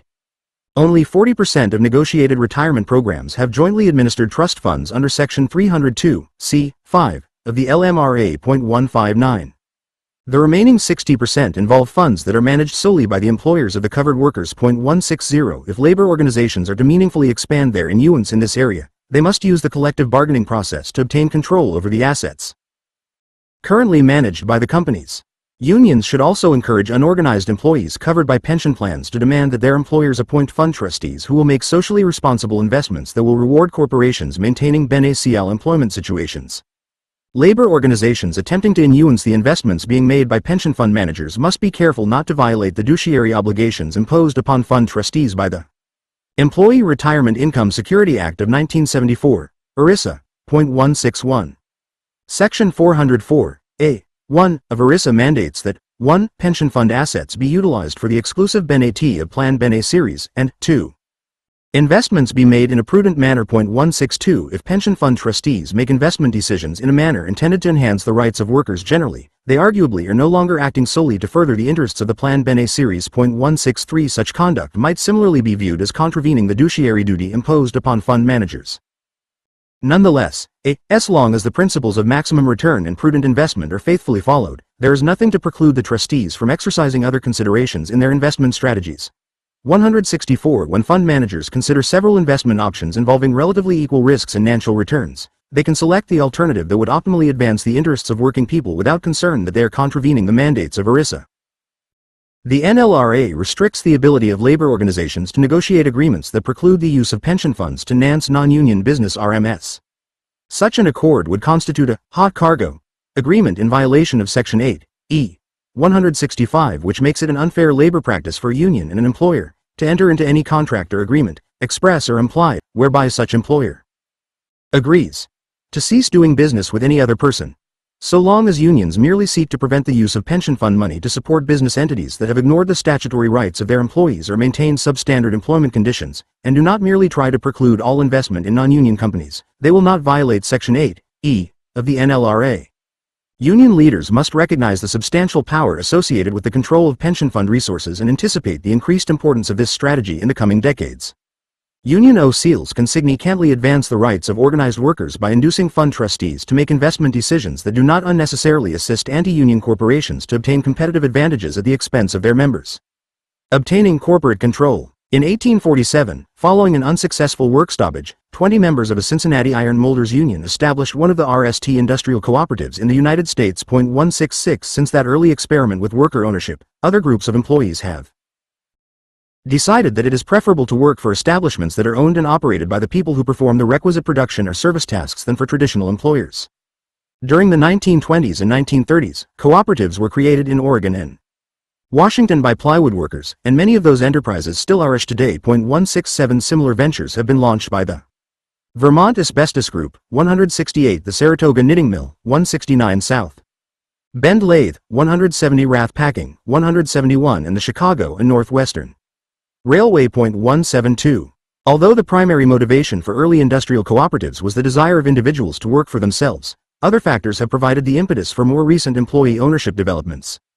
Corporations facing financial difficulties have begun to recognize that their own labor forces can provide crucial sources of operating capital. Workers threatened with layoffs and plant closures have realized that partial or total employee buyouts of the affected facilities are the optimal means of guaranteeing continued job security. Through the use of employee stock ownership plans, ESOPs, Chrysler, 173 Pan American World Airlines, 174 Acme Markets, 175 Weird & Steel, 176 Western Airlines, 177 and various over-the-road trucking concerns, 178 for example, have generated the funds necessary to remain in operation while simultaneously extending limited entrepreneurial control to their respective employees. In 1974, Congress concluded that Specie C legislation was needed to regulate the establishment and operations of ESOPs. Section 407(d)(6) of ERISA 179 articulates the basic rules regarding such plans.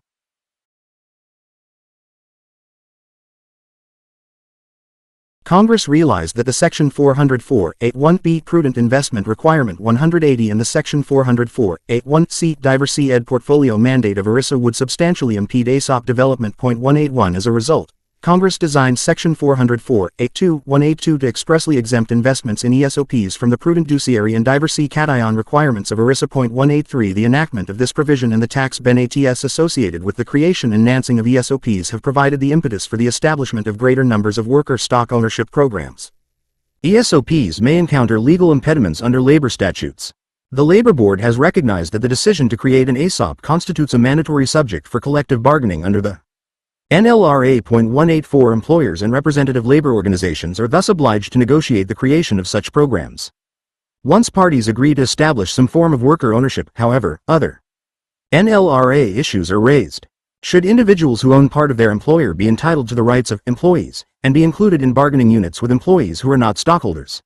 The NLRB has appropriately resolved the RST inquiry by determining that shareholder workers are to be regarded as protected employees under the NLRA, except in those unusual situations in which their ownership interests are so substantial that it gives them an active voice in the formulation of corporate policy. 185 The Labor Board has also acknowledged the propriety of including stockholder employees and non-stockholder employees in the same bargaining unit, so long as no preferential treatment is accorded the stockholder employees because of their shareholder status. 186 When workers actively own the enterprise that employs them, questions may arise under Section 8(a)(2) of the NLRA 187 concerning possible owner domination of the employee members of the managerial body that determines compensation levels and working conditions.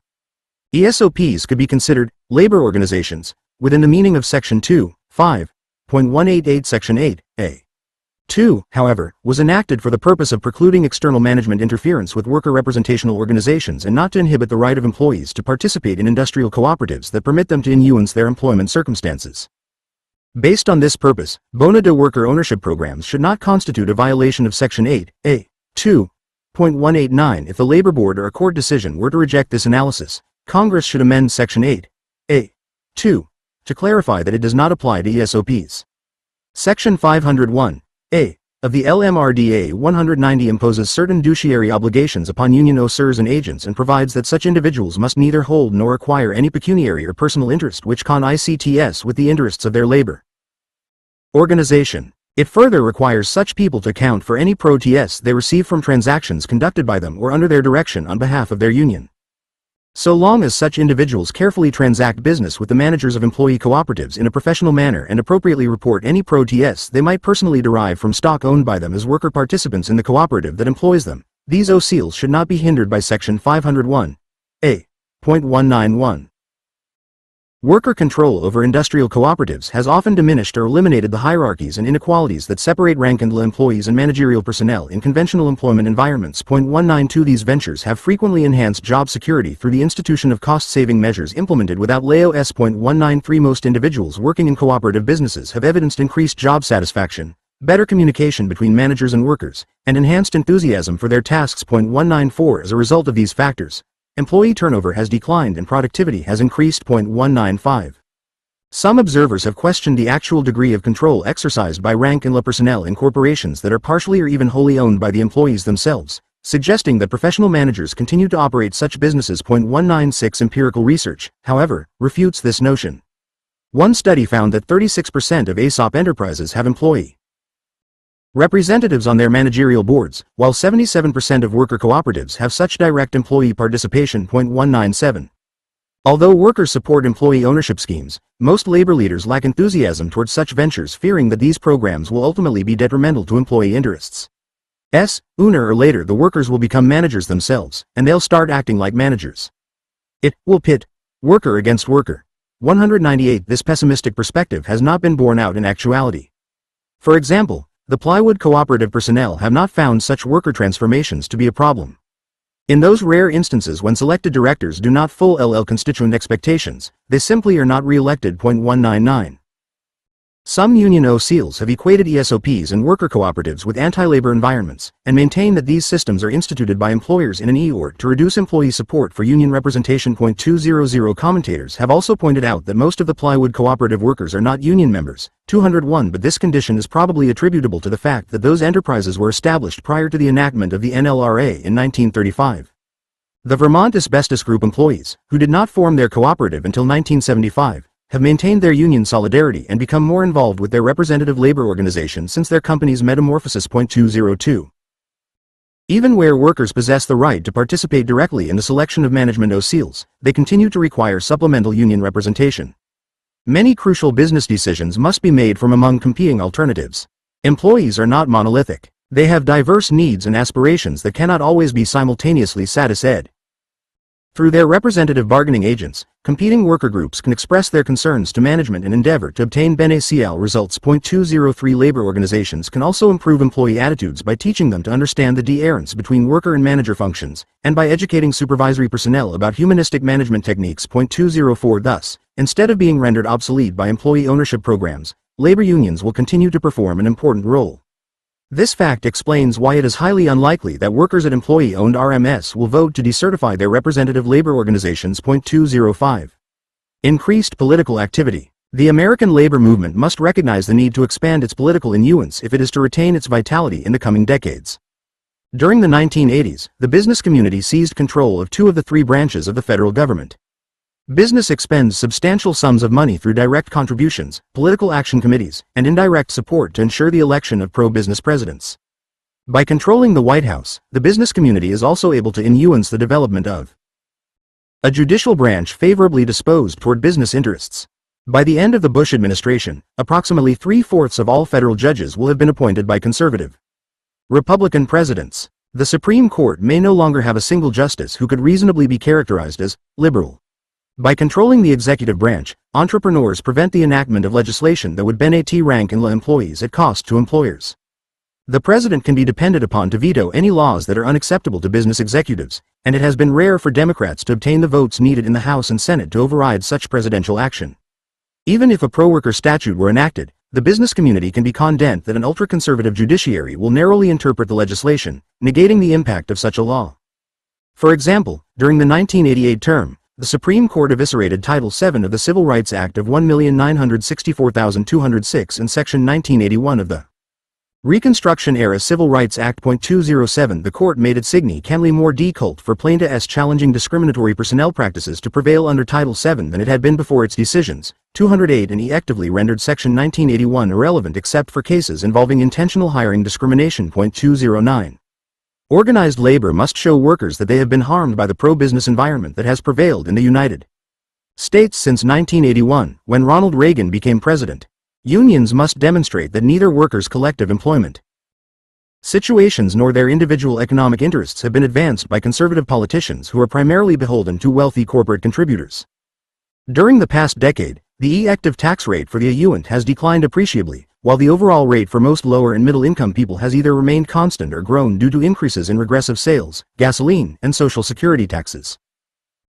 Union OCs must persuade working-class individuals, including lower-level managers and professional employees who lack meaningful control over their job functions, to support politicians who are likely to strengthen laws protecting worker rights, guarantee an equitable tax structure, vote in favor of comprehensive medical coverage for all Americans, and support other policies that will enhance the economic circumstances of lower and middle-income Americans.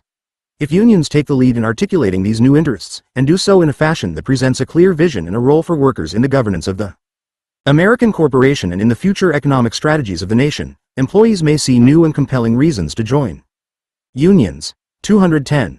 Although the AFL-CIO and its various affiliates have supported pro-worker legislation and politicians sympathetic to labor goals, they have not been sufficiently active politically.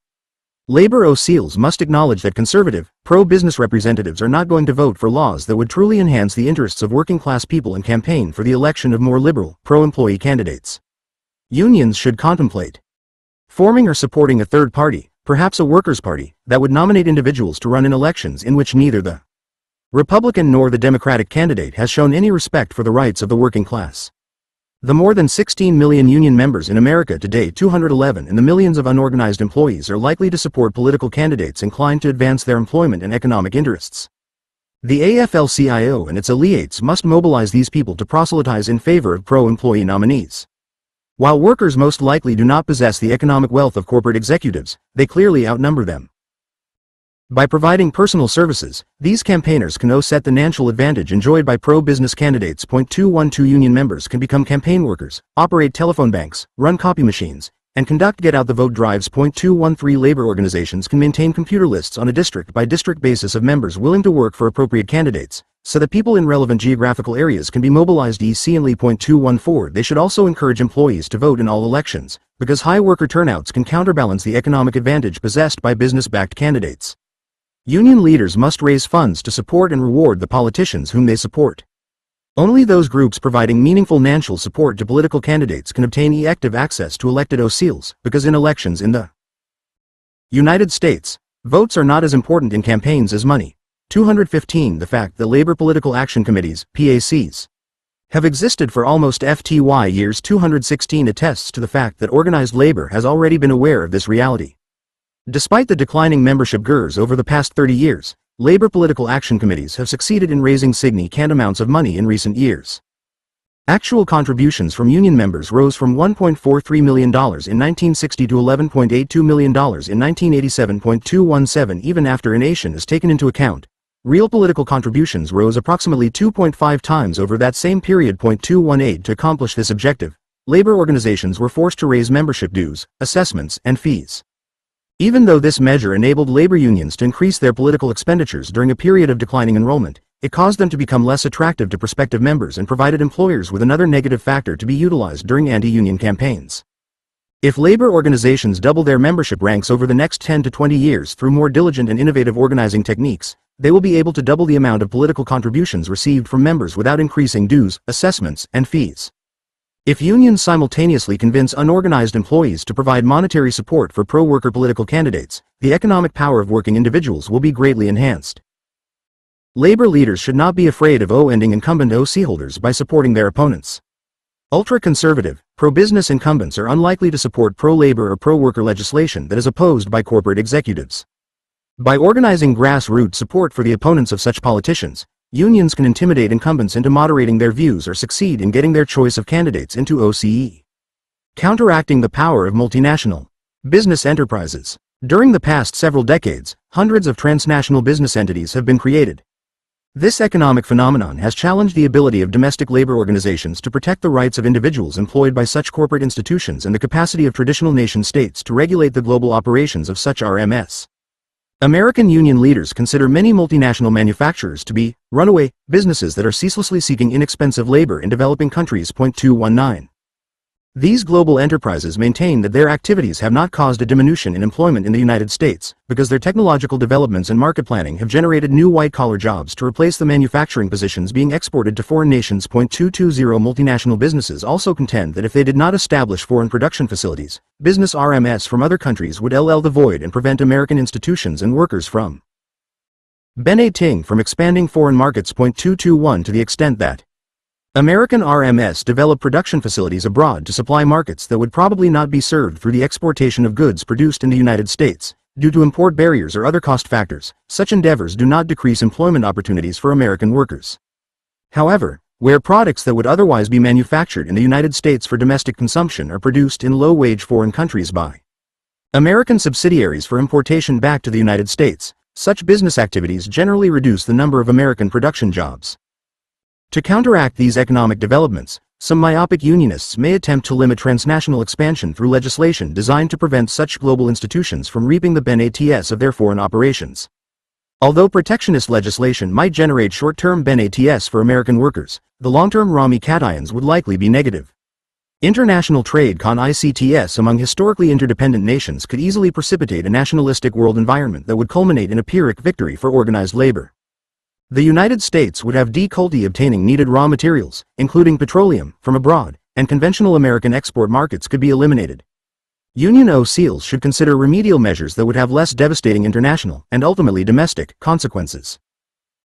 A possible solution is content legislation that would require foreign manufacturers that wish to sell their products in the United States to have a certain percentage of those goods produced in America. 222 Even though such content requirements would not be as restrictive as import quotas or substantial import tariffs, they could similarly limit the importation of goods manufactured by other than American workers. Foreign companies serving American markets would be forced either to establish new production facilities in the United States or associate themselves with American manufacturers.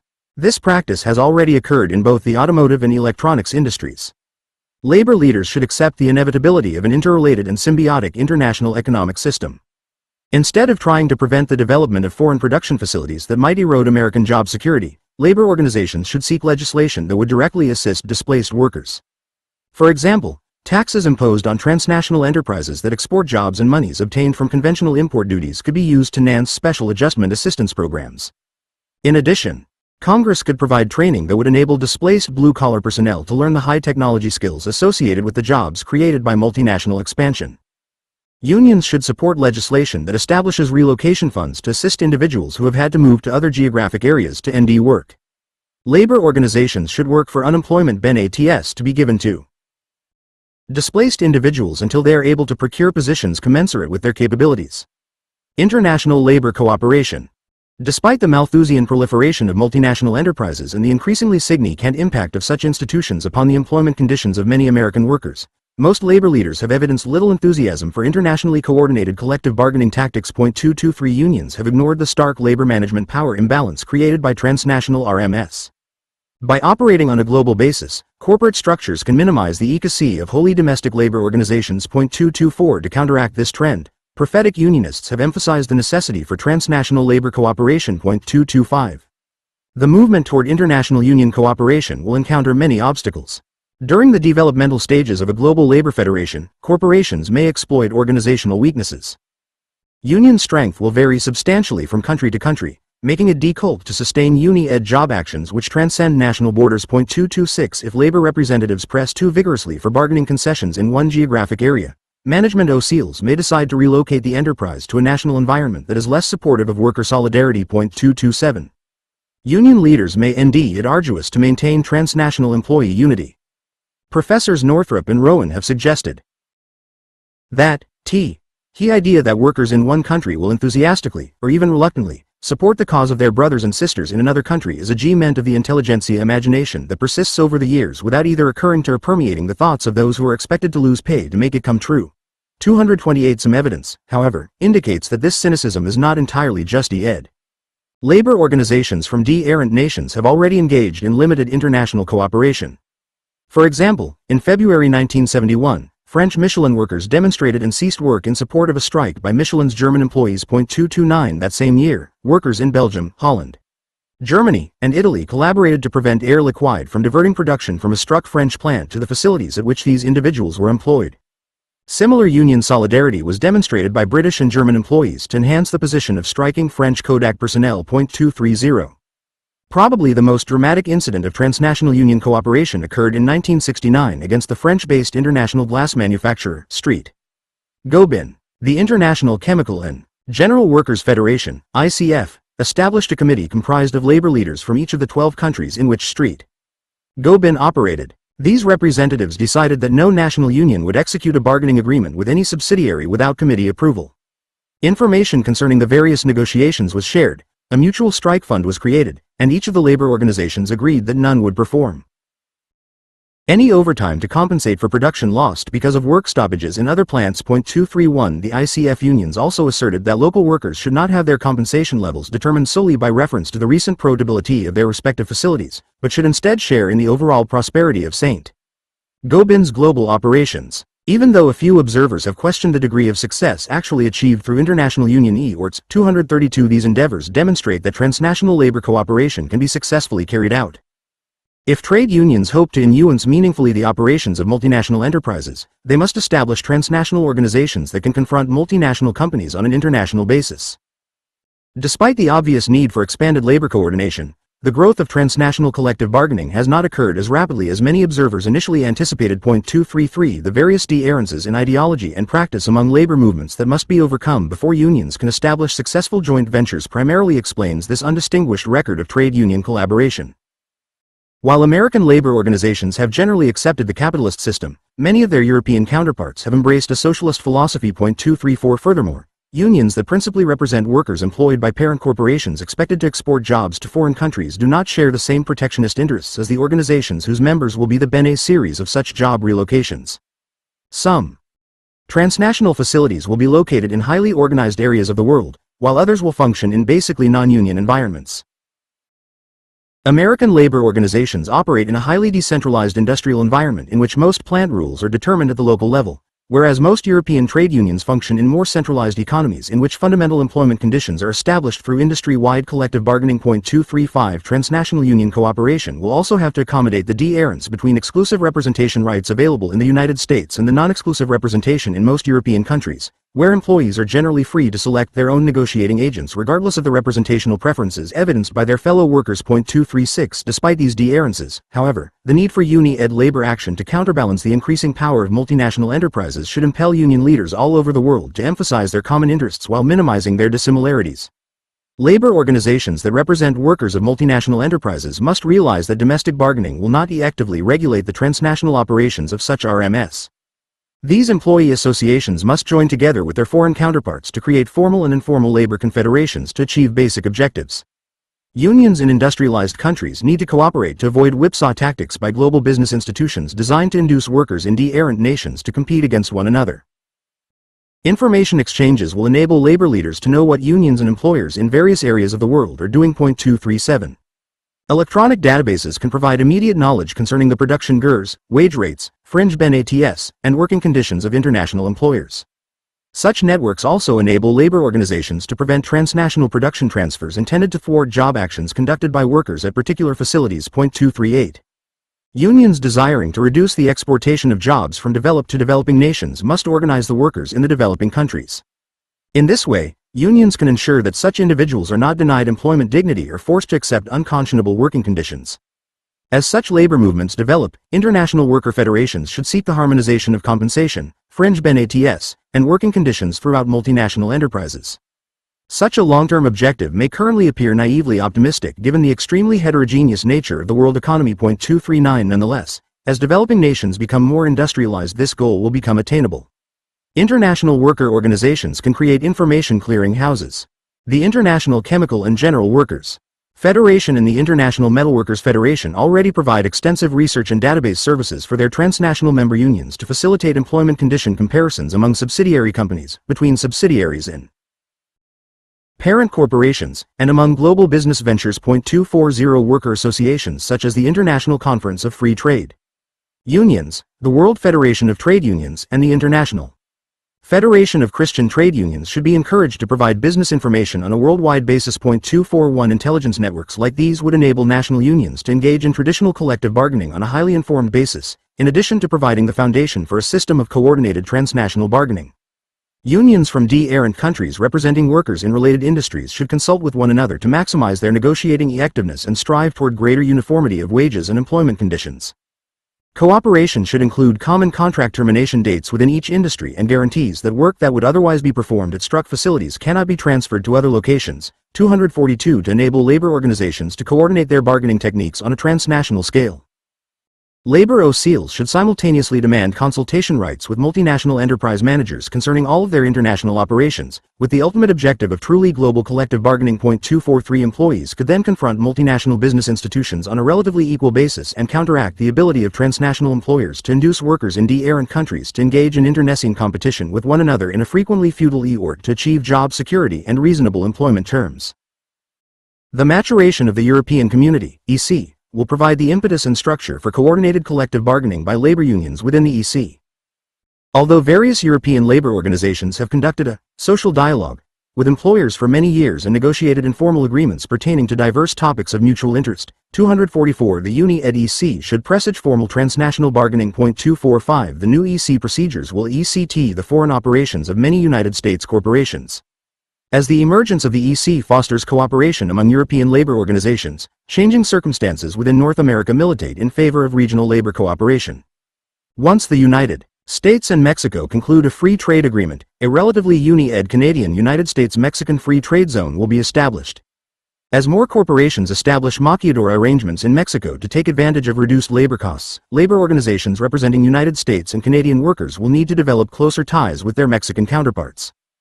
AFL-CIO SEALs have already initiated discussions with Mexican union leaders to formulate a joint strategy designed to protect the employment rights of American and Mexican employees. 246 By the early 21st century, North American labor institutions should become closely aligned with the European entities functioning within the EC countries.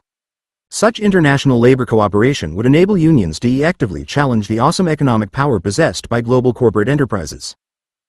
International government regulation. Although parent nations have occasionally sought to prevent or limit the exportation of jobs and technology, and some host nations have adopted policies to enhance their own interests, 247 political units with limited jurisdictional scope lack the authority to govern meaningfully the transnational operations of nationless institutions.